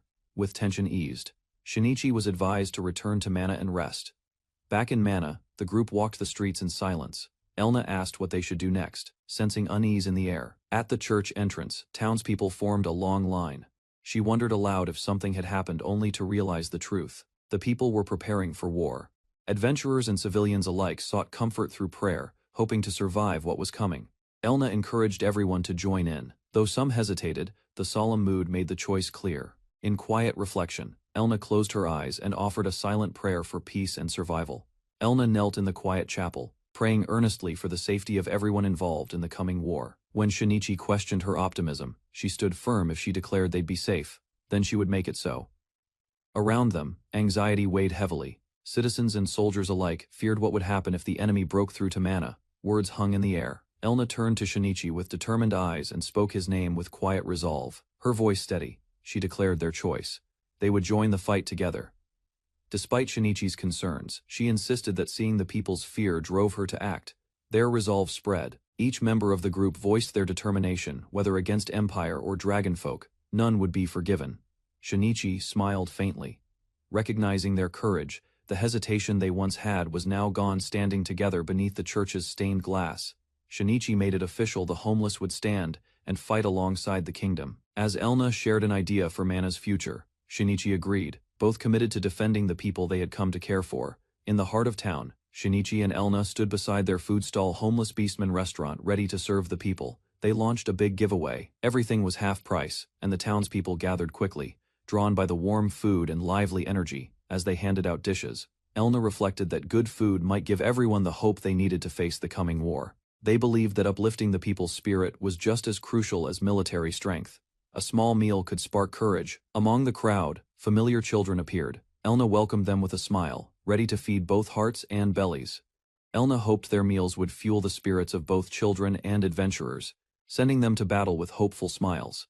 Shinichi reassured a young girl, encouraging her to eat freely. Her joy over the dumplings brightened the square. With pride, Shinichi declared himself the stall's owner, insisting that if he willed something into being, it would happen. Elna stood by his side, smiling, raising her arms wide. Elna praised Shinichi's kindness. The children laughed, happily enjoying their food together. From the front, their team called out, Word spread fast, kids ate for free. A crowd quickly gathered around their stand. Overwhelmed by the rush of customers, Elna called out to Shinichi for help. He declined, flustered by the crowd and unable to summon skeletons discreetly. Thankfully, backup arrived. Their friends stepped in with perfect timing, offering their support with smiles and energy. The food stall had become a hub for adventurers and townsfolk alike. Elna was surprised at how popular it had become. Tension had been heavy across Mana lately. The stall, with its warmth and food, gave everyone a moment to relax. Shinichi noted their smiles. Whether or not it fixed everything, it was clearly worth it. A young girl called out to Elna, her voice full of joy as she ran through the street. She smiled brightly, expressing gratitude for the meal, then waved farewell as she disappeared into the crowd.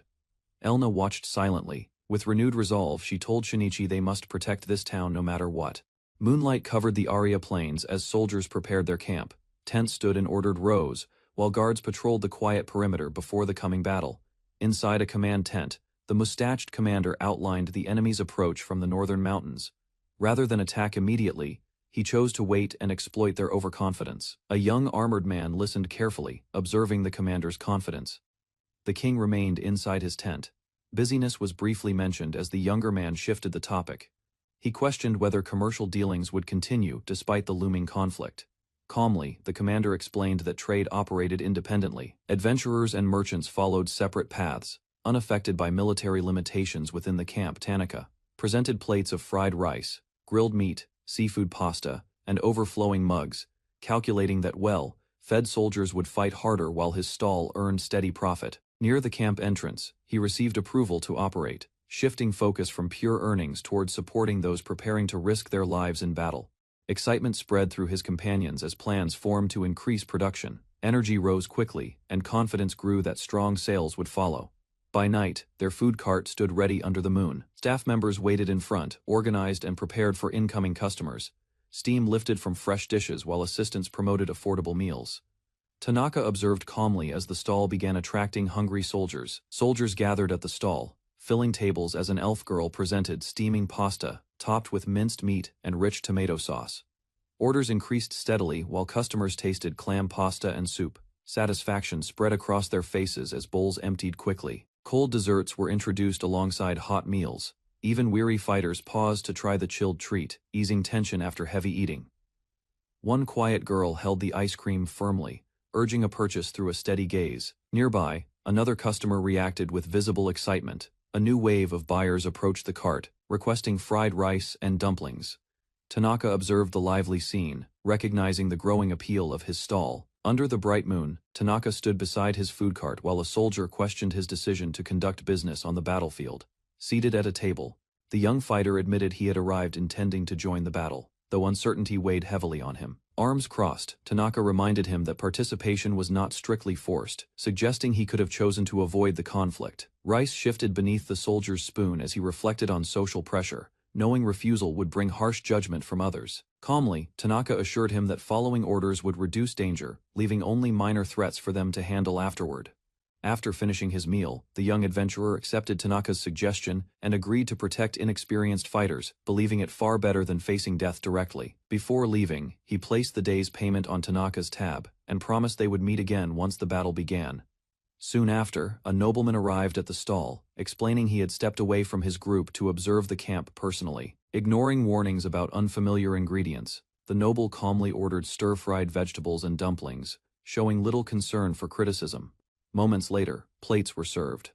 Tanaka watched closely as the noble tasted the common food, curious about his reaction. The noble's expression softened as he tasted the dish, clearly impressed by its flavor and texture. Tanaka agreed to prepare a special bread version, watching as the noble eagerly anticipated dipping the rich filling inside. Delighted beyond expectation, the noble praised the cooking enthusiastically, and even expressed interest in hiring the chef responsible. After finishing every bite, he moved on to sample other stalls, leaving Tanaka behind, while admitting the meal had been exceptional. When morning arrived, the noble stood before assembled warriors, raising his voice to inspire pride and unity before the coming battle.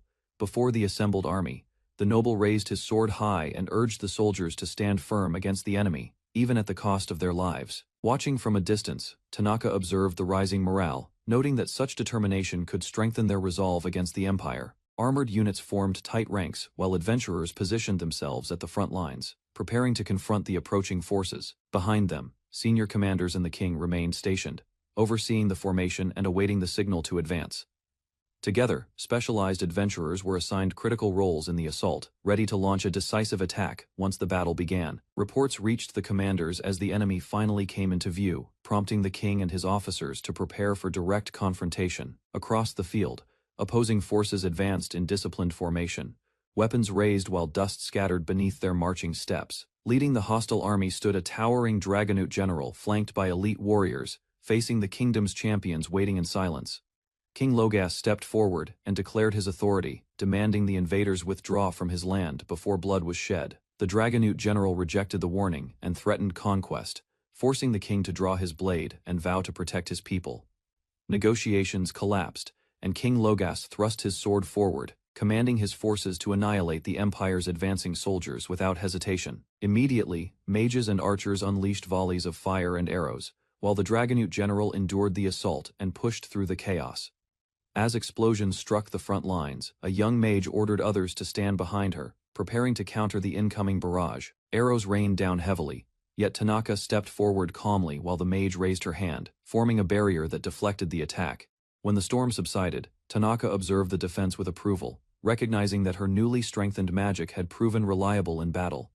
A powerful spell surged across the battlefield as the elf mage unleashed a blazing strike, engulfing enemy soldiers in roaring flames. Through the smoke, the Dragonoot general advanced with his troops, commanding them to charge and crush the opposing army without mercy. Recognizing the danger, King Logas ordered his front lines to retreat, raising his arm to reorganize their formation. Imperial warriors pushed forward aggressively, cutting into the ground and clashing with shields as both sides collided in close combat.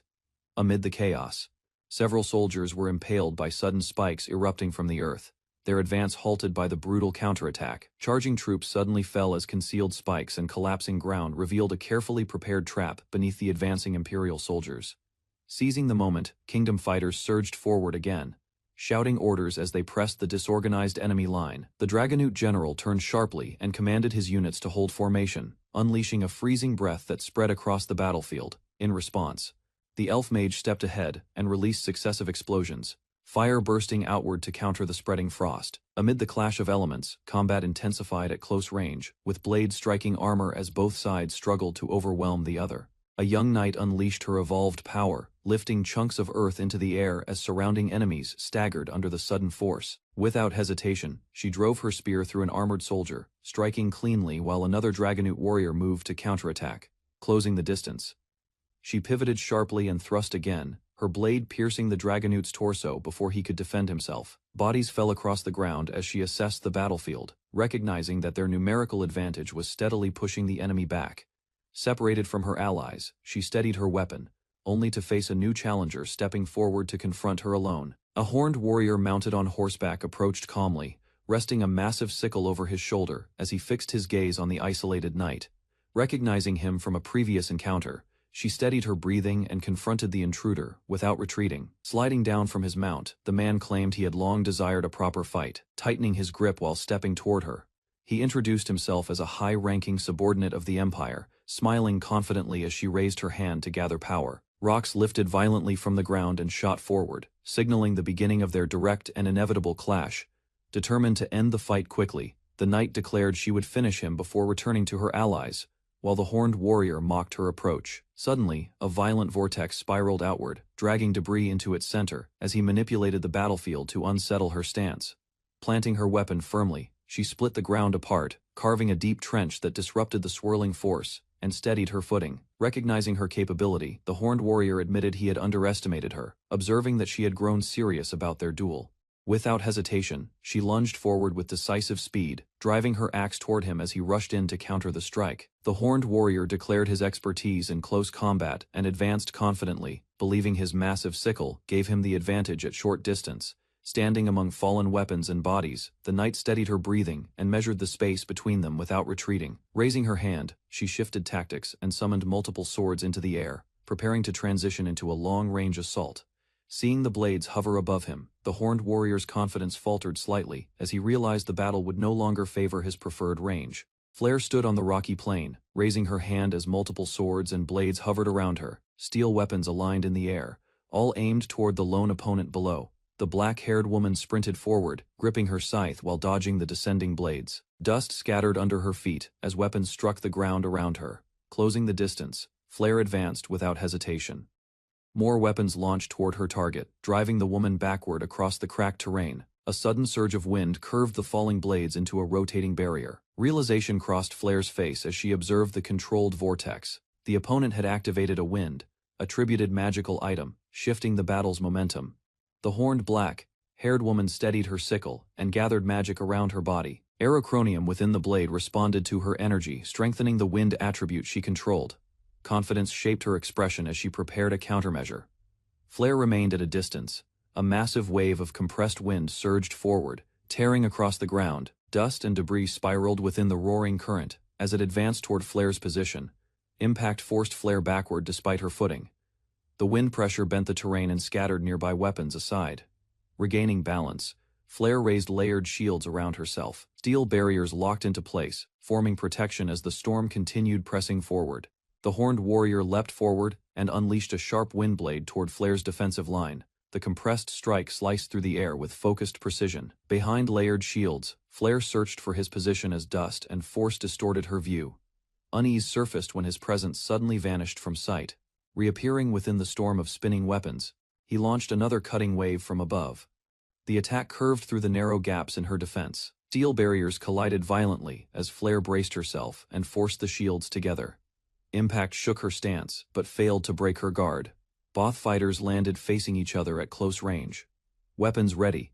Tension settled between them as the battle paused momentarily. Flare declared her name with firm resolve, eyes steady, despite the chaos surrounding them. Determination hardened her expression as she prepared to finish the fight. The horned warrior answered with mocking confidence and raised his weapon high.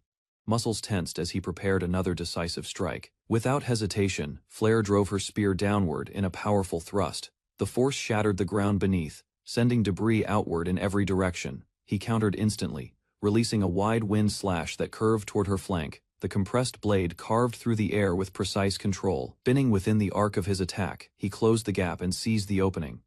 Surprise flickered across Flare's face as he gained advantage. Flare raised both hands and caught the descending polearm before it could cleave through her guard. Her focus sharpened as she stepped inside his reach. The horned warrior swung his scythe in a wide arc, but her outstretched hand halted his momentum mid-air. Distance between them vanished in an instant. An unseen force tightened around his body, crushing against muscle and bone. Pain distorted his expression as invisible pressure bound him in place. Standing directly before him, Flare maintained her grip without wavering. Control remained absolute as his strength failed to break free. She revealed that her telekinesis intensified at close range, overpowering his resistance.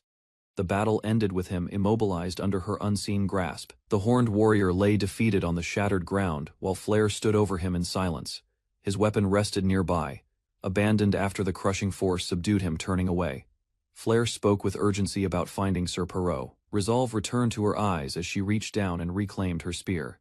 Elsewhere, beast-headed archers drew their bows and released arrows across the battlefield. A cloaked young woman rushed forward and cut one down before advancing through the chaos. She struck with swift precision, knocking aside incoming projectiles while closing distance. Shock flashed across her face as a sudden force burst nearby.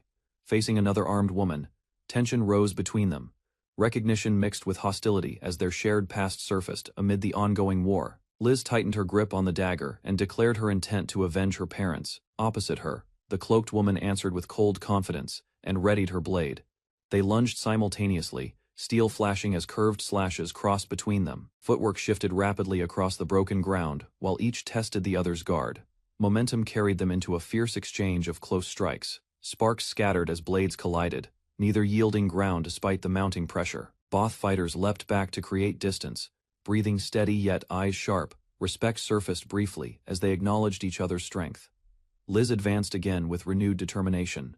The cloaked woman countered, insisting she would prevail once conditions favored. A fair duel. Blades clashed again as Liz measured the difference in their strength and speed.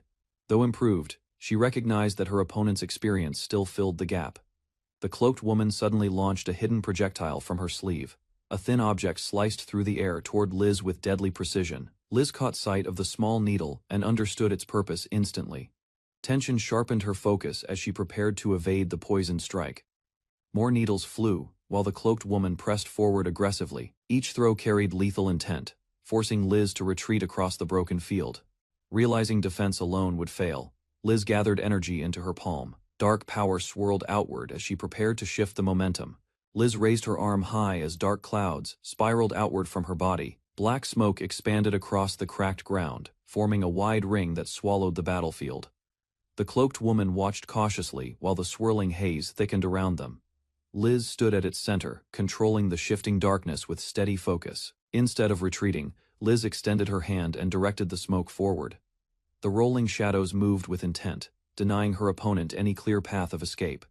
Sudden currents coiled around the cloaked woman's limbs. The dark mass tightened without warning, restricting her movement mid-step. Realization struck as the smoke bound her arms overhead. Caught within the swirling trap, she struggled while Liz maintained control.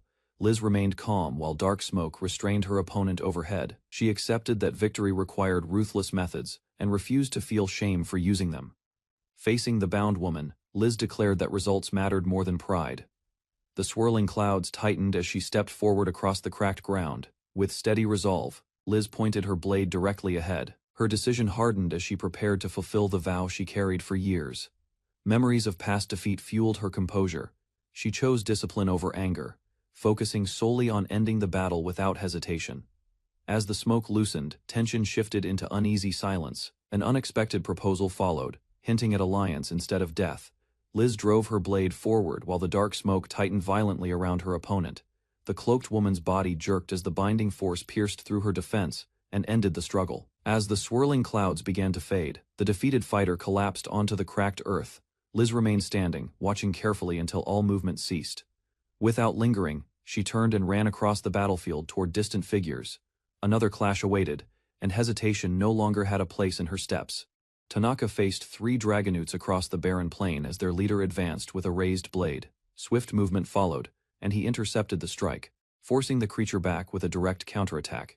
After defeating one enemy, a strange power activated before him. A notification to collect a skill appeared as the fallen body collapsed at his feet. Several abilities were presented for selection. Spearmanship, intimidation, and heat resistance became available, reflecting the strength of the dragonutes he had overcome. Observing their stamina, Tanaka assessed the widening gap between himself and the remaining foes. Prolonging the battle would place him at a disadvantage.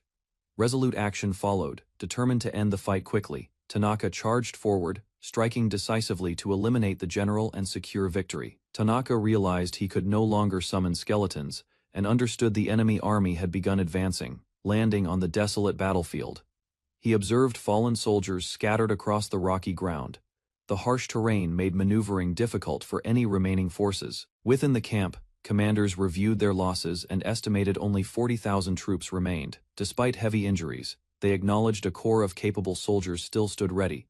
Concerns spread among the officers as uncertainty weighed on their expressions. The situation appeared dire, yet they searched for a possible solution. Standing apart, Tanaka considered the next strategic move. Calmly assessing the chaos, he focused on organizing a retreat to preserve the surviving army's strength. Tanaka confirmed his decision to abandon the current base, despite the commander's disbelief. He remained composed, arms crossed, while explaining that holding their position would only worsen their losses. Calm reasoning followed as he outlined the need to withdraw to the plains. There, mana would remain stable, allowing them to construct defenses and prepare a prolonged siege. Officers gradually accepted the reality that victory was impossible under present conditions. Exhaustion showed clearly, yet they recognized delaying tactics offered their only chance to recover strength. Responsibility shifted to the king as Tanaka declared the final choice rested with him. Having presented the strategy, he stepped back without hesitation. Agreement settled across the tent. Orders were issued to the front lines, directing all units to retreat temporarily and regroup for the next stage. As preparations for withdrawal continued, wounded soldiers were supported through the camp. Nearby, a young elf woman approached Tanaka, concern evident as she questioned leaving with so few escorts. He responded calmly, showing no hesitation in his decision. The responsibility he carried outweighed personal safety, and he expected her cooperation without further dispute. Turning away, Tanaka explained that urgent matters required his attention elsewhere. Protection of the remaining soldiers and adventurers would depend on actions he intended to take alone. Silence followed as the elf struggled to understand his reasoning. Doubt and worry filled her expression while she considered the weight of his departure. Confidence returned to his face as he assured her the conflict would soon end. Determination guided his steps as he prepared to confront the source directly. Tanaka departed the camp alone, raising a hand briefly before crossing the barren hills. He entrusted the remaining command to others and advanced toward the silent battlefield ahead. Reaching the desolate ground, he stood among fallen bodies scattered across the rocky terrain. Wind swept dust past him as he prepared for a measure he had avoided until now. Reluctance showed briefly before he extended his arm and activated forbidden power. Dark shapes rose from the earth as he summoned his hidden forces. From swirling shadows, robed leashes emerged, skeletal faces grinning beneath their hoods. Each carried a staff, radiating ominous authority across the empty plain. Aware of their abilities to create undead armies, Tanaka issued a firm command. The leashes awaited orders, ready to unleash devastation upon his enemies. Tanaka ordered the leashes to convert the corpses scattered across the battlefield into skeleton soldiers. Once revived as his minions, their strength would surpass what they possessed in life. Dark circles formed beneath the ground as bones forced their way upward. One after another, skeletons emerged and assembled into disciplined ranks awaiting further instruction. Mounting a fallen dragon, Tanaka assigned command to a trusted skeletal subordinate. The newly formed army moved to intercept the enemy before they could advance further. He directed them to hold the opposing forces in place and prevent their return toward the Empire. Time was needed for allied troops to reposition and prepare. With skeletal riders astride undead wyverns, Tanaka advanced at the front, tireless and relentless. His army surged forward to overwhelm the battlefield. Within the Empire's camp, dragon officers observed the battlefield from afar. Reports indicated the enemy remained persistent, yet confidence spread, as they believed the advantage still favored them. A messenger delivered grim news regarding fallen commanders. The general listened calmly, acknowledging the loss while ordering proper rites to honor the dead, without disrupting operations. Despite setbacks, discussion turned toward the unexpected reversal occurring outside. Suspicion arose that Tanaka, or one of his allies, had shifted the battle's momentum. Ambition surfaced as thoughts moved beyond the current conflict. Plans formed for succession, envisioning a future where supreme authority would be seized once obstacles disappeared. Before assembled supporters, vows of dominance and legacy were imagined. From a distant vantage, the dragon general sensed looming upheaval, yet remained resolute in pursuit of power. A sudden flash split the sky above the Imperial camp, startling the dragon officers. Confusion spread as they realized no spell had been cast within their ranks. Across the barren valley, a distant formation appeared along the ridges. Rows of figures advanced in unnatural silence, beneath the shadow of a flying wyvern. Closer inspection revealed the truth behind the approaching force. Not living soldiers, but skeleton warriors marched in disciplined ranks under Tanaka's command. The skeletal army surged forward in overwhelming numbers, weapons raised as they descended the slopes. Dust and debris scattered beneath their relentless advance. Imperial troops hastily formed defensive lines, while the dragon general demanded readiness. As tension mounted, he questioned why the kingdom's forces had intervened at this critical moment. Imperial warriors dismissed the approaching force, convinced mere skeletons could not threaten seasoned dragonutes. Even so, unease lingered as they sensed something unprecedented, guiding the undead ranks. Orders rang out to reinforce the front lines before the skeletal army closed the distance. Confident in their strength, dragon soldiers prepared to shatter the enemy in a single charge. Impact came swiftly, yet the expected collapse never followed. A skeleton absorbed a heavy strike and retaliated with unnatural resilience, startling the attacking dragonute. Momentum shifted as blades of bone pierced scaled flesh. Shock spread across the battlefield when one dragon warrior fell under the relentless assault. More skeletons swarmed forward without fear or hesitation. Imperial troops formed a defensive wall, struggling to halt the advancing tide before it overwhelmed their position. Skeleton warriors pressed forward relentlessly, surrounding dragon soldiers and striking from every direction. Blades of bone clashed against armor as Imperial troops struggled to maintain formation under the sudden assault. Shock spread through the ranks when the undead resisted attacks that should have shattered them. Realization dawned that these were no ordinary skeletons, but enhanced minions fighting with unnatural strength. From the rear, the dragon general watched his forces being driven back step by step. Confusion deepened as disciplined skeletal units advanced in coordinated waves. Advisors urged withdrawal, recognizing the monsters exceeded their expectations. Concern grew that remaining would only lead to unnecessary losses against an enemy they barely understood. Pride battled caution within the general as he clenched his fist. Though urged to retreat, ambition and the promise of conquest made him hesitate before conceding ground.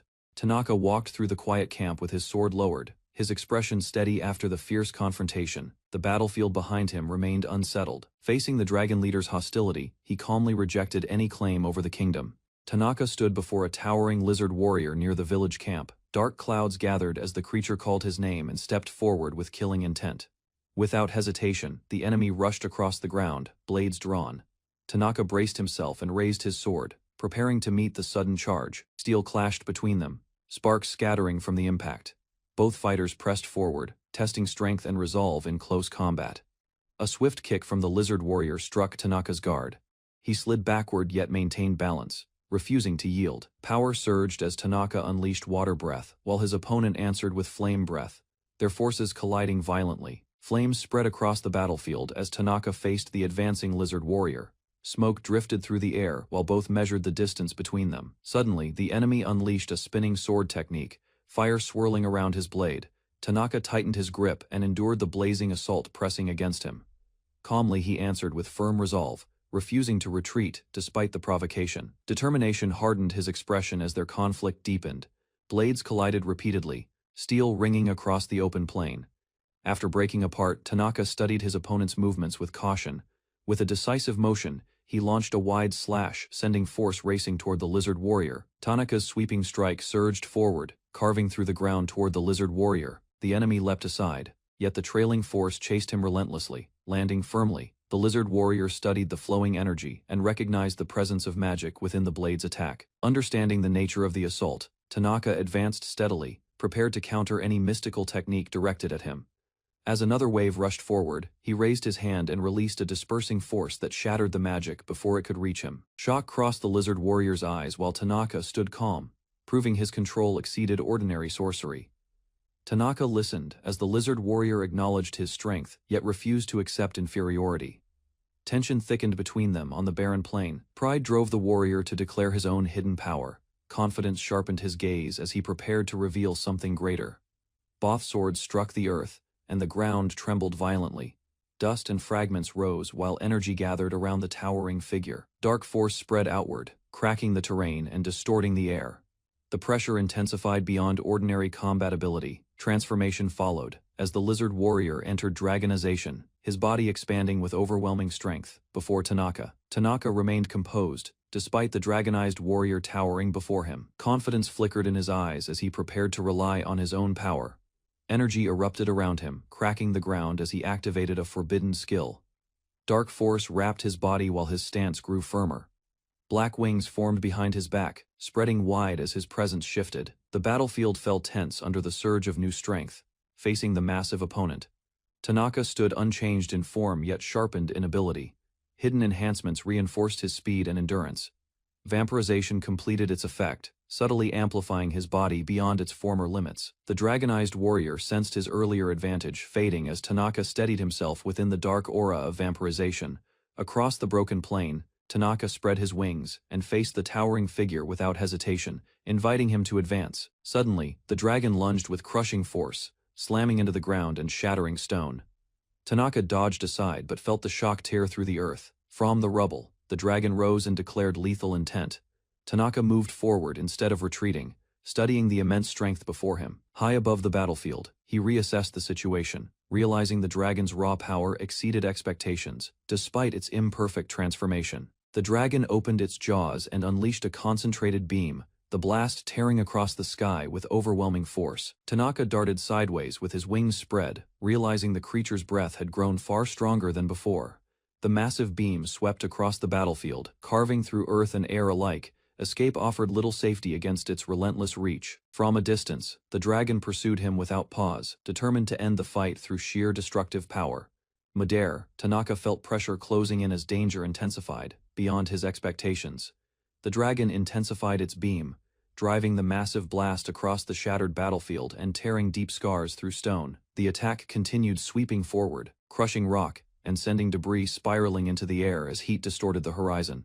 Believing the strike decisive, the dragon laughed, while smoke and dust concealed the ground below. Suddenly, the earth split apart as a force burst upward from beneath the rubble, disrupting the dragon's confidence. From the rising debris, Tanaka charged straight toward the towering figure, blade ready as he prepared a decisive technique. Tanaka pierced a precise point on the dragon's back, driving concentrated force into its scales and disrupting the flow of power within its transformed body. Pain surged through the massive creature as its movements faltered. It staggered across the broken ground, struggling to understand the sudden weakness spreading from the strike. Keeping his distance, Tanaka advanced steadily while the dragon attempted to track his position across the battlefield. Using the earlier explosion as cover, he revealed that he had burrowed underground to evade the beam and prepare a counterattack. Finally, he summoned skeletal warriors behind him, reinforcing his advantage as the dragon's fury grew. The dragon collapsed onto the cracked earth as skeletal warriors surrounded it, their blades raised while Tanaka watched from behind. Undead soldiers leapt onto its massive body and drove their swords into vulnerable points, forcing the creature to roar in pain. More skeletons advanced in formation, tightening the encirclement and striking repeatedly without hesitation or fear. Despite its resistance, the dragon struggled beneath the relentless assault, its strength gradually weakening under sustained attacks. Standing firm with sword in hand, Tanaka observed the battlefield as his summoned army pressed the advantage and secured control over the fallen foe. With the dragon defeated, Tanaka approached the fallen body across the silent battlefield, confirming the enemy's life had completely faded. A system interface appeared before him, listing numerous skills obtained from the dragon and offering them for collection. After accepting the rewards, further notifications reported evolved abilities and the combination of techniques into a newly formed power. The system announced the addition of a skill called Restore, prompting Tanaka to examine its function carefully. Activating the ability, he repaired his damaged sword instantly and studied the restored blade with clear satisfaction. Tanaka activated Restore on the dragon's corpse, directing energy into its ruined body while observing the effect carefully. The wounds closed under the glow, yet no sign of life returned. He confirmed the skill repaired damage, but could not revive the dead. Turning away, he allowed his skeletal soldiers to finish suppressing the remaining threats across the battlefield. Standing tall, Tanaka declared the fall of General Ganon and secured control of the area. With calm authority, he ordered his undead army to eliminate the last enemies still resisting nearby. Imperial soldiers struggled against advancing skeletons, stunned by the fall of General Ganon, as Tanaka pressed the assault from behind his undead ranks. Across the mountains, dragons and skeletal warriors overwhelmed retreating troops, cutting them down while a few survivors fled toward Marcy's fortress. By sunrise, the battlefield fell silent, and the kingdom secured victory as the remnants of the empire scattered into the distance. A temporary restaurant opens under a simple banner, attracting beastmen and travelers. Staff serve generous plates, promoting hearty and affordable meals. Among them, a young elf waitress carries dishes confidently. Nearby, a smug armored man mocks her abilities. His hand moves inappropriately, testing her patience while underestimating her strength as a mage. Without hesitation, she channels magic into her palm. Energy bursts forward, striking his face and sending him crashing to the ground. Fury fills her expression as she rejects the insulting nickname and asserts her true ambition. Afterward, frustration overwhelms her, while bystanders scatter and the fallen man lies defeated. Tanaka works at the outdoor stall, while a muscular coworker suggests taking a break. He refuses, reminding everyone that steady effort keeps customers coming, despite past troubles. Nearby, a young girl is invited to hang out by a persistent man.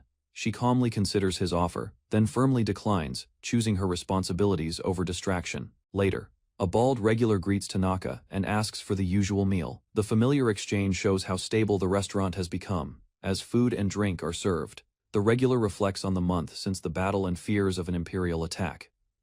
With the Demon King's army defeated, relief spreads. Tanaka listens quietly, while peace finally settles over the forest town. News spreads that the emperor's faction was defeated and key nobles were executed. The empire declares it an internal purge, attempting to contain unrest within its borders. Tanaka listens quietly while a regular drinks beside him. He reflects that the empire created its own crisis, and unity should have been maintained from the beginning. Discussion turns to responsibility, compensation, and apology are mentioned. Yet Tanaka believes the compromise is acceptable, despite the kingdom's losses. He states he will not question the ruler's judgment. As the talk ends, someone approaches the stall, drawing his attention. A hooded man steps forward and calmly requests a meal. Tanaka studies the stranger while the elf waitress watches cautiously. The hooded visitor tastes the dumplings and drinks his beer, expressing quiet satisfaction. A bald regular laughs and pats the stranger's back, praising the shop's dumplings and beer as its finest offerings. The mood appears friendly, yet curiosity lingers. Tanaka and the elf observe from a short distance. The regular remarks on the visitor's confident bearing, while Tanaka calmly notes other dishes are just as good. Suspicion rises as Tanaka questions the man's true purpose, and whether such behavior is normal in the capital. The hooded man denies any hidden motive, claiming genuine fondness for the stall's food. The hooded visitor reveals he has another matter to discuss and presents a sealed booklet. Tanaka accepts it cautiously while the elf looks on, unsure of its significance. As the contents are examined, Tanaka remains composed. The elf suddenly reacts in shock, staring at the document in disbelief. Excitement replaces confusion when she realizes it grants entry into Naji. Joy spreads across her face as she proudly shows the permit. She imagines Naji as a rare summer haven by the sea, accessible only to a select few, and eagerly suggests a vacation, while she celebrates. Tanaka considers practical uses for the permit, weighing business against leisure. Tanaka questions whether the permit is truly a reward. The hooded man calmly insists it belongs to him, and may be used freely. The elf gladly claims she will use it, ignoring Tanaka's hesitation. As excitement rises among the girls, the bald regular prepares to leave, sensing the discussion has shifted. Before departing, the hooded man mentions unfinished business and states he must return to the royal capital. The regular wonders why Tanaka is kept nearby. The visitor reveals his army won the battle, yet one mystery remains. The imperial forces were annihilated in a single night. Rumors blame beasts and monsters, but he doubts that explanation, leaving Tanaka deep in thought. On a barren battlefield, Tanaka stands alone among fallen soldiers. He recalls the night he chose to withdraw, leaving one person behind. Soon after, the Empire's army was completely destroyed. Days later, every corpse vanished without explanation. Tanaka notes the strange link between his retreat and the army's sudden defeat. In the forest, the hooded man admits his evaluation was mistaken. He hints at unusual methods, but avoids directly asking what Tanaka used. Tanaka denies involvement, insisting he is merely an adventurer focused on business. The visitor warns him not to turn that power against the kingdom. As the man departs by carriage, the regular quietly asks Tanaka who he truly is. Beyond the forest town, a vast walled capital stands under royal authority. The hooded visitor is revealed as the kingdom's king, quietly observing events from afar. Shock spreads across a man's face as hidden truths surface. Fear mixes with disbelief at the scale of what occurred. On a distant battlefield, the aftermath of war becomes clear. The Empire's forces were wiped out, and the food stall's quiet efforts contributed to that victory. Tanaka stands before rows of skeletal soldiers, calm and composed. The undead gather obediently, acknowledging him as their master. Barrels are opened as skeletons celebrate their triumph. Tanaka allows them rest, while their existence remains a secret behind the kingdom's peace. Skeleton soldiers relax inside large barrels while a dragon lowers its head nearby. Tanaka watches as they drink wine, noting that even undead can recover strength in their own way. One skeleton asks about memories of past lives. Tanaka listens and learns they retain none, functioning only through his magic. Despite creating them, he admits there is still much he does not understand. A system message appears, announcing another evolution and asking for confirmation. He accepts without hesitation. Orders are given for the skeletons to finish their tasks while he withdraws. The next day, during travel, the elf notices the change and questions what he has become this time. After evolving, Tanaka senses greater strength within himself, though his appearance remains unchanged. He learns his new form bears the title, Homeless Emperor, a result that feels both absurd and fitting. He jokes about gaining more arms, masking curiosity about his limits. As the carriage rolls on, the estate of the Schmidt family comes into view. The mansion stands beyond its gates. Having once paid a large sum to stop there, Tanaka considers visiting again, instead. They arrive at a quiet grave marked by a cross. The mood shifts from humor to solemn reflection. Kneeling before the stone, he announces his return, while his companions stand respectfully behind him. She chooses not to return to the mansion, deciding instead to remain by her parents' grave. Tanaka stands beside her, understanding her wish to protect their resting place. With quiet relief, she assures them she is fine and expresses gratitude for their support. A gentle smile replaces her earlier sorrow. Tanaka signals it is time to move on. He rests a hand on her head, offering reassurance before they leave the cemetery together. Excitement returns as he announces their departure. The elf eagerly confirms they are truly going on vacation. Under a bright sky, their destination is set. the northern island nation of Naji, where a new chapter awaits. Tanaka's group crossed a dense tropical forest while pulling a wagon beneath the burning sun. Exhaustion slowly spread among the travelers during the long journey. Inside the wagon, a blonde woman collapsed on the floor as sweat covered her body. The endless heat weakened her with every passing hour. Nearby, the others also struggled to endure the harsh climate. Their energy faded as the tropical air became harder to tolerate. After leaving Liz's mansion, Tanaka received a letter from the royal family. The message requested immediate contact once they reached their destination. Reading the letter carefully, Tanaka remained calm since he had already expected such news. The letter explained that the sender trusted Tanaka's rare abilities and wanted him to handle a special request. Further details revealed that someone waiting in Nagi would explain the mission directly and provide the reward personally. The sender also mentioned supporting Tanaka's growing stall business, if he agreed to accept the job. After reading everything carefully, Tanaka considered the offer seriously. Strengthening ties with the kingdom could greatly benefit his future plans. While imagining a larger restaurant in the kingdom, Tanaka quietly decided the mission was worth accepting. Tanaka sat quietly inside the wagon, while thinking about the opportunities waiting for him in the kingdom. Meanwhile, the others discussed resting after finishing their next quest. The long journey through the tropical region had exhausted everyone, yet a strange smell suddenly caught their attention. Minion leaned outside the wagon and quickly recognized the scent of seawater. Realizing they were approaching the ocean, the atmosphere inside immediately became more cheerful. Excitement overwhelmed Minion as she suddenly rushed toward Tanaka without warning. The moving wagon made her jump even more dangerous. Caught completely by surprise, Tanaka lost his balance when Minion crashed directly into him inside the crowded wagon. Minion lost her balance after crashing into the others inside the moving wagon.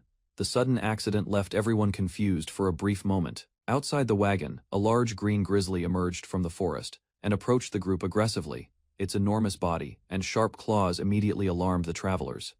The beast let out a terrifying roar while moving closer to the wagon. Fear quickly spread as Minion realized the monster had appeared nearby. Tanaka soon understood the creature had been chasing Minion through the forest. Seeing the danger, he immediately asked Pero to handle the situation. Without hesitation, Pero jumped out of the wagon and prepared to confront the massive bear alone. Before attacking, Pero revealed a newly crafted weapon, enhanced with a wind attribute.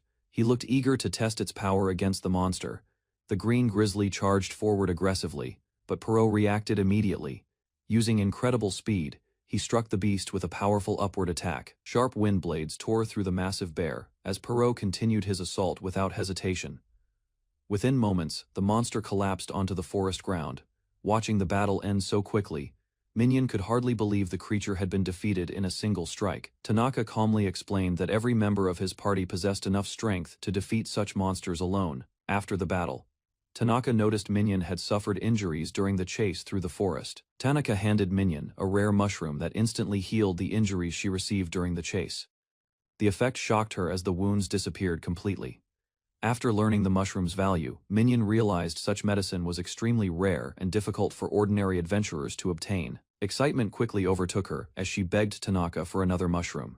She immediately tried searching through his clothes without hesitation.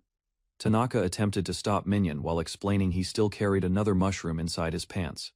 However, Minion refused to calm down and kept reaching for it. The chaotic struggle drew everyone's attention as Minion forcefully grabbed at Tanaka's clothing in front of the stunned group. The women stared at Minion in complete shock after witnessing her reckless struggle with Tanaka over the rare mushroom. Embarrassment quickly overwhelmed Minion as she accused Tanaka of ruining her clothes during the chaotic incident inside the forest. Tanaka calmly asked Elna to repair the damaged buttons on his pants while Minion tried hiding herself from the others. After settling down, Minion awkwardly questioned whether Tanaka also kept another mushroom hidden inside his pants. Tanaka responded casually, leaving her even more embarrassed. Once the commotion ended, Tanaka finally asked why the green grizzly had been chasing Minion through the tropical forest. Minion tried leaving the group without explaining why the green grizzly had chased her through the forest. Tanaka stopped her before she could escape. Seeing her desperation for another cure mushroom, Tanaka offered one in exchange for a gold coin. The proposal immediately caught Minion's attention. Unable to afford the payment, Minion instead offered to work as their guide in Ganesha. Tanaka considered the idea while listening carefully. Minion confidently explained that travelers unfamiliar with the region would struggle without someone guiding them through the area. Although Tanaka doubted whether someone so young could handle such responsibility, Minion proudly claimed she knew everything about Ganesia's history and famous locations. Minion confidently explained that despite her appearance, she was well known in Ganesia as an experienced guide trusted by many travelers. After hearing her explanation, Tanaka finally agreed to hire her as their guide. Minion happily accepted the offer while Tanaka asked her to stop ending every sentence strangely. Minion admitted the habit began while serving tourists and eventually became impossible for her to stop using. She then returned Tanaka's repaired pants to him. As Tanaka changed clothes nearby, the girls secretly watched him from a distance until he noticed their curious stares and called them out immediately. Once the situation settled, Tanaka realized he still had not learned Minion's name. The group introduced themselves to their new companion, while the beastfolk girl finally revealed her name was Rina, a local resident of Ganesia. As they approached the city, Rina proudly explained that Ganesia was a massive seaside capital, famous for its beauty, crowded population, and ocean views. Rina enthusiastically described the nation's seafood dishes and rich fishing culture. Tanaka quickly became interested after hearing about the local cuisine and ingredients. Soon afterward, the wagon finally arrived at the city gate. The guards inspected the group briefly before allowing them to enter Ganesia safely. The crowded streets and large population immediately overwhelmed some members of the party, while others admired the lively atmosphere of the capital city. After entering Ganesia, the group traveled through the crowded streets before finally reaching the beautiful beach outside the city. Tanaka and Perot immediately rushed into the ocean to enjoy the water. Nearby, Rina cautiously touched the sea while staring at it with amazement. Rina admitted she had never seen such a massive body of water before. Curious about the ocean, she listened closely as Tanaka teased her into tasting the seawater. The salty taste shocked Rina instantly, making Tanaka laugh at how easily she believed his joke. Moments later, the others finally arrived at the beach. As everyone gathered together, the girls proudly showed off their specially prepared swimsuits, while standing beside the surprised Tanaka. Tanaka happily admired the girls' swimsuits while listening to them discuss comfort design and how well the outfits suited each person. Rina thanked Tanaka for preparing everything needed for the trip, including their lodging after the beach visit. Tanaka praised her reliable work as their guide. Soon afterward, the group relaxed by the ocean together. The girls enjoyed the cool seawater while experiencing the beach atmosphere for the first time. As everyone played in the water, Perot proudly showed off his swimming skills. Meanwhile, the others continued splashing around and enjoying themselves near the shore. Later, Tanaka dove beneath the ocean's surface alone and explored the underwater scenery stretching beneath the beach. While swimming underwater, Tanaka used his aquatic adaptation skill to breathe freely and sharpen his senses beneath the ocean surface, exploring deeper through the rocky seabed. Tanaka noticed the underwater environment closely resembled the oceans from his previous world. After searching among the rocks, he finally discovered a strange sea creature hidden between the coral formations. Tanaka identified the creature as something similar to a sea urchin and immediately imagined preparing it for dinner later that evening. Continuing his underwater search, Tanaka soon found another unusual creature resembling a spiny lobster and decided to gather more edible seafood nearby. Deep beneath the ocean's surface, Tanaka gathered shellfish and spiny lobsters scattered across the rocky seabed for the evening barbecue. During his search for more seafood, a strange shadow suddenly moved through the distant water and immediately drew his attention. At first glance, the mysterious figure resembled a dolphin swimming closer through the current. Soon, however, its movement revealed something far more unusual. Long flowing hair and a massive fishtail appeared as the figure approached the coral reef. The beautiful creature drifted gracefully beneath the sunlight shining through the sea. Shock spread across Tanaka's face after realizing the mysterious being before him was actually a real mermaid living underwater. While exploring the underwater reef, Tanaka spotted a mermaid gliding between coral formations. Remaining still, he observed the mysterious figure from a distance. A strange feeling caught the mermaid's attention. Turning her head, she finally noticed Tanaka standing nearby and looked at him curiously. Surprise quickly appeared on her face. Discovering a human in this secluded place left her cautious and uncertain. Without approaching him, the mermaid swiftly retreated through the reef. Tanaka watched as her figure moved farther away. Soon, she vanished from sight completely. Although Tanaka had hoped to learn more about the mermaid, he could only continue his journey alone. Tanaka found his companions relaxing on the beach after a long day. The peaceful atmosphere allowed everyone to rest and enjoy the seaside view. Then Renee arrived to check on the group. While the others continued relaxing, she noticed how comfortable everyone had become in the resort-like setting. As her work ended, Tanaka handed Rina a generous payment. The reward was far greater than expected, leaving her completely surprised. After receiving the coins, Rina quietly celebrated her good fortune. Thoughts of future plans quickly filled her mind as she imagined new opportunities. Noticing her strange reaction, Tanaka asked about it. Rina immediately brushed off the question and walked away, keeping her ambitions to herself. The next day, Tanaka prepared for another outing. While he focused on improving his skills, the others began discussing their plans for the city. Each companion had a different goal. One wanted flower seeds, another wished to visit weapon shops, and Elna hoped to buy colorful local fabrics. Hearing their requests, Rina confidently offered to guide everyone through the best stores. Meanwhile, Tanaka planned to visit the fish market in Ganesha. Rina's expression suddenly changed. She advised Tanaka against going there and seemed uneasy about the subject. Soon, she revealed the reason. Over the last 6 months, sea creatures had become scarce, causing fishing catches to drop far below their former levels. Rina explained that the disappearance of sea creatures had become a serious problem. Hearing this, Tanaka wondered who was responsible for solving such a crisis. Rina told him the matter would eventually be handled by the Beast King. Surprised by the unfamiliar title, Tanaka asked for an explanation. Realizing he knew little about the kingdom, Rina decided to share the story. She described the Beast King as a remarkable leader who became Nagi's ruler at only 15 and earned great respect throughout the nation. As Rina prepared to continue, Tanaka quickly stopped her. The important details were already enough for him to understand the Beast King's significance. With the discussion about the Beast King finished, a different topic came to Tanaka's mind. His sudden interest immediately caught Rina's attention. Curiosity about the underwater encounter led him to ask whether mermaids existed in the country. The unexpected question made Rina pause. Instead of giving a simple answer, she explained that mermaids were ancient figures from local legends. Tales of them had circulated throughout Ganesha for generations. Beyond their existence, stories claimed that mermaid scales possessed mysterious powers. Despite those legends, Rina believed such creatures were only myths. Rather than dismissing the information, Tanaka reflected on what he had witnessed beneath the sea. While walking through the city, a dark-haired woman accidentally bumped into a wolf beastman. Instead of admitting fault, the beastman immediately blamed her for the collision. Calmly standing her ground, the woman pointed out that the beastman had been the one who ran into her. The accusation only made the situation more tense. From nearby, Tanaka noticed the disturbance and asked about the strangers. A nervous Rina explained that they belonged to the Grey Wolf tribe. Taking advantage of the woman's outsider status, the beastmen demanded payment and refused to accept any objections. Their actions made it clear they were looking for trouble. Then the woman rejected their demands outright. A powerful burst of force followed, instantly sending one of the aggressors flying backward. The confrontation escalated when the Grey Wolf tribe members drew their weapons. Instead of backing away, the woman stepped forward and prepared to face them alone.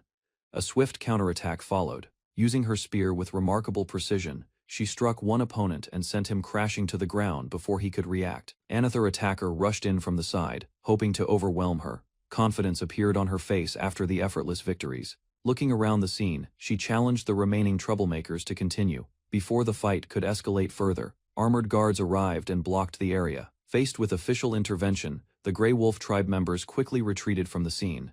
Just when the conflict seemed over, the city guards surrounded everyone involved. Confusion spread through the group as they were treated like suspects instead of victims. Moments later, Tanaka and his companions found themselves locked inside a cell. As complaints filled the room, Tanaka noticed that Rina was missing. It soon became clear that she had escaped before the guards arrived. Growing increasingly frustrated, the group demanded their release. Meanwhile, the spearwoman remained calm and focused on finding a way to prove her innocence. A high-ranking officer entered the prison. His unexpected order to free the captives immediately caught Tanaka's attention. A guard explained that the arrest had been a misunderstanding. Tanaka's group had actually been scheduled to meet Vishu the previous day. Following a formal apology, the prisoners were released. Soon afterward, they were invited to meet Vishu and receive compensation. Escorted through a grand palace, the group entered a vast audience hall. An important figure waited ahead. Vishu sat confidently on his throne, radiating authority. His presence alone commanded everyone's attention. Despite his status, Vishu behaved casually and ignored concerns about his appearance. The unexpected attitude left the visitors surprised.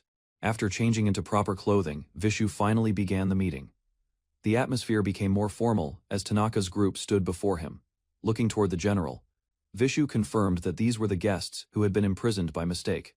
The misunderstanding immediately drew his attention. Displeased by what he heard, Vishu questioned how such an incident had happened. His expression showed clear frustration with the situation, kneeling before his ruler.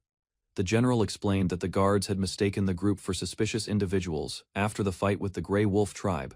Once the explanation ended, Vishu delivered his judgment. As punishment for the error, the guards responsible were sentenced to a month without pay. Vishu personally apologized again for the group's wrongful detention. Tanaka realized this ruler had been responsible for requesting the meeting. Formally introducing himself, Vishu revealed that he was the leader of the Naji Republic. His position made him the highest authority in the nation. Afterward, Tanaka introduced himself and his party. With the greetings finished, attention shifted to the purpose of the summons. Rather than speaking openly, Vishu explained that the matter was highly confidential. Even the king of Logos had kept the details hidden at his request. The story then moved to events from 6 months earlier. During that time, Naji had been struck by an unusually powerful storm. Vishu explained that the storm itself had caused little damage. However, marine life around Ganesha began disappearing soon after the disaster. Although Tanaka had seen a healthy ocean during his travels, Vishu revealed that the sea had once been far richer and more vibrant. Farther from the coast, the situation became much worse. Fish populations dropped sharply, disrupting the natural balance of the sea. After extensive investigations, the authorities finally uncovered a lead. Evidence suggested that a nearby island was connected to the problem. According to their findings, the disturbance centered around Boone's Island. The mysterious decline of marine life appeared to originate from that location. Vishu revealed that Boone's Island was the source of their concern. Although he wanted to investigate it directly, the people of Naji were forbidden from setting foot there. Curious about the restriction, Tanaka asked why nobody simply sailed to the island. Vishu explained that the prohibition was an ancient taboo rather than a physical barrier. Because of that long-standing rule, further investigation had become nearly impossible. Continuing the search without outside help was no longer realistic. Meanwhile, Elna jokingly guessed that hidden treasures might be the reason behind the island's mystery. Her suggestion briefly lightened the mood. Tanaka pointed out that breaking such a taboo could threaten the unity of the entire nation. The situation was far more serious than it appeared. Vishu explained that the taboo surrounding Boone's Island had never been broken. Across Naji, even lawbreakers respected that ancient rule. After consulting the king of Logos, Vishu concluded that outsiders were the best candidates for the investigation. That decision ultimately led him to Tanaka's group. Realizing the task involved, surveying the island, Tanaka quickly understood the request. Before any agreement was made, Vishu revealed a crucial warning. On Boone's Island, neither skills nor magic could be used. Shock immediately crossed Tanaka's face.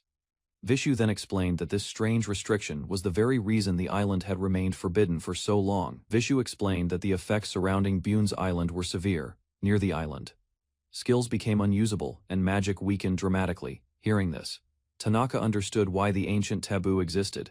Entering the island without a compelling reason would be extremely dangerous. For that reason, Vishu had searched for capable outsiders to handle the investigation. Without his abilities, however, Tanaka realized his combat strength would be greatly reduced. Concern spread through the group as they considered the risks. Even Elna questioned whether such a place could be explored safely. Unlike the others, the spearwoman remained confident. Beside her, the young beast folk eagerly looked forward to seeing the mysterious island. Unlike the others, the three companions showed little concern about the island's dangers.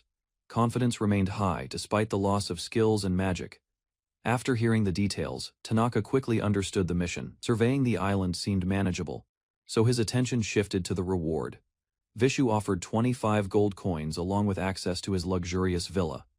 The package also included servants and a private beach. Although impressed, Tanaka felt the mission carried greater risks than expected. Taking the opportunity, he attempted to negotiate for additional benefits. Vishu presented a special discount card. The astonishing reward allowed purchases throughout Ganesha at half price, leaving the group stunned.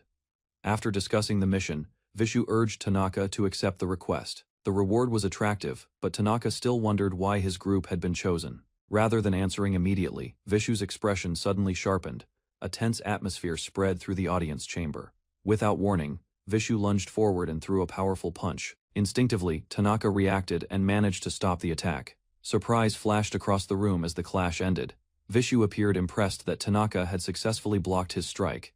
Seeing Tanaka's confusion, Vishu explained that the attack had merely been a test. He wanted to confirm whether the envoy sent by Logos possessed the required qualifications. Vishu finally revealed the true condition behind the request. To qualify for the mission, Tanaka would need to challenge the Beast King himself. Shock crossed Tanaka's face as the unexpected demand sank in. Meanwhile, Vishu remained confident, convinced that only a worthy opponent could handle the task.